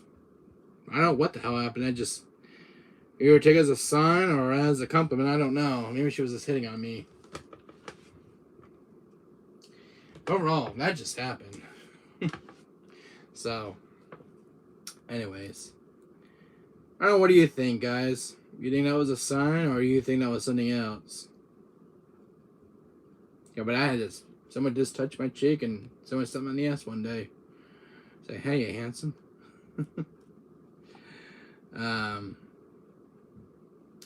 anyways, that happened to me when I was in the store.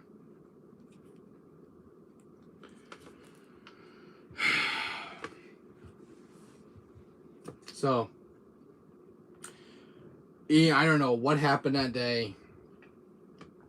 I started trying my head around it to this day, and I still don't know what the hell happened. Two girls at two different thrift stores. One rubs my cheek like that and say, God, you're cute. And one girl, when I was picking on the clothes, and she slapped me on the ass. But hey, handsome. Or that was a prank one, I don't know, but I think it was during April. I don't know. But someone just couldn't get their hands off me. For all God I know. So, what do you think, Extra? What's your theory and opinion about that with those two girls at two different thrift stores? I have Veronica over here right now watching. Is she having a different story for me right now? She's really mad too. She comes to China, gonna be very shocked. What I just said. So, I don't know. Well, I just had to meet one day when I was at the thrift store. God only knows what happened that day. God only knows. So, Exeter, if you were there that day and somebody goes you in the cheek like that or steps you in the behind, how would you take it? Some girl just picking up you maybe that day.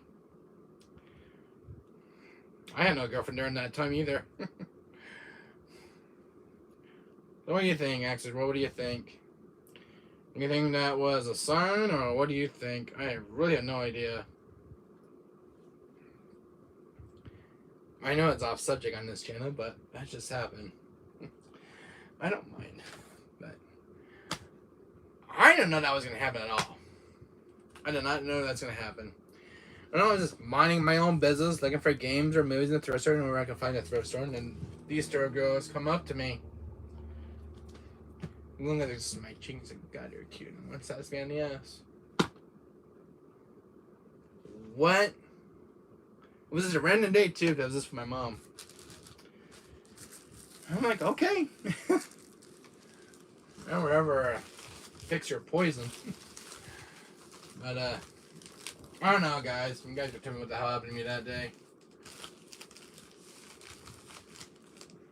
You know, I was so in shock that happened.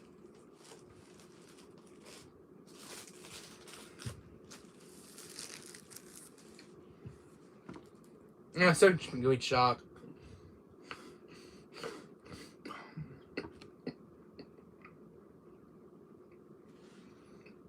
What do you think?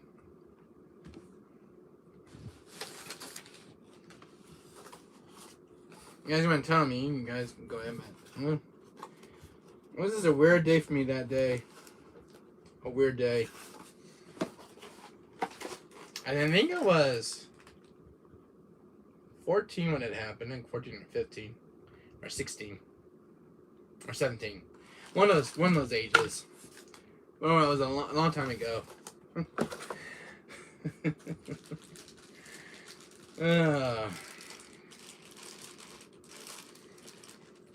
So, you think that was a bad omen, Access Road, or what do you think,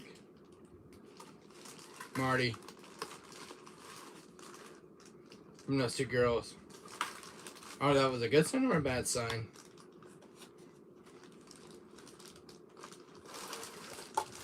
I don't know. I really don't know. But I said, okay. That's all I said. But she touched my cheek. On my face.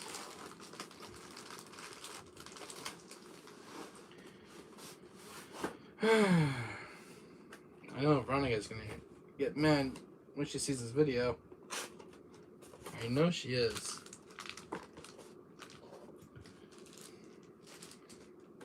And all hell is gonna break loose too.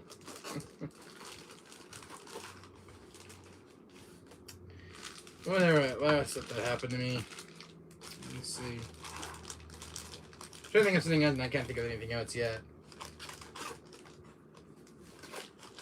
When I was at that was just a weird experience I done when I was at a thrift store. Really weird. But it happened.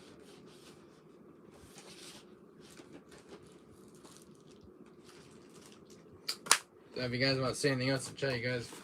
Make your peace. Oh, God almighty, what happened to me that day. And I was pretty young, too. So I was about 15. When I think about it. Like 15 or 16, one of those two. So, I don't know, Access Road. I really don't know. I don't know, that was a bad omen that day. I was like, I don't know how to take it. Like, someone comes up to you and says, God, you're getting a nice, pretty, gorgeous girl. Random girl. What do you think? You can tell me right now, Access Road. What do you... Tell me if that was a good sign or a bad sign. Or a bad omen. Tell me right now. Because I'm still trying to figure it out to that day. I'm trying to wrap my head up, wrap my head around it. Since that day. And she just comes up to me and rubs my cheek like this. She's like, God, you're cute. And one girl says to me in the ass, I was in a thrift store. I say, hi, handsome. And it's all remember. Now, I don't know if it was a good or a bad omen. Who knows? Maybe, when you guys get to know me, I don't know, I need to go see Dr. Phil.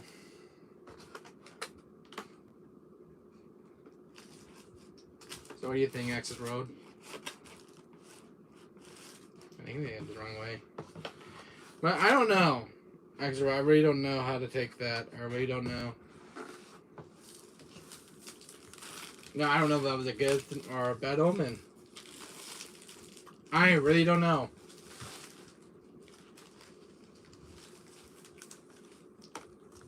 But if you guys want to tell me, you guys, you make your peace. Now.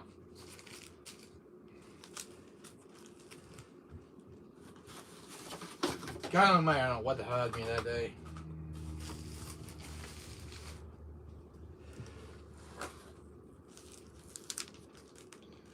So, if you guys want to say anything in chat right now, and I really don't know what happened to me that day. I really don't know. And it just happened so quick. And this is before I had my YouTube channel, guys.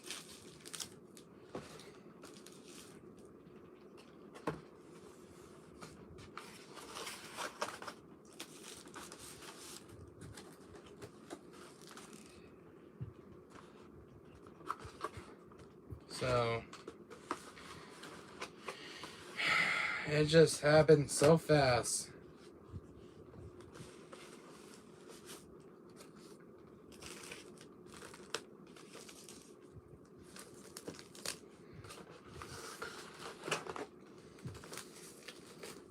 Well, I mean, I was 15 or 16 that day.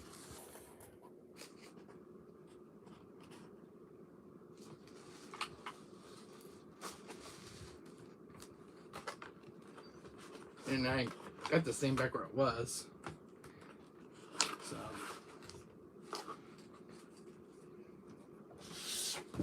it's back in the box where I found it. How they had it. Maybe this on camera.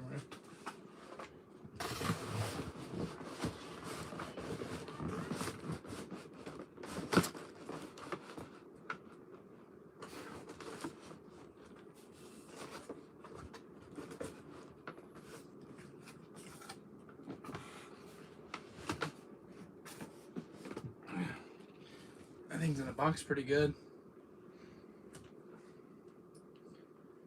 So, what do you guys want to talk about while I'm doing this? Any questions, Axis World? Buddy old pal?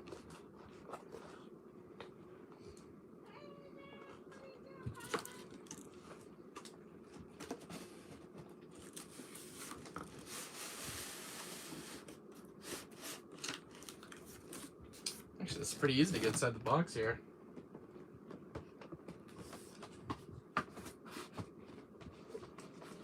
Yeah, the thing is, that's the cord.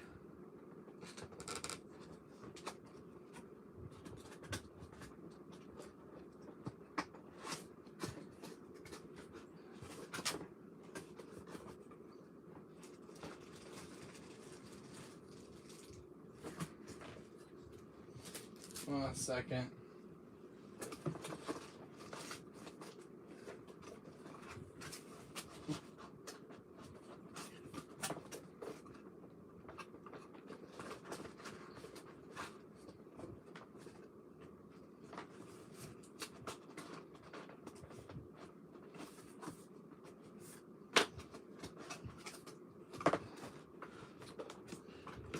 One minute here, guys. Here. How about this thing back in the box?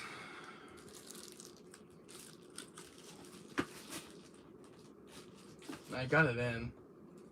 Finally. This box is really heavy duty compared to the other PS4 Pros.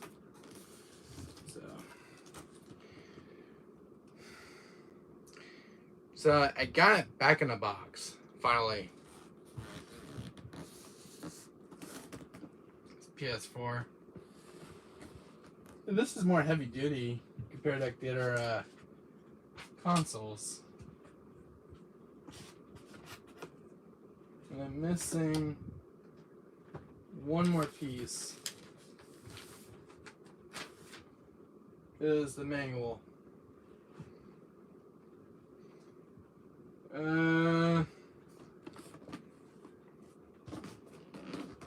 Missing one thing out of the box here. Well, I think it's inside there.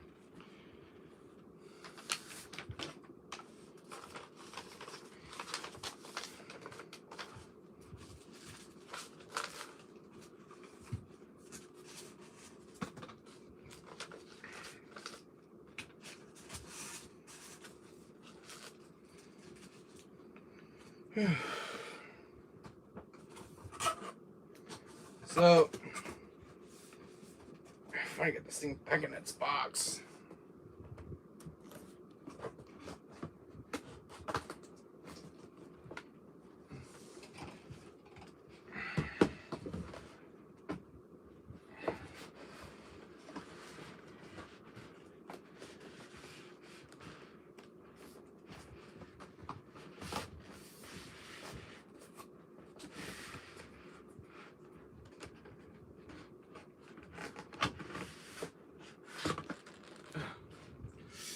Ay.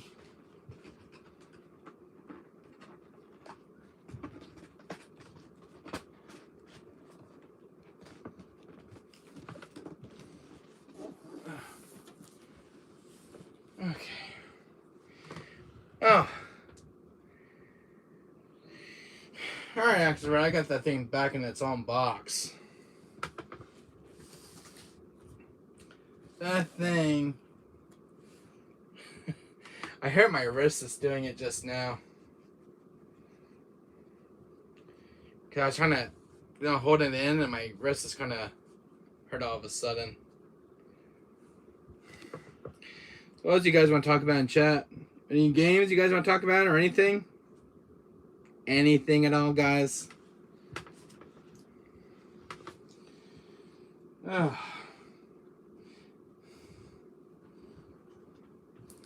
That's one thing I won't be going out of my gaming collection anytime soon. A red ps4.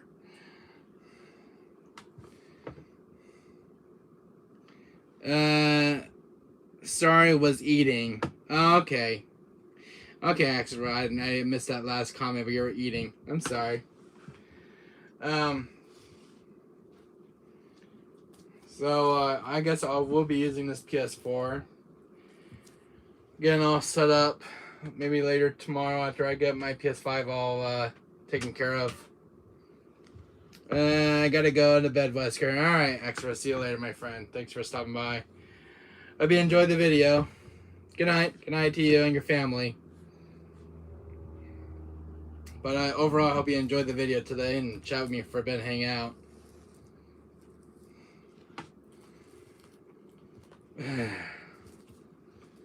Overall, that was a fun little video, guys. Now I can get my own stuff back in. Oh, this ain't happening. This ain't happening. Don't say it. Yeah, gonna wash Gage having had such a hard time, that poor boy.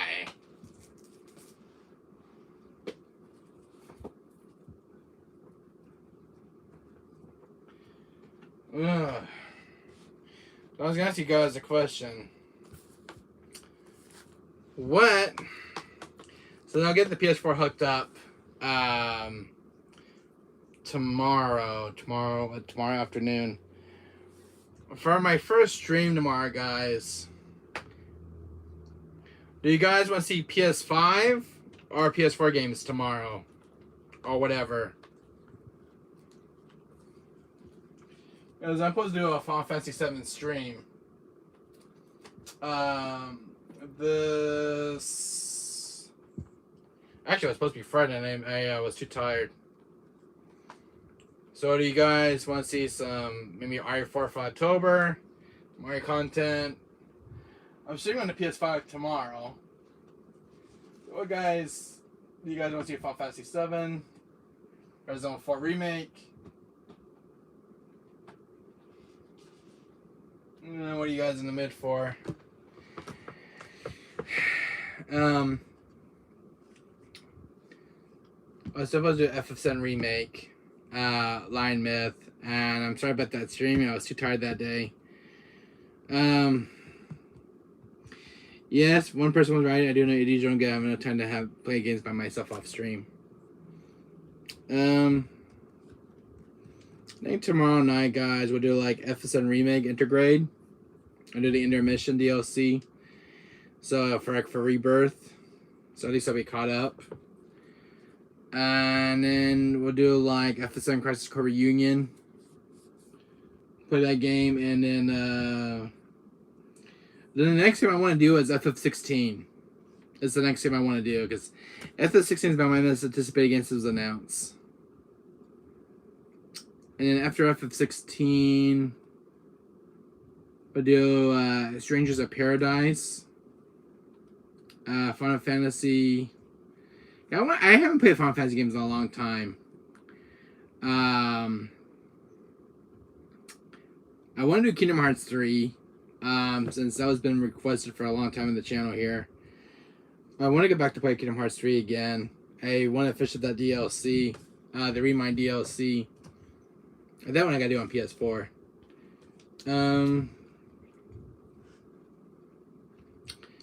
Gotta finish the Kingdom Bridge of Spirits. What games do I need to finish up in the channel? I'm trying to think. RE0 I gotta do. I have so much backlog of games, this is unbelievable. I don't know, what do you guys want to see tomorrow on the channel on PS5? Do you guys want to see Ratchet and Clank? RE4, RE Village. You guys can make the pick tomorrow. What guys you want to pick? It's my first time back streaming tomorrow. Well, I said FF7 on Friday, which is what we gotta do because the Rebirth is coming out next year, and that one's got me really hyped. And Sephiroth's end game plans. So I'll be streaming tomorrow on the PS5 for sure. I wasn't gonna play Dead Island 2, but I don't have a copy of it yet, and I want to go. I don't have Diablo 4, so I can't play that. Yeah. I did pre-order Resident Evil Death Island for the 4K Blu-ray, so I'll watch that on July 25th. There's just no more good movies coming out in my area in theaters. So anyways, hit that like button, guys. Subscribe to my channel if you guys are new to my channel. I hope you guys really love this video. You know, I said when I put in time, I got something strange in my mailbox today. Is a PS4 Pro limited edition Spider-Man that I pre-ordered. So it's kind of almost kind of a clickbait title, but it worked. But it wasn't clickbait after all. And they kind of put a fast on that one, but hey, I want to know what the hell I got in that box anyways. God only knows what was in that big box. It could be a pile of games or whatever. Overall. So, Seltzer, what's going on with you, buddy? Retro Gamer to Die, Blind Myth. What's going on, guys? You guys putting any new games? Gaming news related? What? I haven't played a game within a week, alright? I've been trying to get up to date with some other games lately that's been coming out. Reading a bunch of gaming news. Doing a bunch of stuff over the weekend. I haven't played a PS1 game for God don't know how long. Then mostly been on my tablet, listening up the game updates and what's going on with the video game industry. The only know was new that Nintendo was having a Nintendo Direct. I don't know what that's gonna be about. So who knows what Nintendo's got planned in that. The other thing is, guys, as an update, what I read about on the channel, this is from Atlas themselves, who made, Persona 5, the Persona series and stuff. They finally lifted up the restrictions for Persona 5 Royal for the streaming. So you'll be safe on YouTube. Took about a decade for them to lift the restrictions up for the streaming. So because of the spoilers in the game, that's why they never lift the restrictions. And if you did stream the game on YouTube, you pretty much got your channel, kaplooey. Yeah. I heard some horror stories about Atlas when you're trying to stream Persona 5. So, it wasn't pretty, from what I read. So, but as of now, it's pretty much said no to safe on YouTube to stream Persona 5 Royal. Thank God Atlas really restrictions. I mean, it took them that long since it came to PS3 and PS4, and then when they came to the re-release on PS5, then they're gonna relift the restrictions. But it took a long time for Atlas to lift the restrictions. So, anyways, yeah, that was the news and the gaming update news on the channel here. What else? Anything news related that I'm reading recently? Not much. The only thing the last update news for gaming was RE4 remake DLC for Surprise is supposed to be announced soon. Capcom's supposed to come in a showcase, probably at the Tokyo Game Show. Later in October, because last year they had their own showcase back in October when they showed RE4 remake. So I can talk a bit before I sleep. Alright, Exit Road. Anyways, Capcom's going with their showcase. I know this showcase at Capcom was not great. Capcom's going their showcase in October at the Tokyo Show Fest. And hopefully, because they're supposed to announce RE4 Make Surprise DLC is supposed to be announced before this year ends. So I read about that. So it's supposed to be posted in October, hopefully. Because they're supposed to announce Wesker and Ada for the Mercenaries. And hopefully some extra costumes, because we haven't got an update in a while on the RE4 Remake. So Capcom's been busy with something else going on in October with another showcase. Nintendo is having a showcase this weekend, so I know what's going on with Nintendo. Xbox is being an Xbox. They released a new limited edition Xbox Series X. It's the for a racing game, but you can't buy it. You have to get like it's one of those sweepstakes. You have to win it to get it. That kind of sucks, but it was a nice Xbox Series X. Very decorative. It was during Game Fest they were showing it. The other thing is that Starfield was like a 30 FPS title. This morning I was reading about a petition to get the game on PS5. Starfield. They still making games for Xbox One. Yeah, they did. As of the news about 2 days ago, Microsoft finally said goodbye to Xbox One. Thanks for bringing that up, Access World, my friend.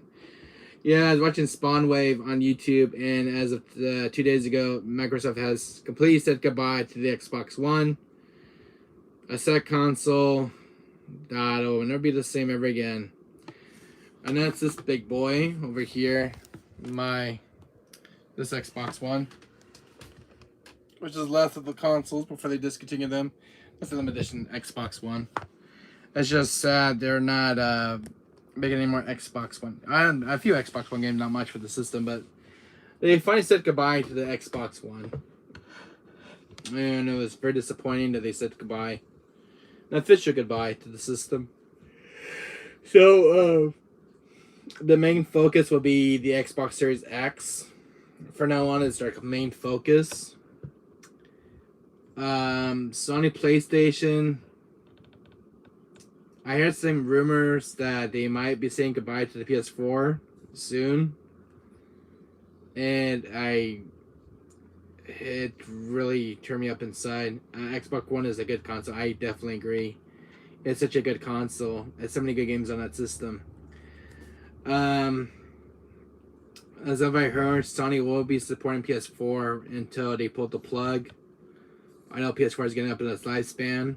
I think the console's almost like 18 years old for its life cycle. From what I heard, they're going to be still making PS4 games pretty much soon for the console for the PS4.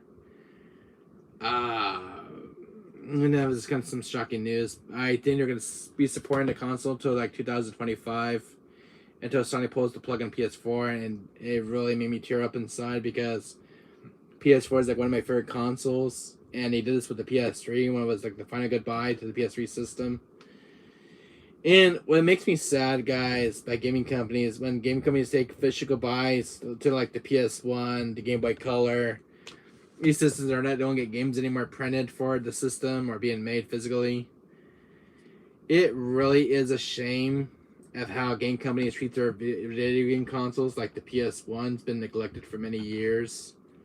Never got any new physical games because of gaming has moved on because of technology. GameCube was the same way. Nintendo said bye to that system. The Wii U, the Wii, they all went completely into obscurity. Dreamcast, another very good system that lived very long. Had so much potential. Including like the PS2. And it's just the PSP and the PS Vita. They both had their share of things from Sony. PS Vita was a very short-lived system. It was a commercial failure. I love the PS Vita. It was such an awesome little handheld device. Such great games. You could play like RE2 on it, RE3 Nemesis, RE1 Director's Cut, Mega Man X4 and 5, Castlevania the Night, Final Fantasy Dissidia, X-Men vs. X-Men, the Street Fighter Alpha 3 Max. It's unfortunate the PS Vita was a very short-lived system. It was the last nail in the coffin for Sony's handhelds. And then now Sony, 25 years later, they make a handheld that requires online internet, and that's the PlayStation Q. To me, can I be honest with you? It sucks. I don't know if it's going to have like cartridges for the system. I don't know if it's trying to compete with the Switch. Some say it's going to die within a month. The PlayStation Q, this is kind of Sony's way back to making handheld devices again, portable devices. Ever since like the PSP and the PS Vita. Everybody doesn't like the PlayStation Q handheld. That was during the showcase of Sony. Because it requires like an online internet, and it's supposed to communicate with the PS5's console. I don't know how well that's gonna be. I mean, you could play like Final Fantasy Remake, but if you're gonna go like out to places, you need the internet just to play those games for that a little online handheld. I don't know. That's not gonna be like a very good selling price point for the system. So, if I were you guys, I would try to avoid the PlayStation Q that was during the show, and they kept on showing. I'm not gonna buy it. I mean, to me, it has a lot of wasted potential. It could have been something way better to compete with the Switch, or just the Steam Deck, which everybody's been playing that little Steam Deck thing. That's been like the new thing for gaming. I don't have a Steam Deck. I'm not interested in getting one. Gaming has changed so much lately. It's unrecognizable at times. I mean, plus with PSVR 2, the virtual PlayStation headsets, you go play VR. I would get nauseated playing that thing. I mean, it looks cool for gaming, like playing like the original RE4 in VR. I think that was kind of pretty sick. I think it was made for the Oculus Quest for that little VR headset. Is it kind of weird now, X World, that we live in a different timeline now with older consoles being neglected, now not getting newer games like PlayStation 1 games? I just want to like go back in time, and it's just It's hard now to get games for these older systems. Like the 360 has been not getting new games. Dreamcast, my God. But there are so many things going on with the gaming industry. PS1 has not seen a game in print in years. It's been like 30 years for that system. Because gaming has moved on. I love the PS1. It's such a fascinating console. Especially for its limitations of graphics and visuals and 3D environments. It was just a really evolution console at the time. And it was way ahead of its time, too, with the PlayStation 1. And then the PlayStation 2 was like a follow-up to its predecessor. And then PS3 took over and PS3 got more advanced.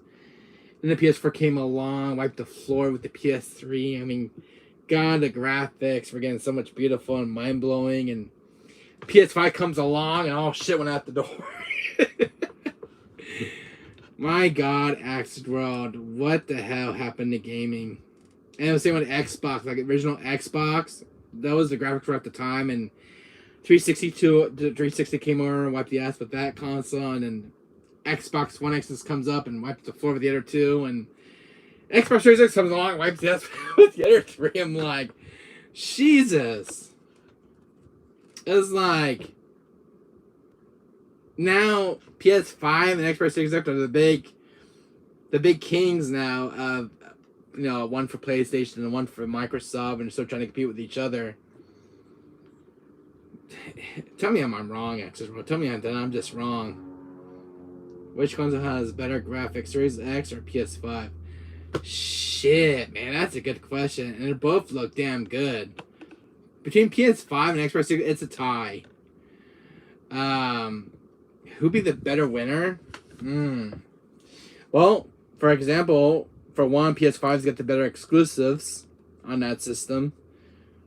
Xbox not so much. I mean, PS5's got some really beautiful, decent graphics, especially for like that launch version of Ratchet and Clank Rift Apart. I mean, that game just looks gorgeous on the PS5, and so does FF7 Crisis Core, FF7 Remake Integrate. That game looks beautiful on the PS5. So, even then, the Xbox almost has like the same density graphics as the PS5. It's like, it's a tie. But if I had to say which one's the better console, I say PS5. Because Ratchet Clank Rift Apart is like the really next gen game using the PS5's capabilities. I mean, that game was so mind blown. That game running between 160 and 120 frames per second. Because it's human to look good on PS5. Oh, damn it, dude. And you know the best looking game on the PS4 system that really pushed that console to its hardware, Axeron, was FF7 Remake. FF7 Remake was originally pushing the limits of the CPU on the PS4 Pro. And my God, the most advanced PS4 games on the PS4 was Ghost of Tsushima, Death Stranding, Spider-Man, God of War. All these good games put the PS4 CPU to its limit. I mean, this really pushed the console above its limits. The most polished game on the PS4 has to be FF7 Remake when it came out. That game was like drop dead gorgeous. I mean, it was so well made. You take an original game from FF7 and make a complete remake of it, redone the entire game, and the game's mind blowing. Nobody was expecting FF7 to get a remake. Did anybody expecting it? No. But it was a surprise from Square Enix. 25 years later, we get a successor to FF7, which is a full-on remake of the original game. Mind-blowing graphics, mind-blowing visuals, complete voice acting. Sephiroth looking more sinister than ever. I mean, freaking hell. Oh my God, man. PS4 has such an amazing games in its console's library. The games that really pushes the console to its limits. Even the PS5. PS5 has such a much more mind-blowing games that push that console to its limits. For its limitations. It's so mind-blowing. PS6 might come along and wipe the PS4 with it. I mean, that'd probably be an all digital thing, though. I am not much for digital. But, man, when you look at console genre, actually, like, you go from, like, look at this. This is PlayStation history for you. You go from the PS3 era, right? And then it's like, you know, PS4. And then we get this beautiful, handsome beast, which is console is enormous. And you know, and then it all started with PS1's, you know, PlayStation's first console was the PS1. And since the 90s, the games have been just been mind blowing. Actually, I cannot believe, because I've been with PlayStation since almost 30 years. Been a PlayStation kid. If you look at PS1 games and look at now games, it's totally evolution. It's really big in the fallen video game, and it really impresses me how far gaming has come along. I mean, they're trying to make it more like how we look, Access World. That's how games are trying to look like, more realistic, and they're going for that realism, like this, how we talk. That's pretty impressive shit. I ain't gonna lie, lip syncing, hand movements. You know, being inside of a video game is just like god tier. And this has come from a gamer. I mean, even I get mind blown. I go look at PS3 and the PS3 is so mind blowing with its graphics. Oh my god. I know that this has come from a gaming nerd, alright? Actually, I'm a complete gaming nerd, alright? It's so mind blowing. When I saw Spider-Man for the PS4, I mean, that game was just gorgeous, out of a masterpiece. And then game comes along 30 years later, and we get RE4 Remake, and that game's like drop dead gorgeous. Pretty impressive games that come along. RE2 Remake, RE3, now RE4. And including RE7, RE8 are pretty impressive games. They already pushed the console's hardware to its limits. Oh my god, man. Even some cult classics of remakes, like Medieval on PS4, the remake of Medieval, Crash Bandicoot Insane Trilogy, Ratchet and Clank, Final Fantasy VII. I mean, it's like they remade every single PS1 game out there and just made it a whole damn 10 times better.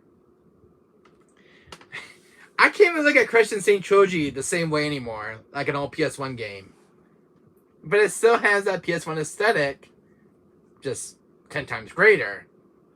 Modern controls, modern in graphic and visual, it's still the same game, just with a fresh coat of paint on there. Even Kingdom Hearts 1 looks 10 times better on the PS4 compared to any of the ports out there. Am I wrong? Actually wrote by gaming. How gamers have evolved. Am I wrong? Or am I just always right? I mean, Dreamcast. I mean, one thing about the Dreamcast, it was way ahead of its, life cycle. I mean, that system is way ahead of its time. It's way advanced. Because Dreamcast games look more clean compared to PS1, and that system is just way ahead of its time. It really is. The Dreamcast is a very cool system. Don't ever underestimate it, because that system has some serious horsepower. I respect consoles for going above and beyond. PS1 was like my first console ever, and I'm like, when I saw 3D games like Resident Evil 2, Resident Evil 1 Director's Cut, these were mind-blowing graphics at the time, because when I was playing Dino Crisis, Axel Road, there was no mouth movement, right? There was no mouth. Their hands looked like this. Their hands were kind of closed. They had their hands weren't separated. There was like no mouth, lip sync or anything.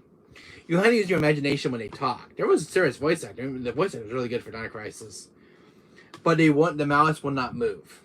You will have to use your imagination. you can't, if you don't like Dino Crisis, there's something wrong with you. But Dino Crisis was a game that meant a lot to me, and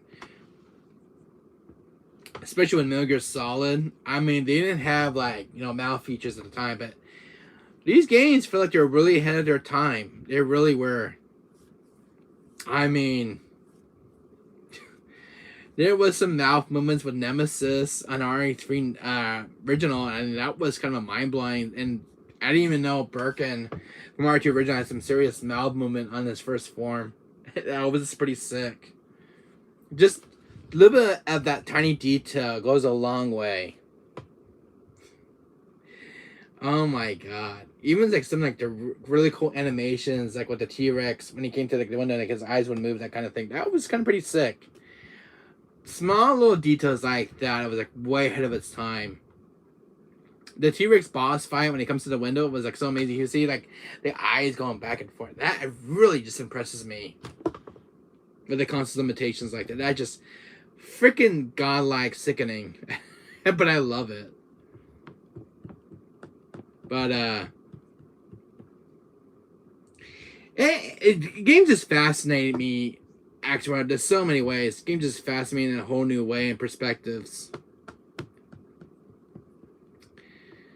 There's nothing else I can say. It was just the limitations and how games have evolved is just really, really mind blowing. Even puts Atari to shame for all I know.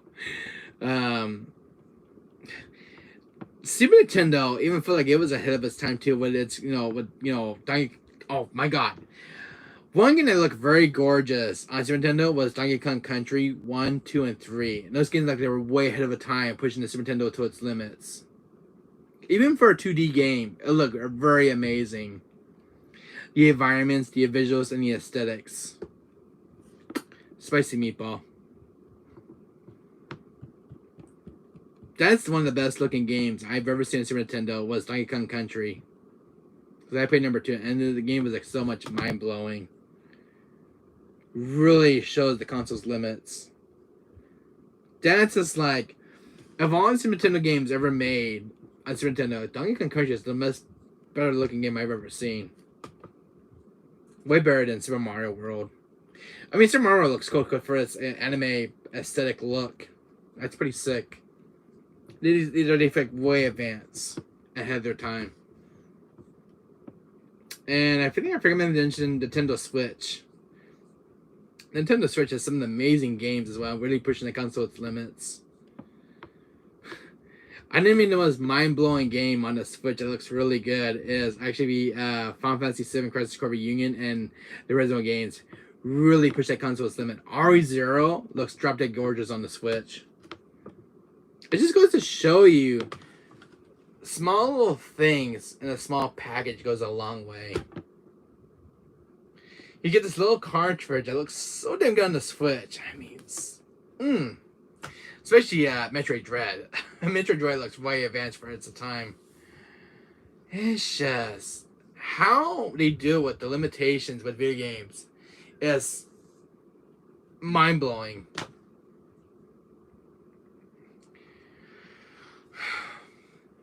I don't know what it is. God of War is a mind blowing game. Uncharted is another mind blowing game. Even Call of Duty, which I had not played in a while, a little I was ahead of its time. Just the visuals and how the characters talk to you is something else out of a movie. One of the best looking games I seen in Xbox 360 when I first played it was Jurassic Park the game from Telltale Games, and that game looks amazing with the visuals and graphics and aesthetics. I'm for an Xbox 360 game, it looks so gorgeous on the Xbox 360.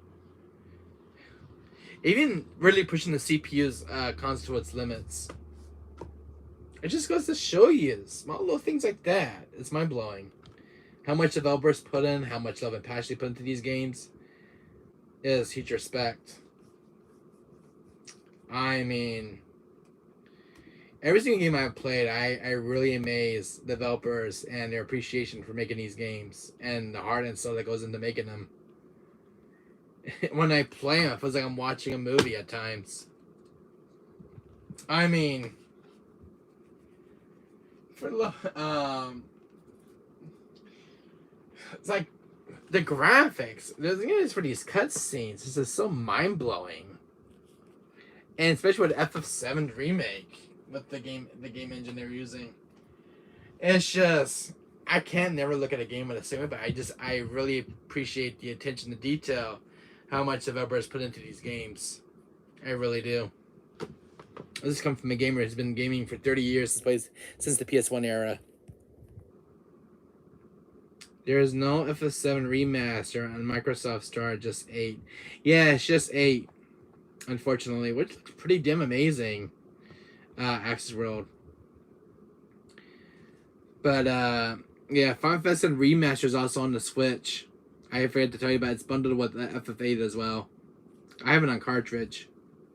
If you have a Switch, get it for the Switch. You can play FF7 on the go. The remastered one. But I'm just talking about gaming, Access World. The graphics, just the attention to detail is mind-blowing. Kingdom Bridge of Spirits. A game that's so ahead in advance of its time. I mean, a game that I love so much. Just from an indie developer, and even in Stray, it's such a cool looking game. I mean, you take one of the best games that I love and you just make it better. Hey, what's up? The Funny Reaper. Hello, how are you doing? Welcome to my channel. I know my games. I grew up playing PS1. The Funny Reaper. I grew up playing PS1, and I've been with PlayStation for almost 30 years, and their games had just mind blowing me over the years with PS2 and PS3 and PS4, and now PS5 just comes along. And it's just amazed me with the graphics and details in video games have so far come along. When I look at a PS1 game, my first 3D game environment was Metal Gear Solid and Resident Evil and Dino Crisis. But it had no mouth features, and it had like their hands were kind of like this. But it just the voice acting was such phenomenal. It did, but I had to use my imagination to kind of imagine that they were talking. And so that was technical limits at the time. That was the game evolution for 3D environment games, because PS1 was like their first evolution for 3D games. Because they were really testing out the waters. And as I grew up with Nintendo games, but about 2 years moved to PlayStation. PlayStation was my first console. I did play Nintendo when I was growing up as a kid. You know the best looking Nintendo game that Nintendo ever made? And it looks way advanced for ahead of its time. Is Donkey Kong Country. Really shows the limits of the Super Nintendo. It really shows its limits of the Super Nintendo. Donkey Kong Country 1, 2, and 3 both look amazing Super Nintendo, but it really shows the limits and the limitations of that console's limits. Donkey Kong Country is such an amazing game. The graphics, the visual and aesthetic art style. It's just it's way more advanced than Super Mario World. Even Super Mario World looks pretty good on Super Nintendo, especially with its graphics at the time. It looks way advanced ahead of its time. And anyways, welcome to my channel, by the way. But the systems I have here, I have actually just acquired a Red Spider-Man PS4 Pro. This is a 7100 series. The King Country music is top tier. Oh, I could agree. I actually got it on the Dreamcast last year. It was completely yellowed, had it fully restored. And I got a new system disk drive into it. This is my little gaming setup. I actually saved this PS1 from being neglected over the years. It was actually pretty much beat up. A dead PS1.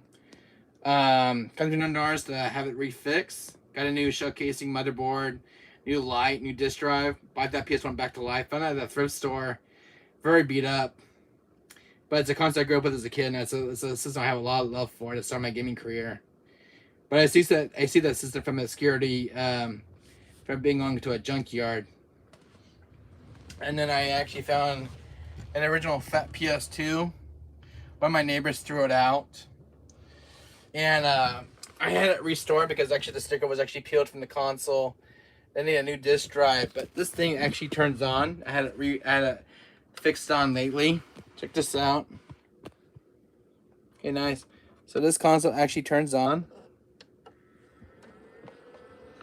This is a PS2 that was thrown out, man. My friend, my new friend. So it works and everything. And I love saving gaming consoles from the early 2000s. I even saved a PSP Slim that had a bad disk drive, and I got it to rework. Some lady was getting rid of it, and I took it off her hands. So I even have a GameCube that had a new disk drive. Still have a brand new PS5 Stone box. I still gotta get that thing settled with. It's on my Xbox One X Limited Edition 2K NBA 220. But I love saving video games, consoles when they're in bad states. I try to help these consoles out. I managed to save 2 PS2s, 2 PS1s from their neglected states. I just love saving stuff from, like, old, relics from the past. I have RN as a PS5 PC, and the only collection I'm doing at the moment is DS games. Ooh, that's kind of awesome. I appreciate people who love, collecting physical games. I've been in physical games for almost 30 years, but I really appreciate people who love collecting video games. My video game collection is actually pretty... this is like 30 years of collecting of video games. So I got like a massive library for each respective system. And including like PS1, I have Game Boy Advance. So I have my PS1 games down there. So as you guys can get that thing out of the way, sorry. But I have a lot of PS1 games as well. So it's just I like doing stuff. I just like doing stuff what I do. But nice long been you doing. Yeah, I've been doing this for almost 30 years. Since the PS1. Finding game consoles, collecting physical games. Always been a physical collector. I love game preservation over digital. I like having, because this game was actually a digital game when it first came out and it got a physical release, and I wanted to preserve the game and its legacy. So this is the only game that was actually digital at one time and got a physical release. I love gaming history like that. So I like game preservation. I think it's kind of a cool thing, preserve the game's legacy and the preservations of their predecessors or sequels, that kind of thing. But I just love video games in general. I think that's a hobby that I like doing and stuff. That's really cool. Thank you so much. Subscribe to my channel, by the way. If you want to become a mod, let me know. If you want to help out and stuff. But overall, I've been doing this for almost 30 years. I'm still collecting video games. I'm still collecting for my PS1. I'm trying to go a complete collection. I'm actually recollecting for the PS2 because I got rid of half my collection as a kid, and I made the wrong regrets and got rid of my original fat PS2 when it died. I had to get a new one. But this one, I got lucky. This was actually a freebie one I found in the trash can and was in well good shape. This needed a lot of love and TLC, and it got to work. But I just love doing what I do. PS1 was my first gaming console. I mean, it wasn't for PS1, I would never gotten collecting video games like DS and Switch, Game Boy Color. I mean, but I love video games. I was born in the golden era, PS1 era. I mean, that's the best era of gaming for me. And I grew up playing Resident Evil Director's Cut, Resident Evil 2, Resident Evil 3 Nemesis, Dino Crisis, Street Fighter, Tekken. That is support of the small creators. Thank you so much. I've been a new YouTuber for almost 2 years now on YouTube. 2 or 3 years now. But I've been on this platform almost 2 to 3 years now. I do like video game pickup videos, people who don't know about retro legacy video games. People want to start. You want to start a PS1 collection. This is the kind of stuff I do on my channel. I like to show when I do a video game pick a video. I try to show off Dreamcast games, PS2, PS3. Try to preserve these games' legacies, and people who are born in this day and age don't know about video games. They're trying to people who want to get into video games now. It's never too late. I like doing this kind of thing on my channel because I'm one of the smaller YouTube channels that you don't see it much on YouTube. People are talking about older games. People have just kind of fallen in obscurity over the years. My channel is more of a throwback. But I like, talking about retro and modern games. Collecting physical games. I like collecting. Now, I've been doing it for a year now, too. Still kind of new with this YouTube stuff. Same here. I've been having experience on YouTube for the last 2 years. I had a mentor who helped me out get my YouTube channel started. It was a she. Thanks to her. I was afraid of becoming a YouTuber, but I had a mentor who I really can't thank you enough. I had a mentor to help me get my YouTube channel. She was a very nice girl, but she was my mentor. But helped me get my channel started on YouTube. Because we did I would practice off before I did my YouTube, I would practice my own streams with her and then see if I was ready. And then I was kind of officially ready and got the green light and came to YouTube and that kind of thing. But I had a friend who was a great mentor who helped me out. And I still can't thank that girl enough. She's a close friend of mine, but I couldn't think of her enough. But very good, great mentor. And she's still my mentor to this day, so I still can't think of her enough.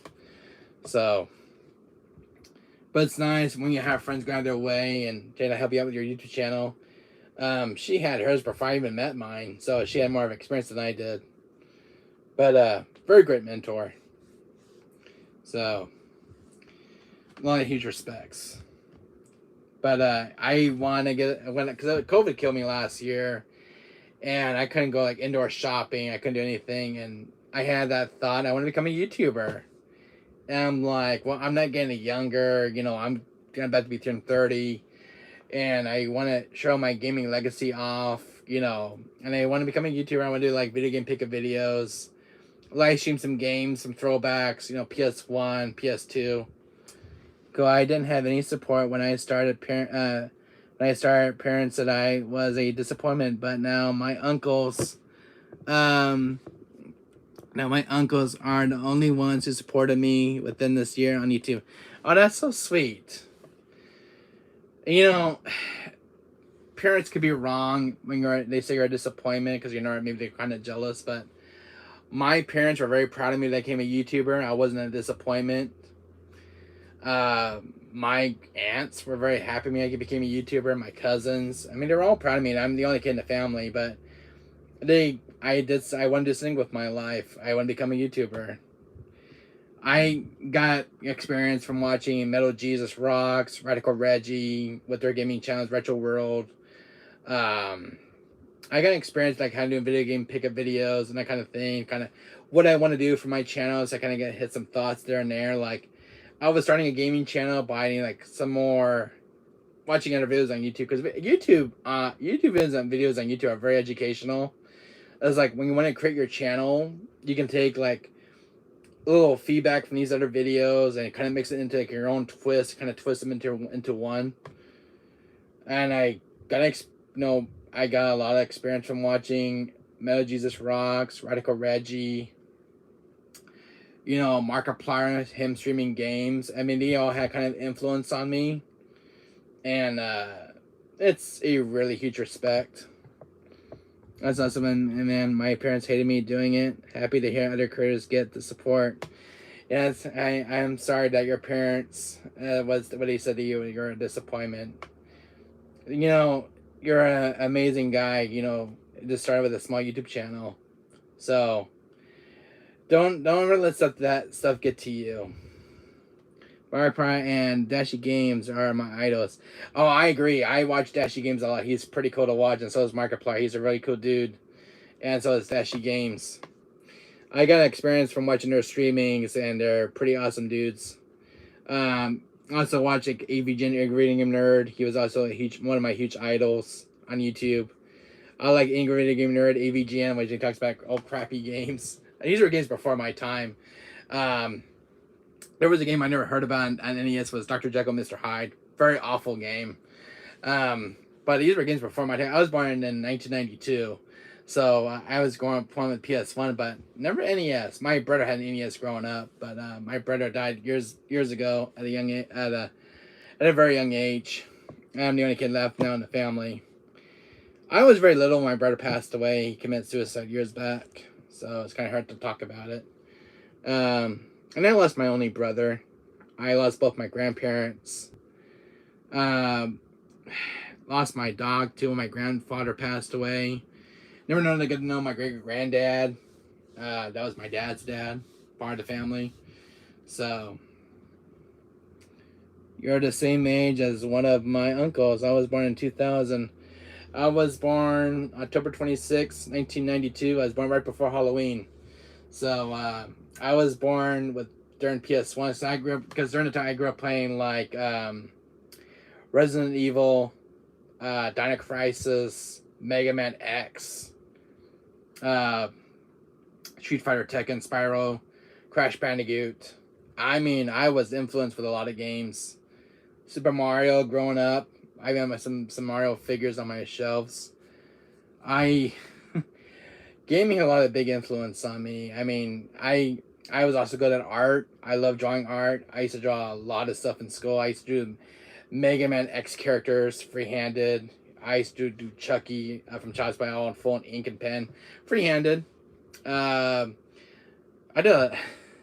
Sorry to hear that. I am the definition of the black sheep of the family. I've been told that by parents, cousin, grandparents, etc. It kind of sucks. I don't know why your parents say you're a disappointment. It's kind of sad when you hear that, but my parents were happy that I did something with having a YouTube channel. It's kind of weird on your part.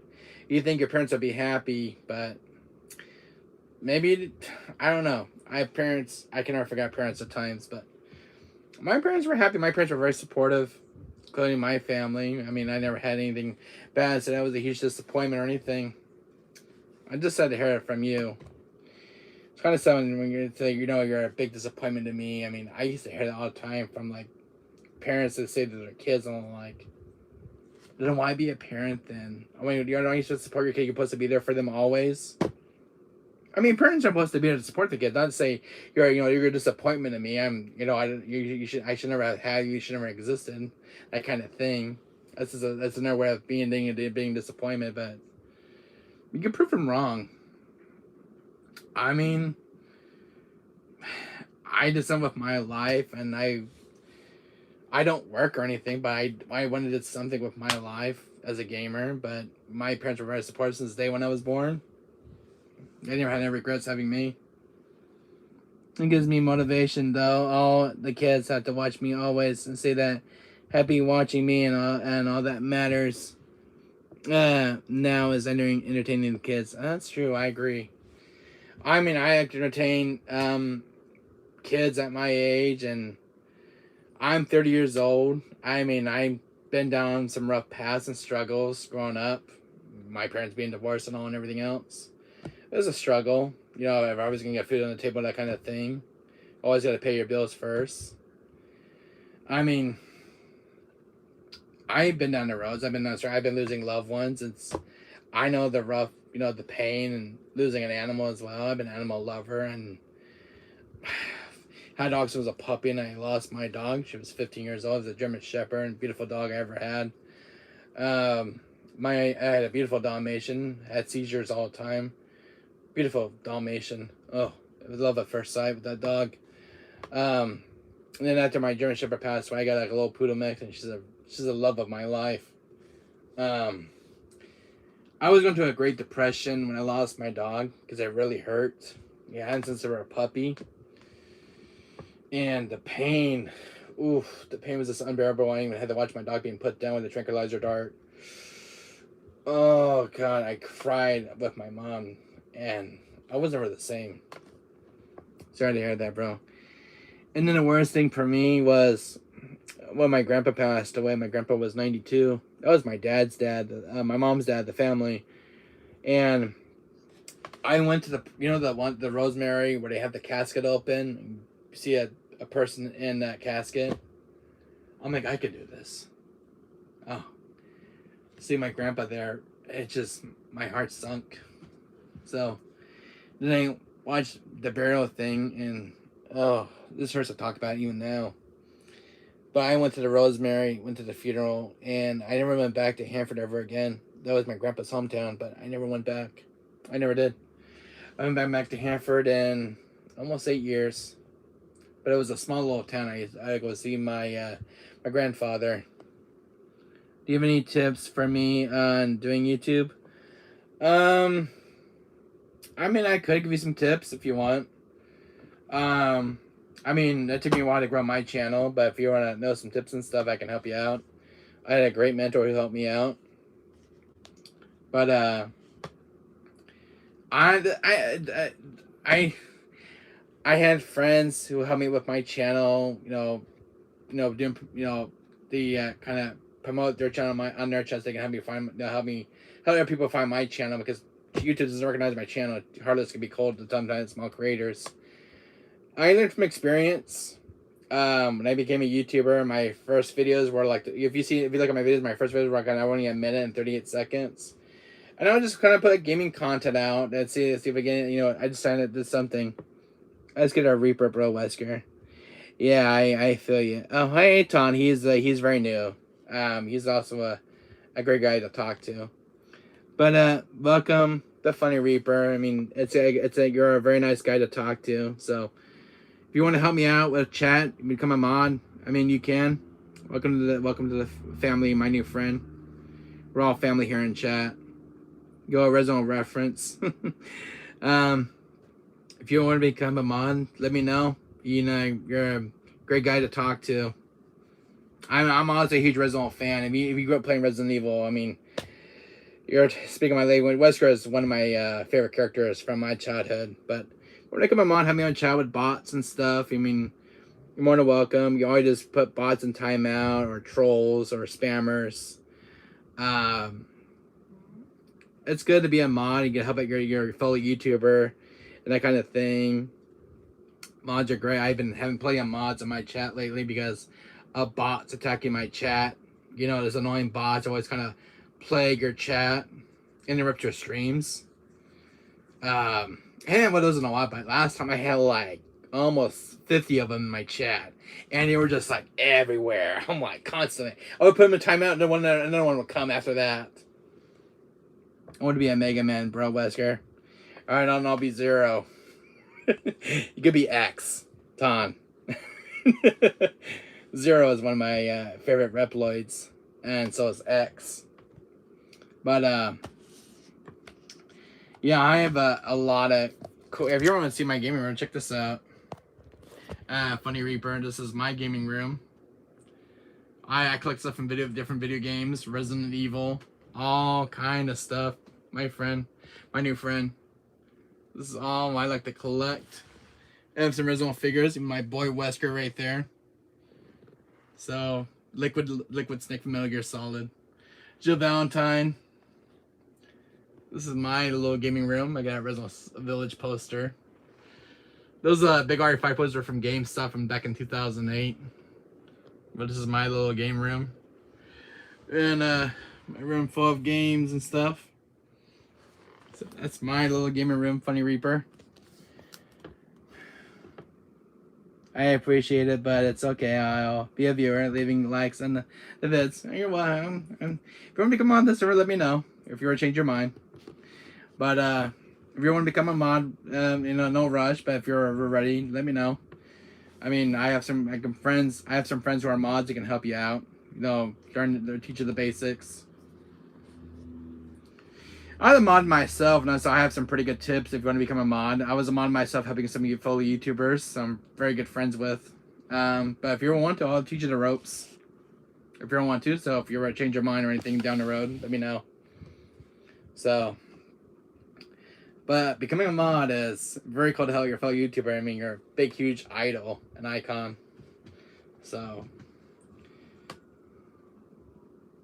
So it's, you know, it's pretty cool to help out a fellow YouTuber.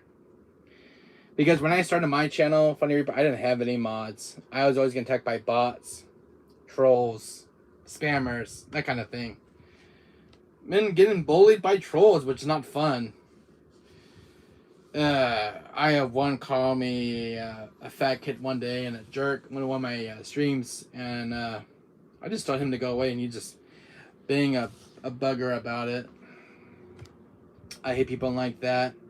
And they somebody, he said, like, off the stream, fat kid, or something. Like, I don't know. I have one of those PS5 cameras. I hate the word fat. I hate the word chubby. I mean, people have no respect for one another. I was born in the 90s. You should, you should respect your elders. I mean, you should always respect another person. Don't ever call them names.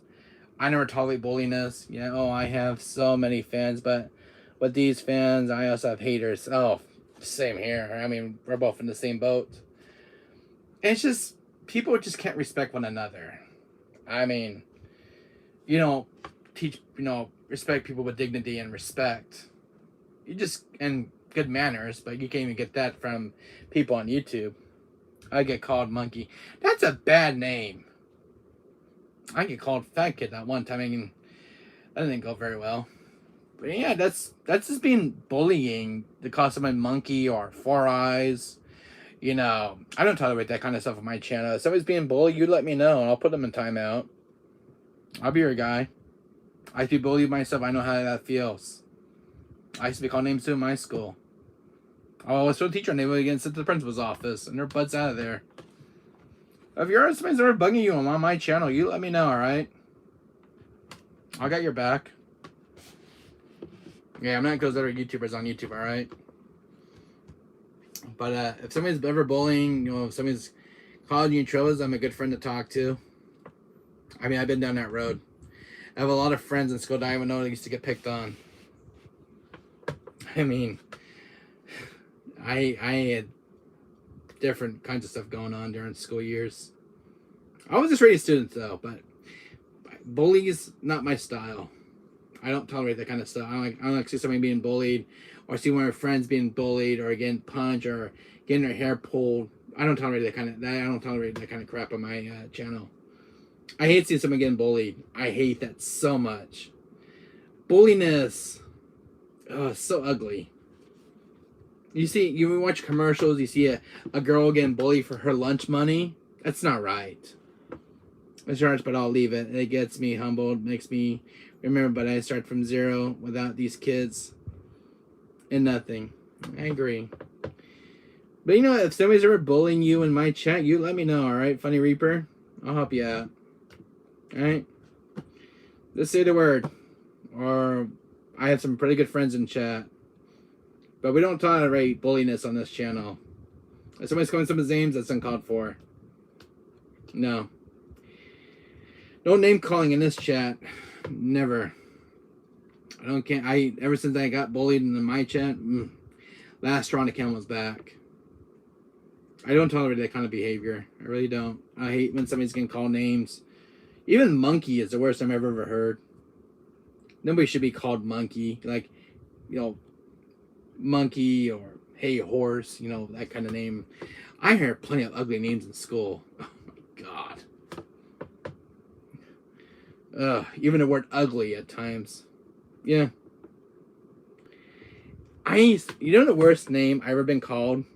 Four eyes, because I wear glasses. That's just being a bully. Because it just makes them feel better. Just to get them all right to treat you like crap. Just because just because I wear glasses, you get the right to call me and four eyes. Doesn't give you that right. You should treat your others with respect. You should respect your friends. Respect your elders. I'm here. Hey, Rusty, buddy, how you doing? Got a new person in chat. Say hi. I got a new person in chat, Funny Reaper. Say hi. That's my other friend, Funny Reaper. His name is Resident AMC. He's a very nice friend of mine to talk to. Subscribe to his channel. Check his channel out. He's got a very cool channel. He talks to me all the time. He's very nice friend. wait happen. Yeah, I feel you. But overall, I mean, I used to hate being bullied in school. Just face it, I used to hate being bullied. You know, the worst thing to get is get your lunch money taken away. It only happened to me once in elementary school. I hated it. You were lost to use $20, $20 for your lunch, and there goes your lunch money, and then you're gonna be hungry for the whole hour. But I had some nice criteria that would give me lunch food even though I lost my lunch money.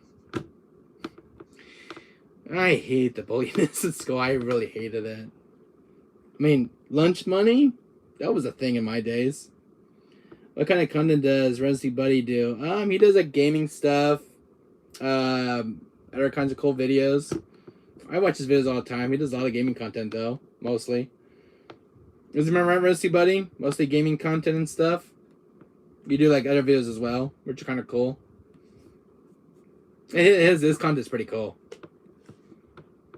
Yeah, he's correct. Yeah. But overall, amazing channel, by the way. He streams daily. Very awesome guy. Huge shout out to Residency Buddy.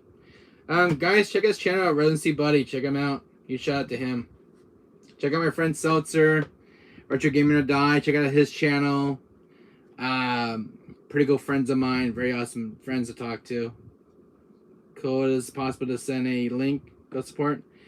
Residency Buddy, send a link in chat, please. So he wants to subscribe to your channel. Send a link. You got my permission. Send a link so he can subscribe to your channel. He wants to check your channel out, Residency Buddy. Go send a link in my chat. Yeah, he's gonna do it.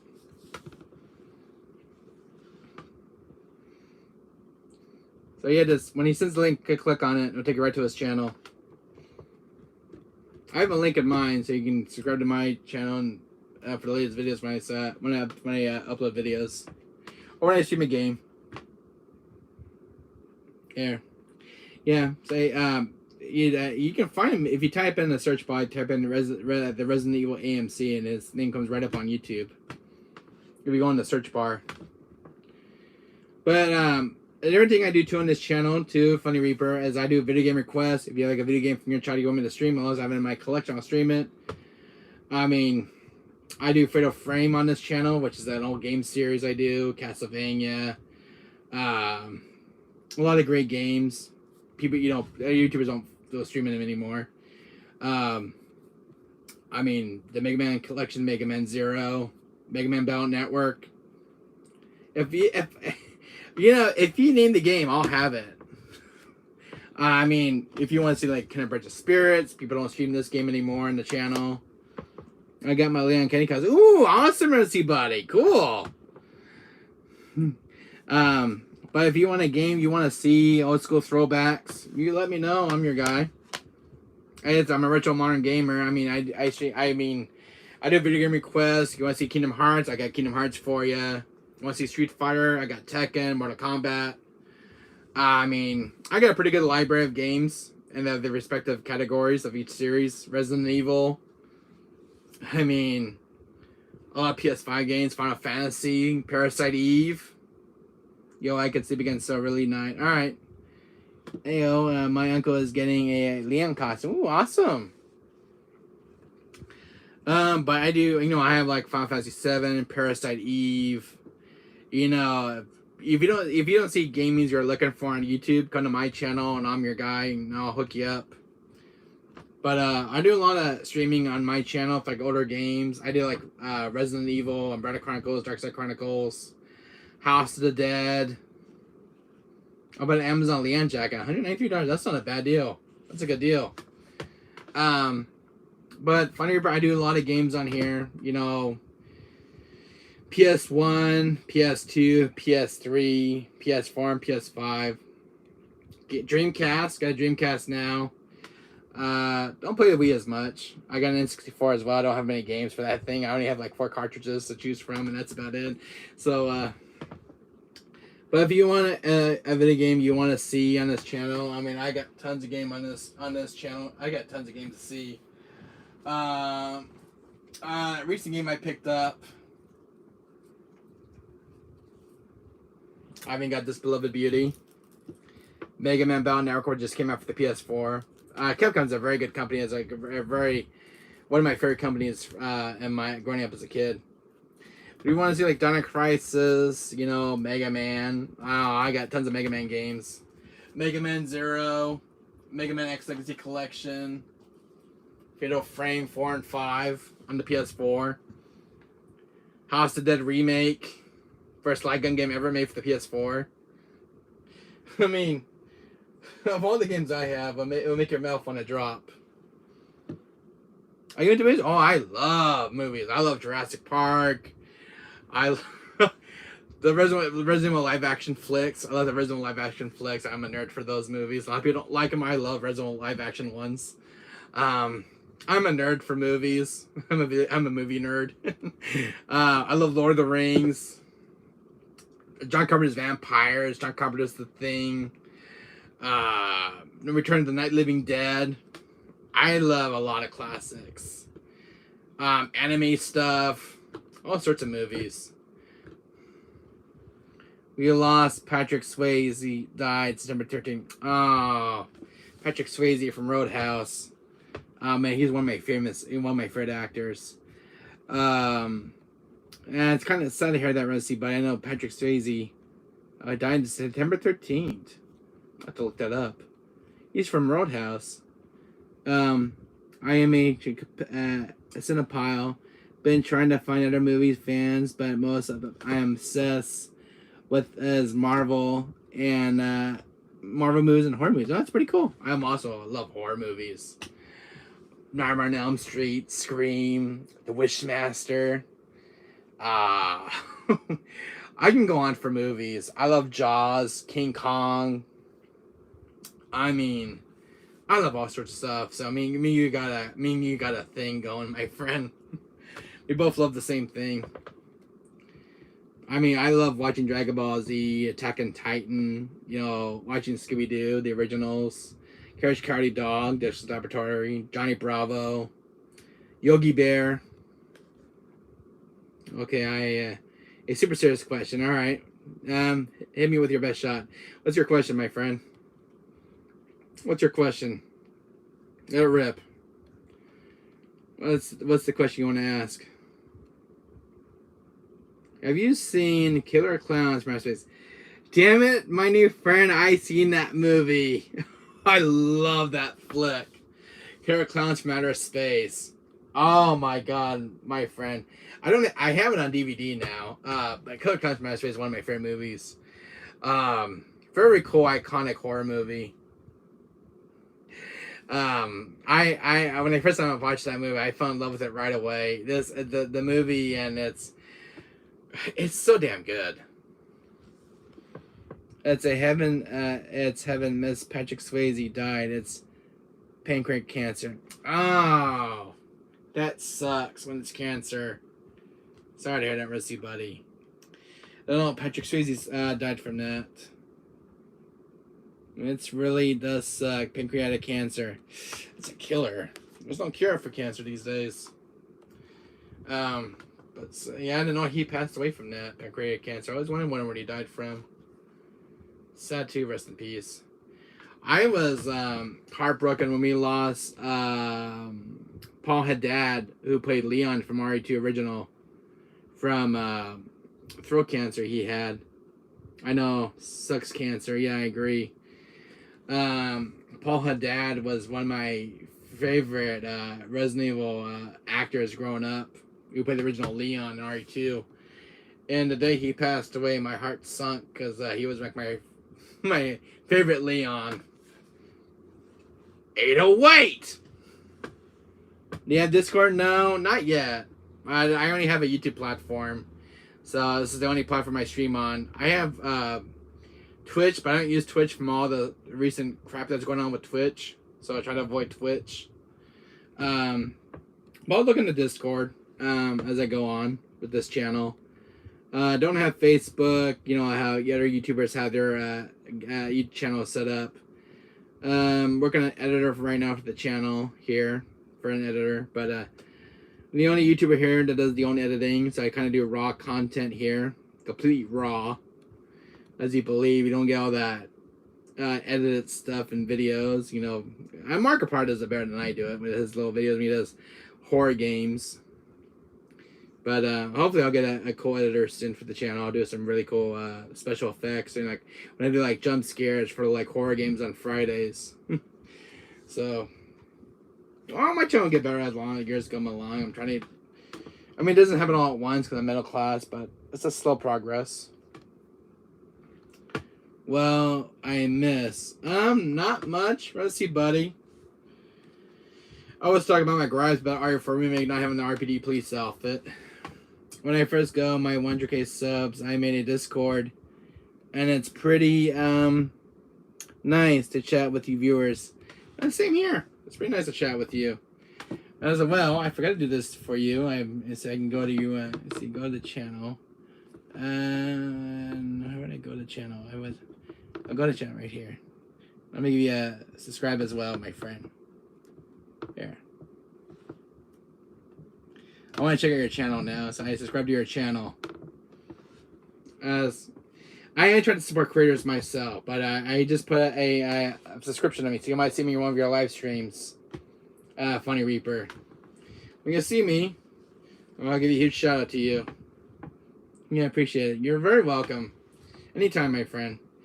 If you want to promote my channel on yours and talk about my little small time YouTube channel to your friends, you got my permission to do so.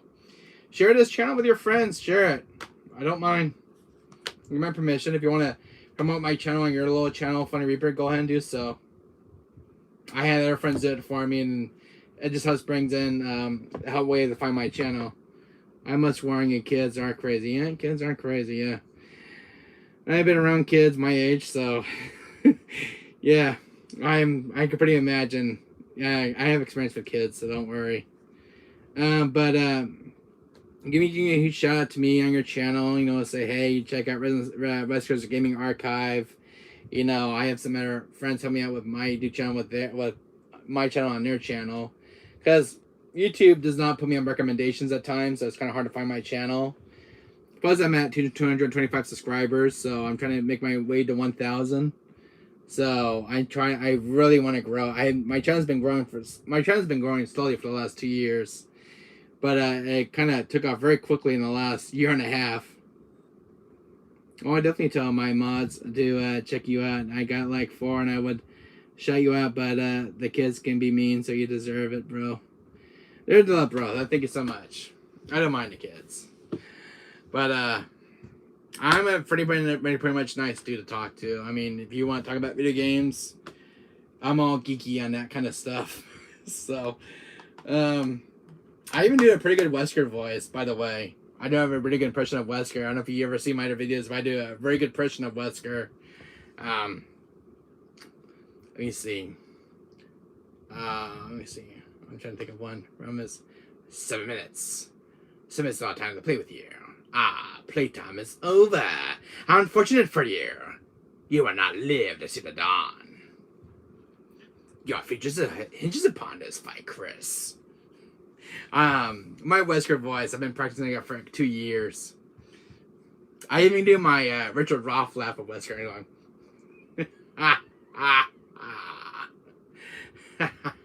You know, I can do my Richard Roth laugh with Wesker. I can do his Richard Roth laugh. Pretty good impression. Ouroboros will release across the globe in complete global saturation. I should become a god, and be keen's about to gods. There you are. How's that? I like my Wesker voice. It's almost close to DC Douglas voice. The OG DC Douglas. I am actually having him on my answer machine as Wesker. You have pressed with you this number. I'll kill you. I'm out buying shampoo. Wesker was like my favorite influence, and I couldn't not resist his sexy voice. I really can't. But I was like, how can I do Wesker's voice? I would listen to his voice and I kind of practice it a little bit, give him that little British accent. You almost ruined my $1,000 sweater. That tickle. Good voice, and I'll definitely call you when I do my bigger videos for different creators. Oh, thank you. Alright, Wesker. It's time to shine, boy. Well, hello, gentlemen. Have you seen dear old Chris? I despise that man. Sometimes I'll get Wesker in here and he'll take over my channel sometimes. My little dog, he's gonna mind of his own. Yeah, damn right. Oh, shut up and leave me do the talking, boy. Oh, I have to call you Chris too. Chris! So what I mean? How he gets a little hyper. You don't see this a lot on this YouTube channel, but I try to get Wesker something in my little channels. Yeah, he's like a little me, just a little bit better and sexier. Damn, I'm good. But that's just me, Funny Reaper. I mean, this is kind of cool. All right, Sally, I have to head out. Let's awesome chatting with you. Keep up, bro. Definitely drop by for some time to time and say hi. Much stuff, bro. And see you later, Funny Reaper. See you later. If you see Chris, tell him I said hi. All right, Funny Reaper. Take care of my new friend. But West just want to say hi to you. Hello, Funny Reaper. Good to see you, boy. Okay, he really want to say hi to you that time. Come again, boy. I'll be streaming here. Thanks to Funny Reaper, my friend. Thank you so much for coming by. Wesker really went on the action. Sometimes I'll have Sephiroth in this video as well, so you'll have to watch out which guy I pull out from over here. So yeah, my Wesker from Code Veronica, one of my favorite games from my childhood. Tree of that human anymore, but just like a power up gain. That's not right, Chris. Yeah, so my boy Wesker here is my favorite icon video game character of all time. Yeah, damn it, I'll kill that boy Chris. Stars for no, my little piggies. Just like this, Chris. What amazing power. I haven't done that in a while, guys, in chat and on the video here. My boy Wesker. You know, Rosie Buddy, we haven't seen a Midnight Gamer Jen in a while, or Mad Apocalypse. Oh, those guys are doing all right. My other friends, haven't seen them in a while either in my chats. They're all doing okay. Mad Apocalypse and Midnight Gamer Jan. But yeah, hit that like button, guys. Subscribe to my channel and hit the notification bell and get the latest updates on my videos when I stream, video game pickup videos, you know, that kind of thing. But it's all gaming on this channel, guys.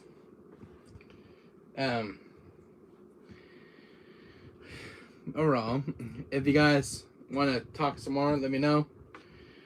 But put that back here.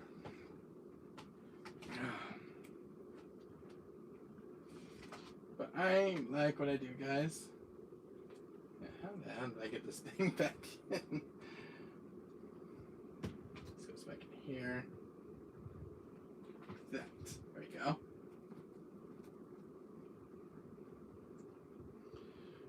Put this over here.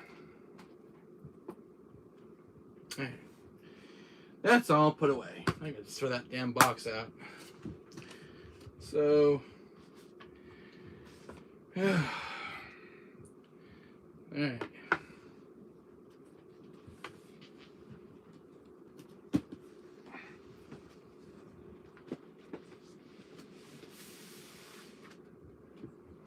The console there. What is that? Oh, it's nothing. Alright. What time is it right now? It's 7 o'clock. Oh boy. I've been streaming for way too long. Alright, guys. I am at check out your guys' infamous Upper Wesker signing off, guys. Our Boros with a death of you. Alright, see ya. Funny Gamer, Funny Reaper, Thank you for coming by. We're gonna see Buddy, Seltzer, Spooky Buddy, Betty White's Estate, Richie Gaming to Die. Thank you guys for coming by. Hit the like button, guys. Subscribe to my channel, guys. Are new to my channel, and hit that subscribe button. Hit that notification bell. Get on these latest updates and everything else. And I'll see you guys all later. Bye.